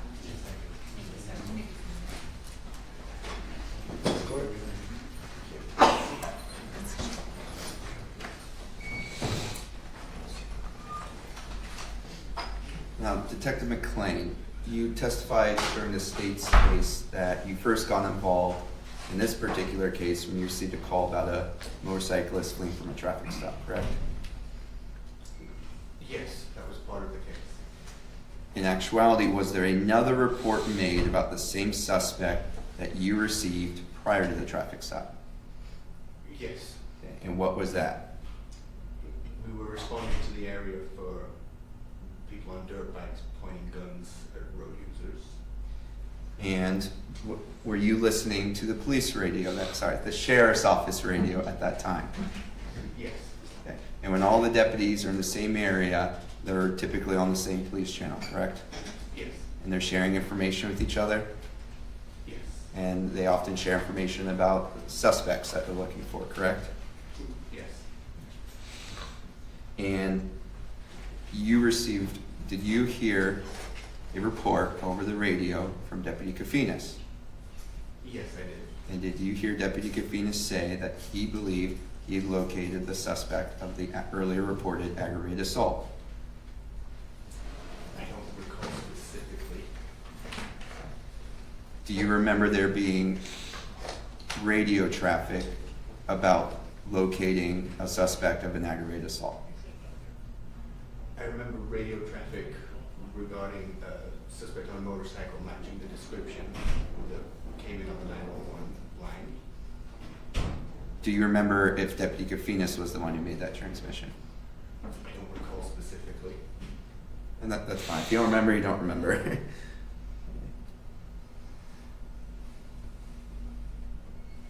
Before you arrived at the Wawa, did you receive information over the radio from the Star Helicopter Unit? Yes, And did the Star Helicopter Unit direct you to a specific suspect?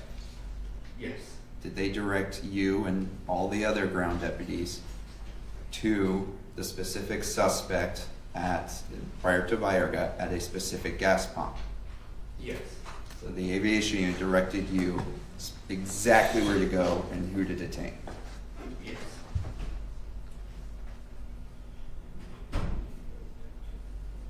And at that time, had you received information that that suspect was the suspect of the earlier reported aggravated assault? I have received information that that was the suspect on whom a traffic stop had been attempted. And that he had fled from that stop? Yes, And so I don't want to keep being a dead horse. Do you just remember anything? Do you remember about the aggravated assault call? Because if you don't, that's fine. I can just move on. I do, yes. Okay. But do you remember whether you received any information about that particular suspect being the suspect of the aggravated assault who then fled from Deputy Kafinas? Question asked and answered. Sustained. I'm just asking if he remembers, Judge, if he knows. Okay. Because I just asked if he did remember and he said yes, because I thought maybe he wouldn't. Ask your question. Okay.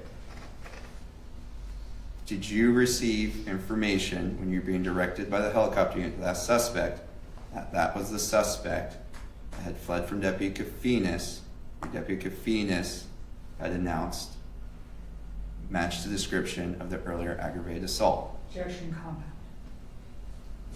Sustained. Let's break it down a little bit. The Star Helicopter Unit directed you to that specific suspect, correct? Correct.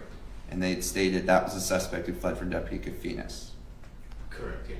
And Deputy Kafinas had broadcast that the person who fled from his traffic stop matched the description of the person who committed the aggravated assault. earlier. And so I don't recall if Deputy Golfinas specified it that way, but I remember him calling out the traffic stop on the motorcycle and the driver. And without remembering the exact words, generally speaking, was the information you received that that suspect at the Wawa was the suspect in the aggravated assault? Generally speaking, it matched the color, the helmet, the general behavior of the person, people who were responding to the area for. And that's why the helicopter unit directed you to that specific person? Ultimately, yes.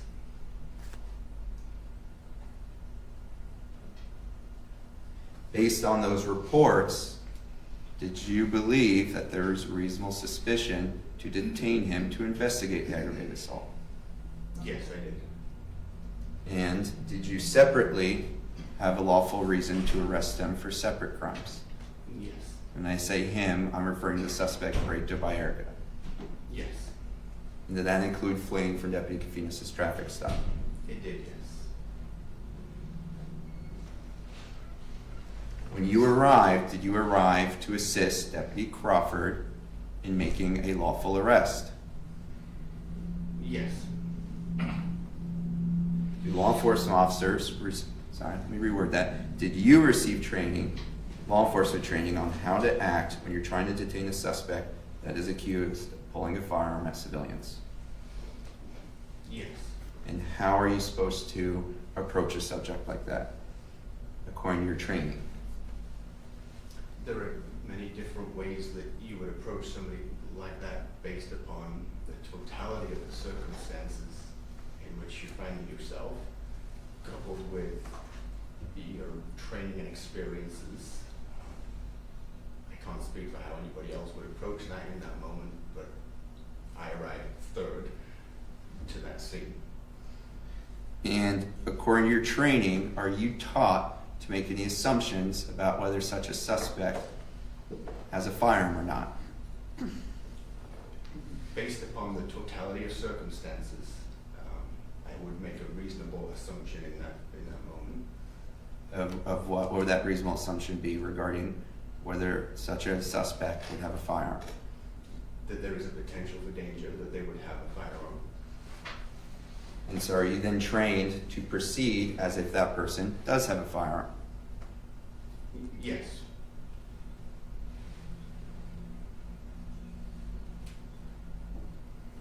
Now, after the fire was extinguished, was the suspect, Baretto-Baerga, handcuffed? Yes, he was. And who handcuffed him? It was my recruit. And did you instruct him to place the handcuffs on Baretto-Baerga? Yes, I did. And why did you do that? To effect the arrest, to prevent him from fleeing any further, and to prevent him from hurting himself or others any further. Did you believe it may be because you thought he still had a firearm? Yes.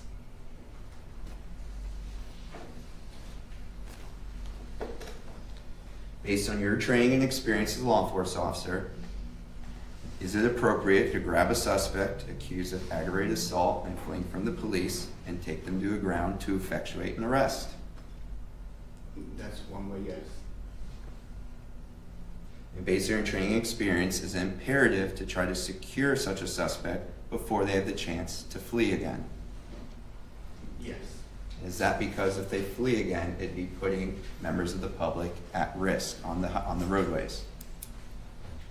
Yes. No further questions, Judge. I'm a little confused, because I thought I heard you say that the only information you had from the radio traffic was that the suspect at the Wawa had fled from Deputy Golfinas. And the description of him was the same as the one that was described on the 911 call and relayed over the radio by the dispatchers.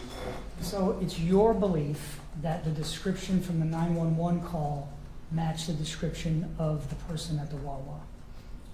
That was relayed to us and that was available at the time. And I think I heard you say that his helmet matched the description too.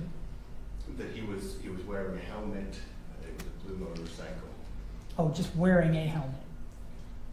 with a dark shirt and shorts.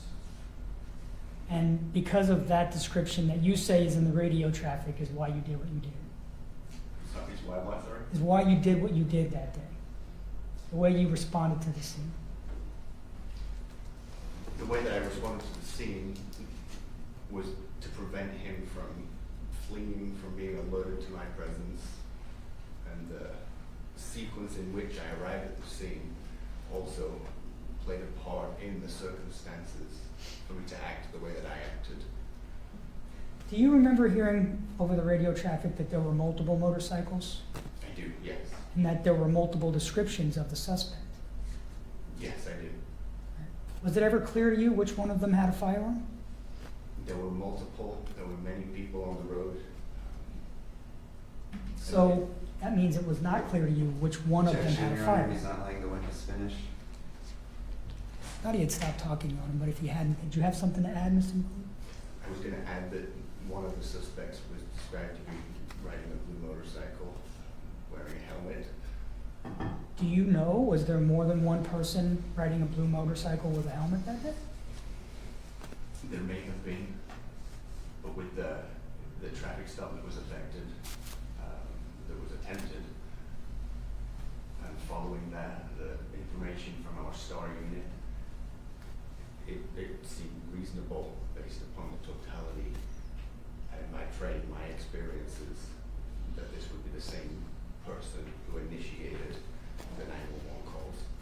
So just sort of, as long as it's close enough.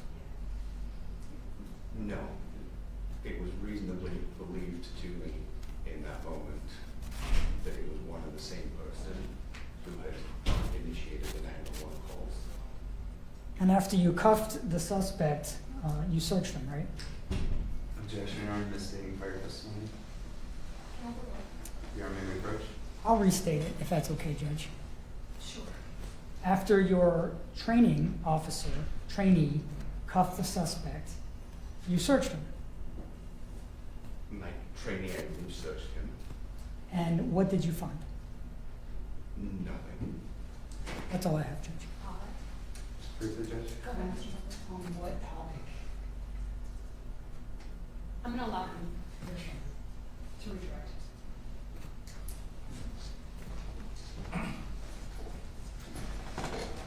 Deputy McLean, when you're in the field, do you, as a law enforcement officer, have to rely on information known to you at the time when making decisions?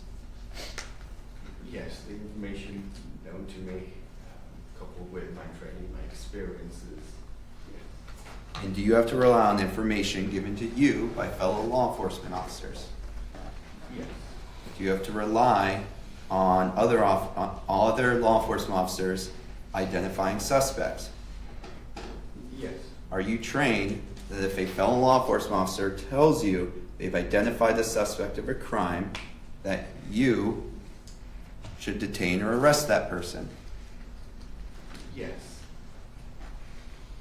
So you don't have to make all your own personal observations as an officer to make an arrest. You can rely on information from other officers. Yes. And there's nothing unusual about that. That's standard police work. Correct, that we work together based on each other's experiences, observations, statements. Yes. Thank you. Nothing further.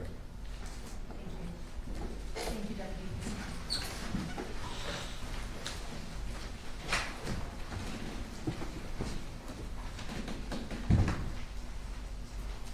Your Honor, the defense has no further witnesses. We would rest our case. Okay, thank you. Did the state have a rebuttal witness they'd like to call? We do, Your Honor. The state would call Detective Kayla Ruiz as a rebuttal witness.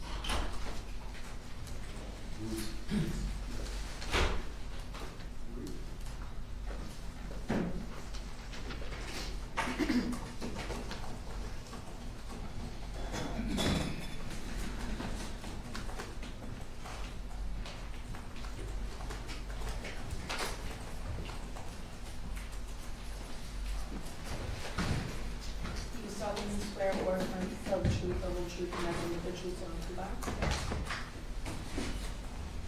may be seated.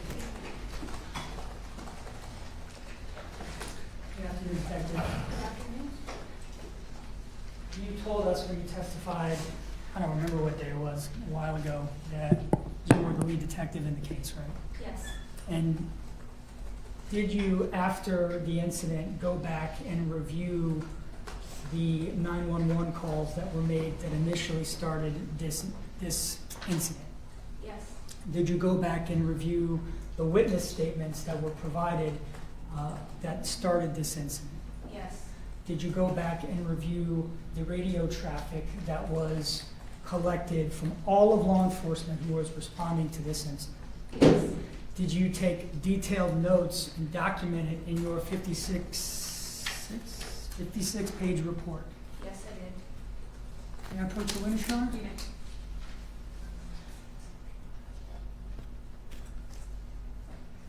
Your Honor, may we approach? You may.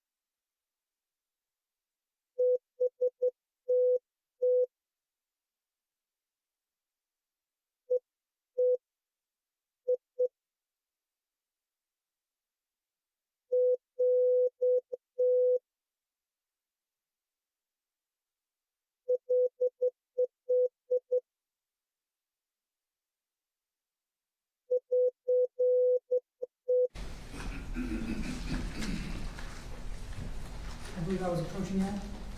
Yeah. You may approach the witness, yes. Thank you. Detective Rued, sorry, flip it over. That's State's Exhibit Z. Do you recognize it? Yes. And how do you recognize it? My signature? And have you listened to the contents of that disc? Yes. And can you tell the members of the jury what's on the disc? What's on the disc is about maybe an hour long of radio traffic. And have you listened to this? Is this the radio traffic from February 27, 2022? Yes. The radio traffic that starts with the 911 call and the alleged aggravated assault Yes. and goes all the way up through Jean Baretto-Baerga's arrest. Yes. Is it fair and accurate in the same radio traffic that you reviewed for your report? Yes. All right, this time we ask the court to admit stage Z at stage 24. Any objection? I just previously stated objection, Your Honor, just remember. Mr. Robert, could the lawyers approach, please?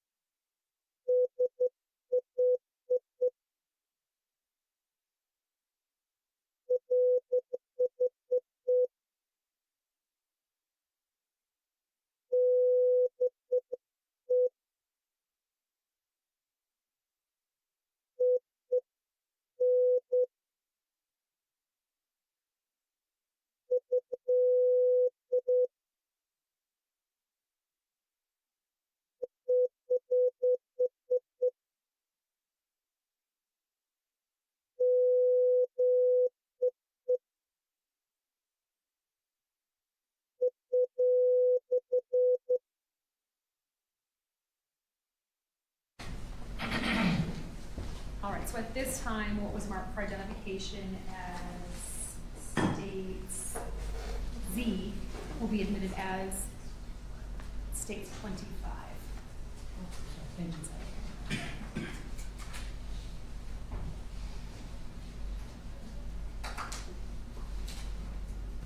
So I want to start, Detective, with the 911 call Did you listen to call A, the first 911 call that was given to dispatch? Yes.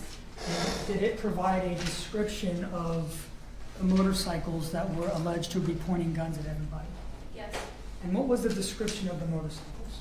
May I refer to my report? Because I know there was 2 different 911 calls. You may, it's page 21 of the report.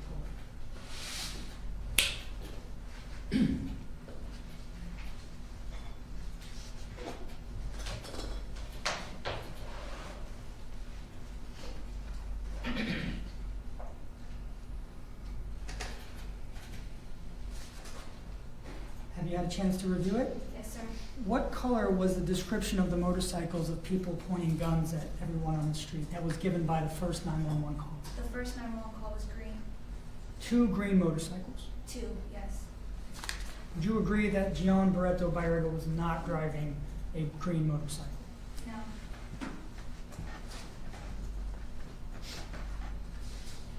Did you also review the interviews with the victims Yes. or the alleged victims of the aggravated assault? Yes, the body worn cameras, yes. In other words, a deputy interviewed them about what they observed regarding the aggravated assault. Is that right? Yes. And do you recall, and I'm going to refer to your page 24 if you need to, do you recall what the victim, first name Guillermo, reported about the description of the aggravated assault? May I refer to my report? Page 24, yes, ma'am.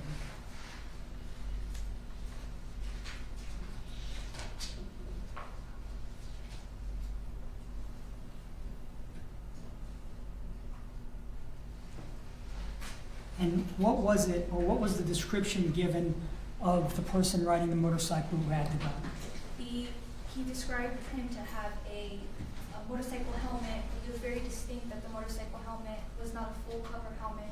It was half of a helmet with a mask. And was Jean Baretto-Baerga on the day he was set on fire wearing a half helmet? No. Did you also receive yet another description that included the color of the helmet? Yes.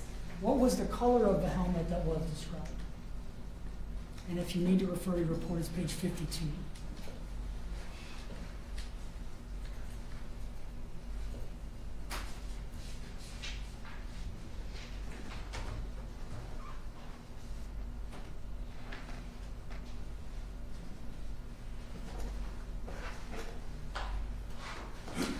What was the color of the half helmet that the victim described? Black.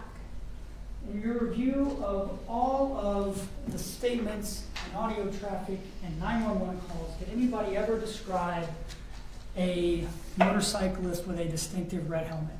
No. And what color was the helmet that Jean Baretto-Baerga was wearing? It was a red helmet. We've admitted into evidence the radio traffic from that day. Would you agree that the radio traffic discusses multiple motorcycles being involved? Yes. Would you agree that there's confusion on the radio traffic amongst the deputies about which bike might or may not have someone who had a firearm? Yes, due to the large amount of motorcycles at that time. Would you agree that at some point, someone comes on the radio and asks if this is the suspect of the aggravated assault who's being pursued by Star? Yes. And what is the response that they get back? I don't remember the exact wording. If I were to show you a document, would it help you remember? Yes. And if that doesn't satisfy you and you want to go back and listen to it, we can do that.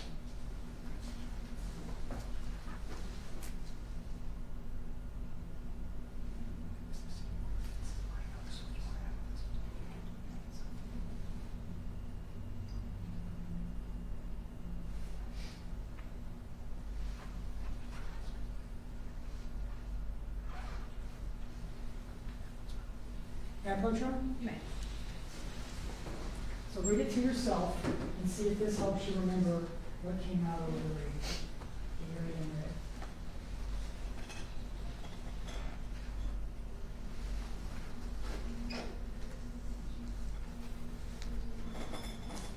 you now, having reviewed the document, remember what the conversation was over the radio regarding whether or not the person being followed by the helicopter was the suspect of the aggravated assault? Yes, What was the conversation on the radio? that they were unsure if that was the exact suspect. However, they had charges on that subject for fleeing. Do you remember earlier in the radio traffic where there was a description of the suspects that was a totally different race than Jean Baretto-Baerga? That radio traffic was long. It was. If I were to show you a document, would it help you remember? Yes.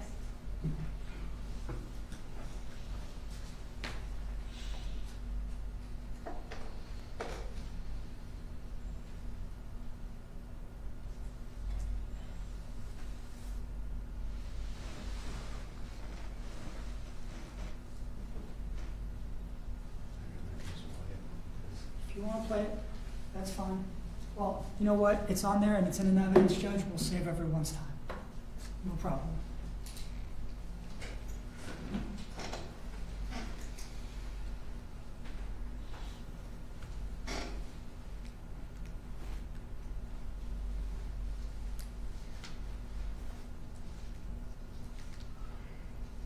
Did you ever hear anyone, any law enforcement officer who responded to the Wawa, go on the radio and attempt to clarify if this was the aggravated assault suspect prior to making contact with him?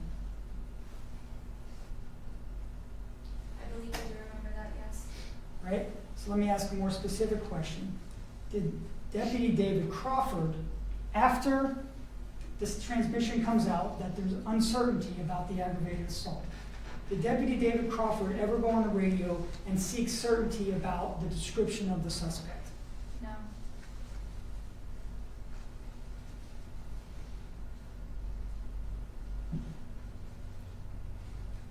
Did you, I believe you testified earlier that you responded to the scene that evening, is that right? Earlier, yes. And you communicated with the crime scene investigator, correct? Yes. You ended up reviewing all of the helicopter footage. Yes. Was a firearm ever located anywhere near the vicinity or related to Jean Baretto-Baerga? On scene, there was no firearms found. Was there ever a firearm discovered that was thrown? So watching all of the SAR video, there was no firearm indicated that was thrown. Do you have any evidence whatsoever that Jean Baretto-Baerga ever, or someone matching his description, ever had a firearm that day? Looking through the SAR video and what we had on scene, there was no evidence of that. No further questions. Mr. Barber. Thank you, Your Honor. Detective Ruiz, you don't have any information about when Deputy Crawford started listening to the radio traffic on that day, do you? No, sir. Some of these transmissions were happening very early on, correct? Yes. And so somebody who started listening later on, maybe perhaps when Deputy Kafina says, I got the suspect, 53 Ag, that would have been all they heard, correct? That could be possible, yes. Yes, and then if a STAR helicopter unit is telling deputies, we got the suspect right here, that's the guy, go get him, deputies would be able to rely upon that and to detain that person, correct? Once it's cleared through the radio that there's charges on a subject, then yes, all deputies who are closest to the subject try to apprehend them. Now, aggravated assault with firearms is a felony, correct? Yes, And fleeing and eluding from a police officer is a felony, correct? that's correct. Based on your review of the evidence, would you say there's overwhelming evidence that that suspect was fleeing and eluding from law enforcement? Yes, And would you agree that fleeing and eluding, aggravated assault, are the same level as felonies?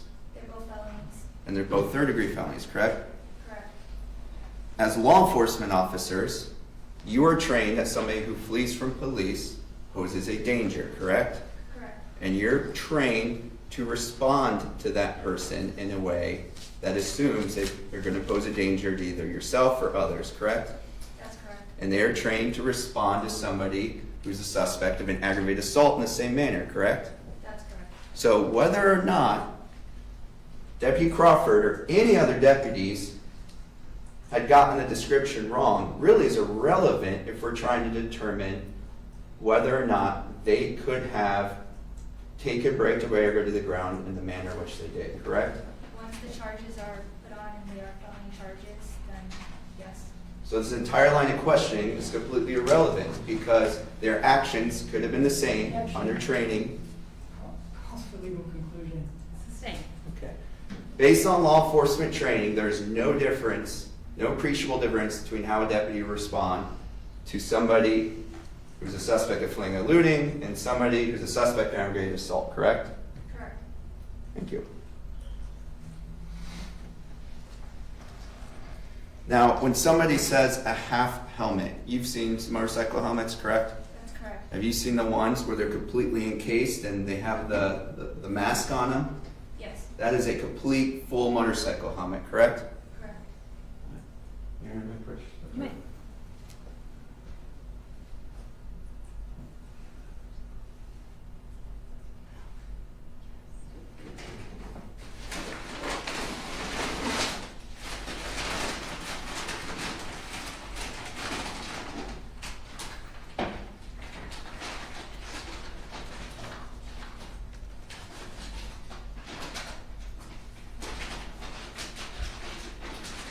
And you observed that helmet in this case, correct?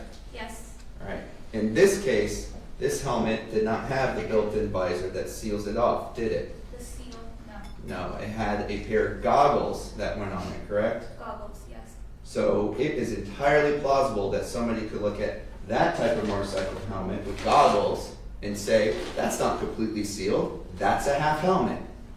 Watching the video of the body camera, he was very adamant that it wasn't a full helmet, it was just a half helmet. Right, very adamant. However, he did not take a picture and send it to you guys, did he? No, he did not. Do you agree reasonable people could disagree when giving description on what a half helmet is? Yes. Do you agree it's reasonable that some people might consider a helmet that doesn't have the visor, as this one is, as a half helmet? It's all a matter of opinion.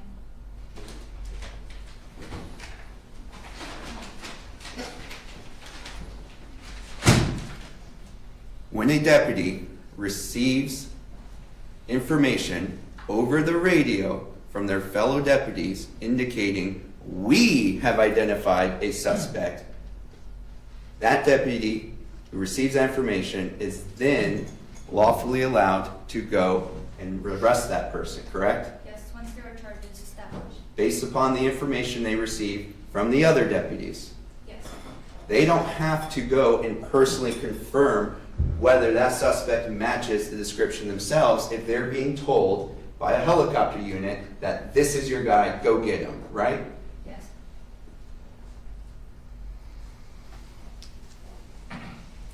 Now, there were two different 911 calls, correct? Yes. And one of them talked about a green bike, right? Yes. The other one talked about a blue and white bike, correct? That's correct. And Jean Baretto-Baerga was driving a blue and white bike, right? Yes. So all that evidence tells us is that there were multiple people pointing firearms that day, right? Multiple motorcycles. Not necessarily that Jean Baretto-Baerga wasn't one of them, correct? Correct.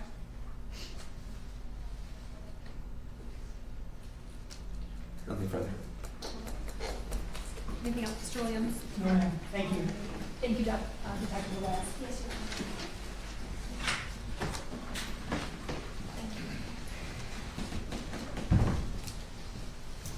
Anything else from the state? No, Your Honor, state rests its rebuttal.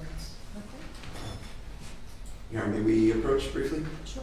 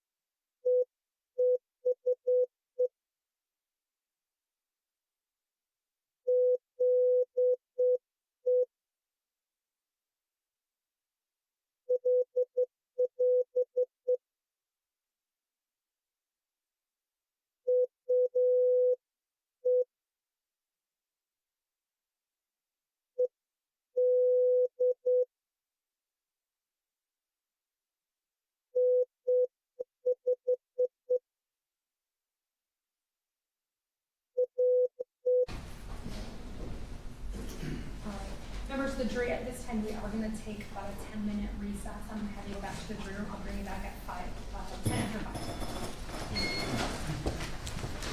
5. Jury is exiting.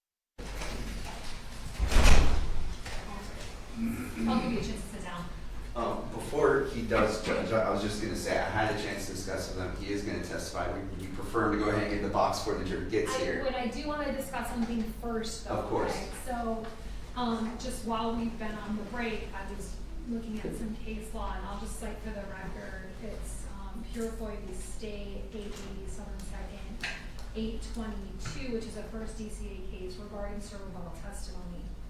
So, as stated in the case, the testimony is admissible in Florida to refute new testimony which is brought out by the state's rebuttal witness. All right, so it's within the discretion of the court to allow it. And as in this case that I'm referring to, the court was reversed because the case was highly contested with contradicting testimony and evidence. So I am allowing this rebuttal testimony. However, it is limited to the new testimony that was brought out by the state's rebuttal witness. Do you understand? We totally understand. It's going to be extremely limited, Judge. It's only going to take a minute or two, a couple minutes. I'm not worried about the time. I'm worried about the scope. Right, yeah, the scope. It's just on the issues that they raised, Judge. Very limited. Just want to make sure we're clear. So the scope is the communications and the victim testimony. Because that's what Detective Ruiz testified. The descriptions, the radio chatter, that sort of stuff. Yeah. Correct. Yes, we're limiting it to that, Judge. Okay. Perfect. From the box, Judge? Yes, please. yeah, specifically, I'd asked her, do you know when Deputy Crawford started listening? That's all established, when he's got in on that radio traffic. But I just want to make sure that we're clear. It's not to re-go over his prior testimony. Absolutely not. I do not want to do that, Judge.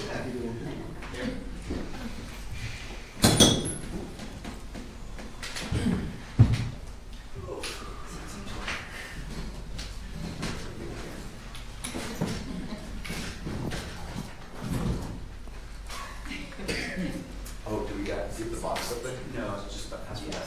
You under me, Coach? Of course.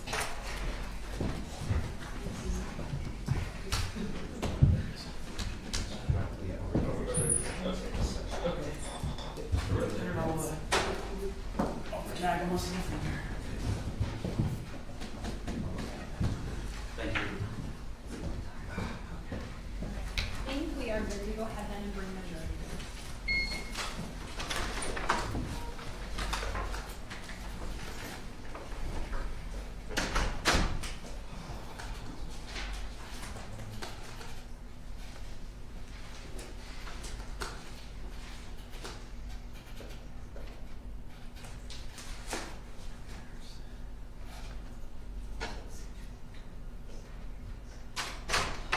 Jury centering.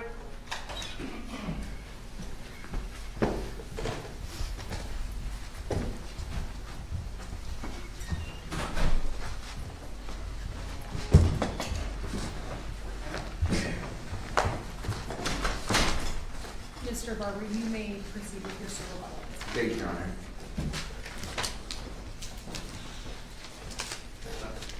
Deputy Crawford, you just heard the testimony that was elicited from Detective Ruiz Yes.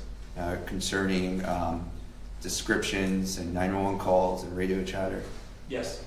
Immediately prior to you starting to listen to the radio traffic in this case, so we're talking about back on the February 27, 2022, what were you doing? At the time I was in our K-9 unit, and I was getting my dog out of the patrol vehicle. I was putting on her harness, and I was giving her a break prior to starting a training track with her. When you were training your canine, are you paying attention to the radio? I'm not focused on my dog. Now, were there other deputies with you? Yes. Okay, did they have their radios with them? Yes, they did. In that sort of situation, are you relying on them to alert you if there's an emergency? Yes, I am. So at that time, you're training your dog, you're not really listening to the radio. Correct.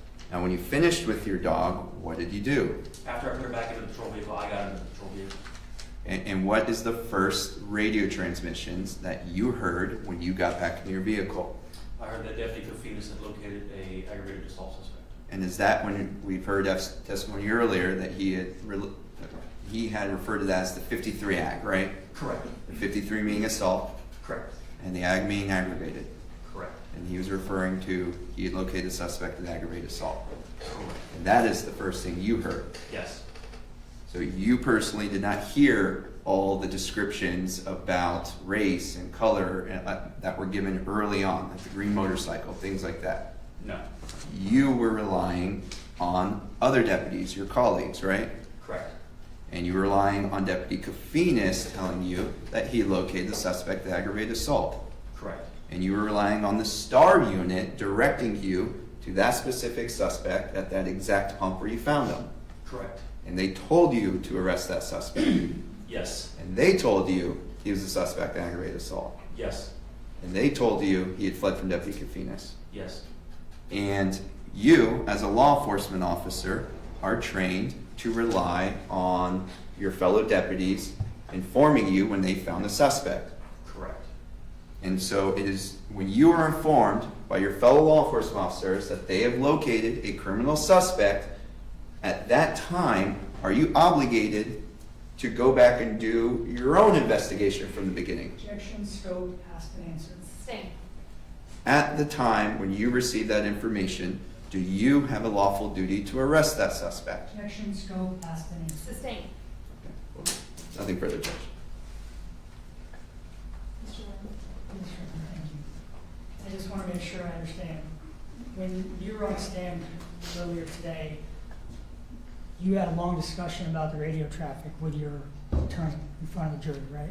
Correct. And then I asked you about it. Correct. And it never dawned on you to tell the members of the jury you didn't hear the whole thing. That wasn't asked of me. Oh, so we only get answers if we ask the specific question. Is that what you're telling us? Yes, sir. All right, so what happened was you just didn't mention it, and then you heard the testimony in the courtroom, and then you came up and told us. Just want to make sure I understand. I'm sorry? That's okay. I don't have any other questions. Anything else, Mr. Barber? Your Honor, may we approach? Yes.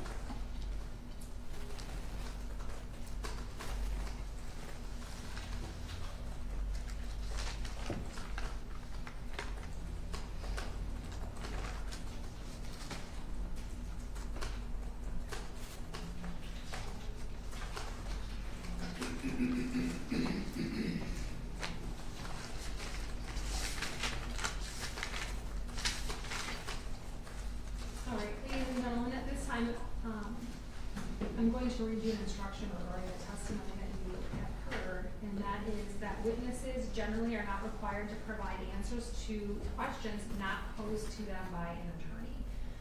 The fact that a witness did not provide information not asked of him or her is not to be considered in determining the veracity of the testimony. Okay? Thank you, Judge. Does the defense rest its rebuttal cases? We do, Judge. We rest at this time. Thank you. Okay. So, ladies and gentlemen of the jury, that concludes all of the evidence that you will receive in this case. So at this time, I'm going to release you for the evening and have you come back tomorrow morning at 9 o'clock, where I will instruct you on the law, and you will hear the closing arguments from the attorney, and then you will begin your deliberations. Please adhere to the instruction I've given you all week, not to watch the local news, not to discuss the case with each other or anyone else, and not to do any research about the case. I really appreciate your patience today, and thank you so much. Jury is exiting.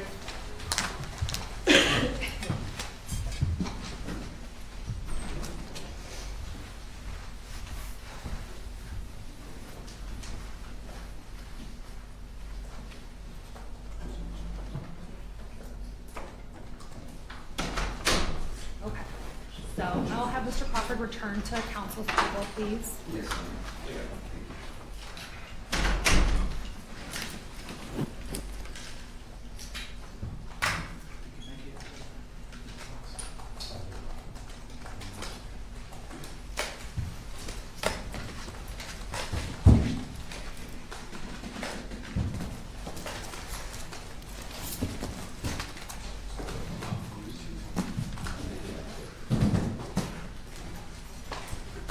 Mr. Bell, are you going to help me?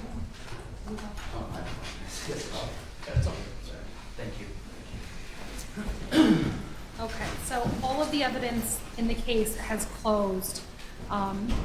Mr. Crawford, you were put under oath earlier today, and I have seen you participating in the trial the entire week and speaking with Mr. Barber. Are you satisfied with his counsel in this case? Absolutely. Do you feel that you have been given meaningful opportunity to consult with him throughout the trial? Yes. And has he done all of the things that you have asked him to do? He has. And is there anything that he has done that you have asked him not to? No, ma'am. Are you satisfied with his representation? I am. Okay. Did this defense have a motion it would like to make at this time? Yes, Judge, we would just like to renew our motion for judgment on acquittal and just state that in the light most favorable state, we do not believe that on a prima facie case and that no reasonable juror, based on the evidence presented, could return a verdict that he is guilty beyond a reasonable doubt. Besides that, I'm not present any additional case law other than we've already presented. Mr. Lins, are you going to rely on your previous arguments? I am. Thank you. All right, at this time, the court will deny the defense's motion for judgment of acquittal. I sent you all the draft of the jury instructions that I added in the limiting instruction into that. Have you all had an opportunity to take a look at the instructions?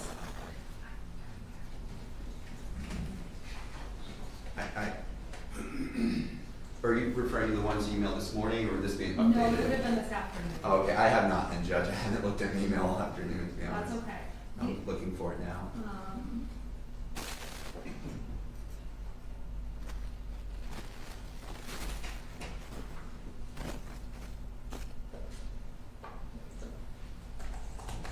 So other than the ones I sent this morning, Mr. Barber, the only thing that I added was the limiting instruction that we discussed this morning. And I put it right after weighing the evidence, which I thought was a good spot for it. Does anyone have any objection to that placement of the instruction? I'm just taking a quick look, Judges.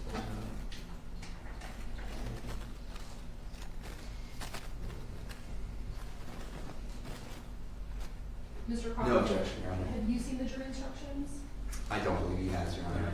Okay. Do you want to let him take a look at Yeah. the instructions? Have you discussed the jury instructions with him? But yes, I mean, generally I've discussed what they say, what we need to prove, things like that. I have not gone through it with him word by word, although when we were viewing it yesterday, he was looking on with me as we went through. I moved over that you could And see. you've been present in court while we argued or discussed the jury instructions, correct? Yes, ma'am. Okay. I'll let him take a look, Judge. Sure. I can't say he saw all of them, he looked over my shoulder.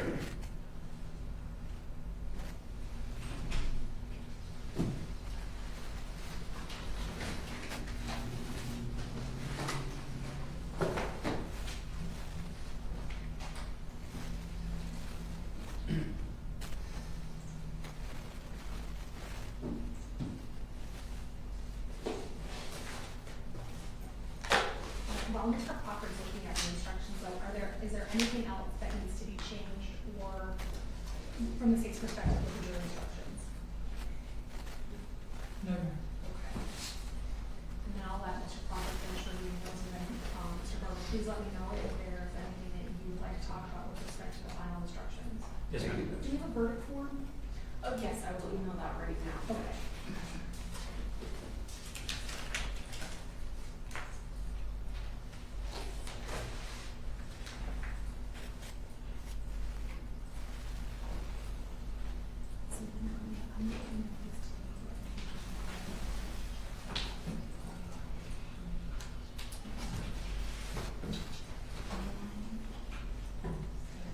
Do you want a hard copy of your instructions? That would be great. Okay. I would like one as well, Judge. I was gonna give one also to Mr. Crawford, so it's 1, 2, 3, 4, and 6 is 10. 7. Oh, because the other alternate juror is actually going to sit in. Yes, that's correct. So 11 copies.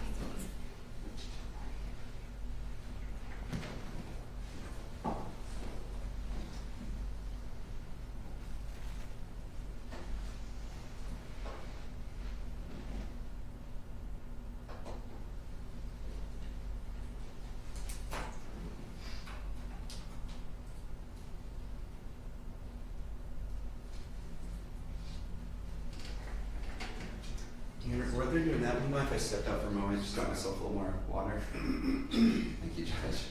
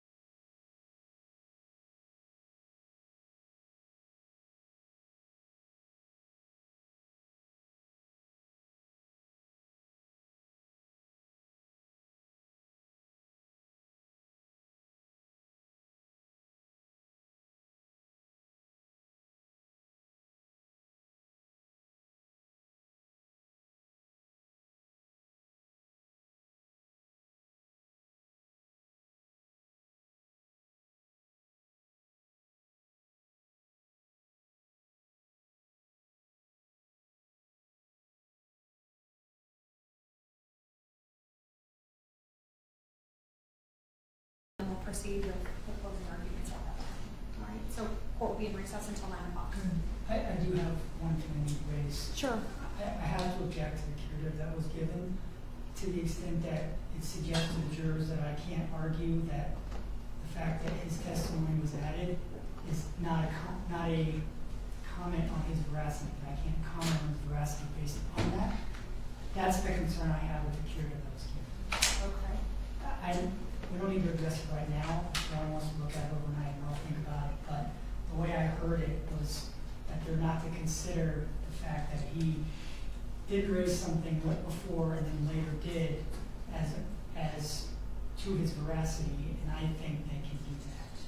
I think they should do that, and I fully intend to argue that unless the court tells me I cannot. Okay. So I'm going to take a look at the instruction again tonight that I read. Would John mind emailing that to us, just so we had it word for word and I decide? will. And then we can talk about it tomorrow, and if there needs to be a correction made to that based on argument of counsel tomorrow, and I decide that that's